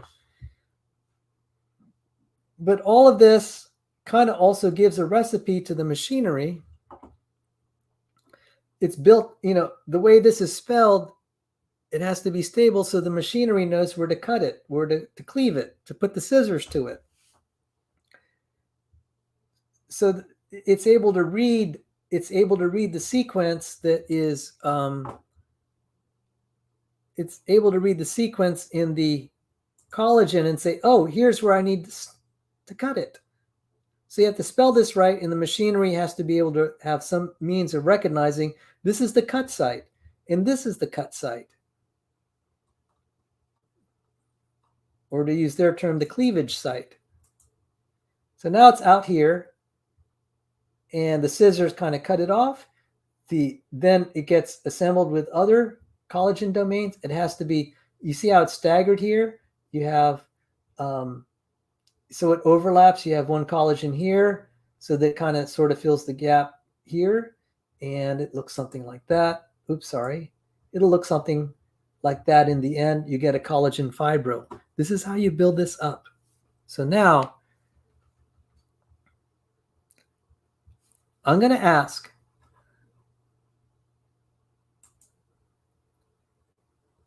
we covered the, let's see, where did I have it? Weasel algorithm. I'm going to ask the evolutionist, okay, so let's just give you first a simple task. Why don't you try to make a functional collagen? You don't have to get all the letters right, but try to get at least the G's. Try to get at least the prolines. Try to get the endoplasmic reticulum localization code right there. Try to get at least where the cleavage sites should be, right? And then the cleavage sites there for the C terminus and the N terminus. And then try to get the, I mean, you're going to need to get, these cysteines, the, whatchamacallit, the disulfide bridge points. You would have to say that. Oh boy, don't put those thoughts in my head right now, brother. So you're going to have a lot in place. So now let's apply Mr. Weasel. Let's get the weasel going to try to do this. And let's even help it without doing this in kind of a natural environment. Let's have old Richard Lenski try to do this manually, the old-fashioned way. So he gets a little cell that's going to be a metazoan, but it's not. It's a nice eukaryotic cell. Who knows? A chanoflagellate or whatever. I don't know. Something that is a eukaryote that doesn't have a collagen. And then, so what he does is he just keeps looking. He said, "Oh, is there some random polypeptide out there? We just need a new gene site." And he hopes and prays, and the evolutionary quote unquote gods of chance provides him a random polypeptide. By the way, not to mention it's going to be difficult to get it just at the right length, because as I said, look at all those cleavage sites. Look at those cleavage sites. I mean, you have to have the right length. Okay, so you could put the cleavage sites in the right place. So now you have the right length, which is okay. Let's just start that as a given. Make it a little easier. So somehow he waits for centuries and he finally gets a polypeptide of the right length in some microorganism, and he's going to pray to the gods of chance that it doesn't just drift out of the population, but somehow it'll be accessible and he could grow it a little bit. So he's going through all the little microbes in his dish and looking for that one with the extra polypeptide. It's kind of hard because selection just likes to throw away stuff it doesn't need, as shown by the experiments. But notwithstanding that problem, let's say he's around for centuries. Look, he finally finds one with that random polypeptide, just like that weasel. Now he takes his little tweezer, pulls a piece off, and said, "Okay, pull a piece of the cell out." So he, tries to test it and said, "Oh yeah, there's a random polypeptide in there somewhere." Unfortunately, he doesn't know where, but okay, he's getting close. Doesn't know the exact sequence, so he tries to multiply that. He puts that little critter and hopes it multiplies in his petri dish, and it does. And now he's going to look for the next letter. He's going to do the weasel process. Do you know how hard that's going to be? Now, it's going to be that hard for him. Why do you expect random chance in nature is going to be anywhere near that? This is going to be a brutal process for him. Look, and stupid selection doesn't have all the instruments to foresee that. Oh, it'd be nice to make a collagen. Let's try to look for, compare it to this template, and we'll reject it. If it's a little closer than before, if it's a little closer, we'll accept it, we'll reproduce. Otherwise, we'll reject it. Look how hard it is to do, even when you have human intervention. Trying to do all the measurements and analysis. Well, why do you think nature is going to do that? You're dealing with not just the pressure of the possibility of random drift, removing it from the population once it emerges. The second thing is you're having to really help it out by, finding a little critter and then finding a special place for him in a new petri dish and growing him, and then keeping looking for any changes. Why do you think nature is going to have foresight and start selecting that? As I said, you have to justify that selection pressure has to be there. And I said, look, you're having a hard time defining it, measuring it, proving it, verifying it. You're just imagining it. You're not proving it actually exists to make that collagen. And that's the point I'm trying to make. I've given evidence it's not going to do that because selection likes to eject genes. It doesn't have foresight, therefore it's stupid selection. It's not going to converge on solutions of possible future possible proteins in some hypothetical space of functional proteins. It doesn't happen. Not to mention, now that you've got this collagen and you're hoping that it's not going to suffer selection and be ejected from the genome, you need then to start building these other proteins. Let me show you. You need then to start building all these other proteins involved in the processing. And I gave specifically the names. Let me see. One of them is prolyl hydroxylase. Other things,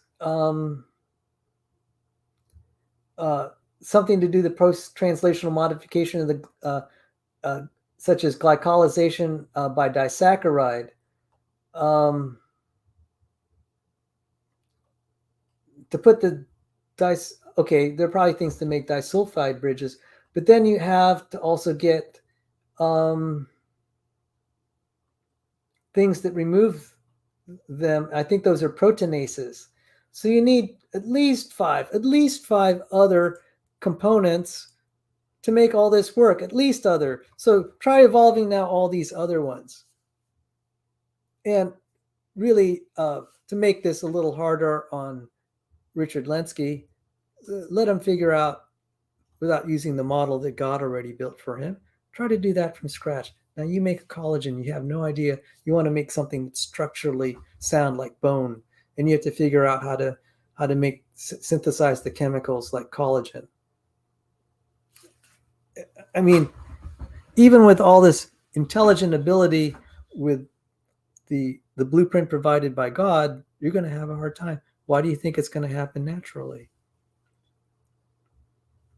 Notwithstanding everything else that I said, it just piles on.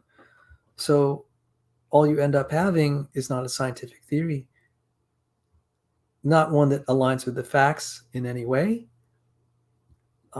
For the development complexity. So if you're going to claim that we evolved from microbes, particularly creatures with bones, you're going to have to account for the evolution of collagen. And you can't appeal to common ancestry because even Aaron Ra sewage, I call him, says there's no effing common ancestor for all the proteins. And collagen is one of those major forms that's going to be hard to evolve from something else. And I'm showing you the difficulty of evolving it. Why do you think selection will select for that when it's non-existent? Stupid selection cannot select. It cannot keep what it doesn't already have access to. So I don't think evolutionary theory stands on good ground. DapperDino can be looking at all the fossils in the fossil record that he wants. You cannot use that, the nested hierarchies that you can arrange these things in, as proof that somehow something as complex as this collagen that I was talking about just now could emerge through process of natural selection for all the reasons stated prior in the last 4 hours and 45 minutes. Now, I don't know if he's going to bother to study this because he wants me. He said, just go away, Sal, until you watch my videos. Dude, you called my good friend Dr. Sanford a liar. You had no basis to say that. People can make mistakes. I'm even granting that maybe your technical analysis did find out things that he could said better, that he made mistakes. Doesn't make him a liar. You, DapperDino, have been promoting. You've been an evolutionary evangelist for the last few years. I've given you data that shows you're wrong on so many levels. So many levels. I don't call you a liar. I don't call you those vile names that people on your channel and your supporters call Dr. Sanford.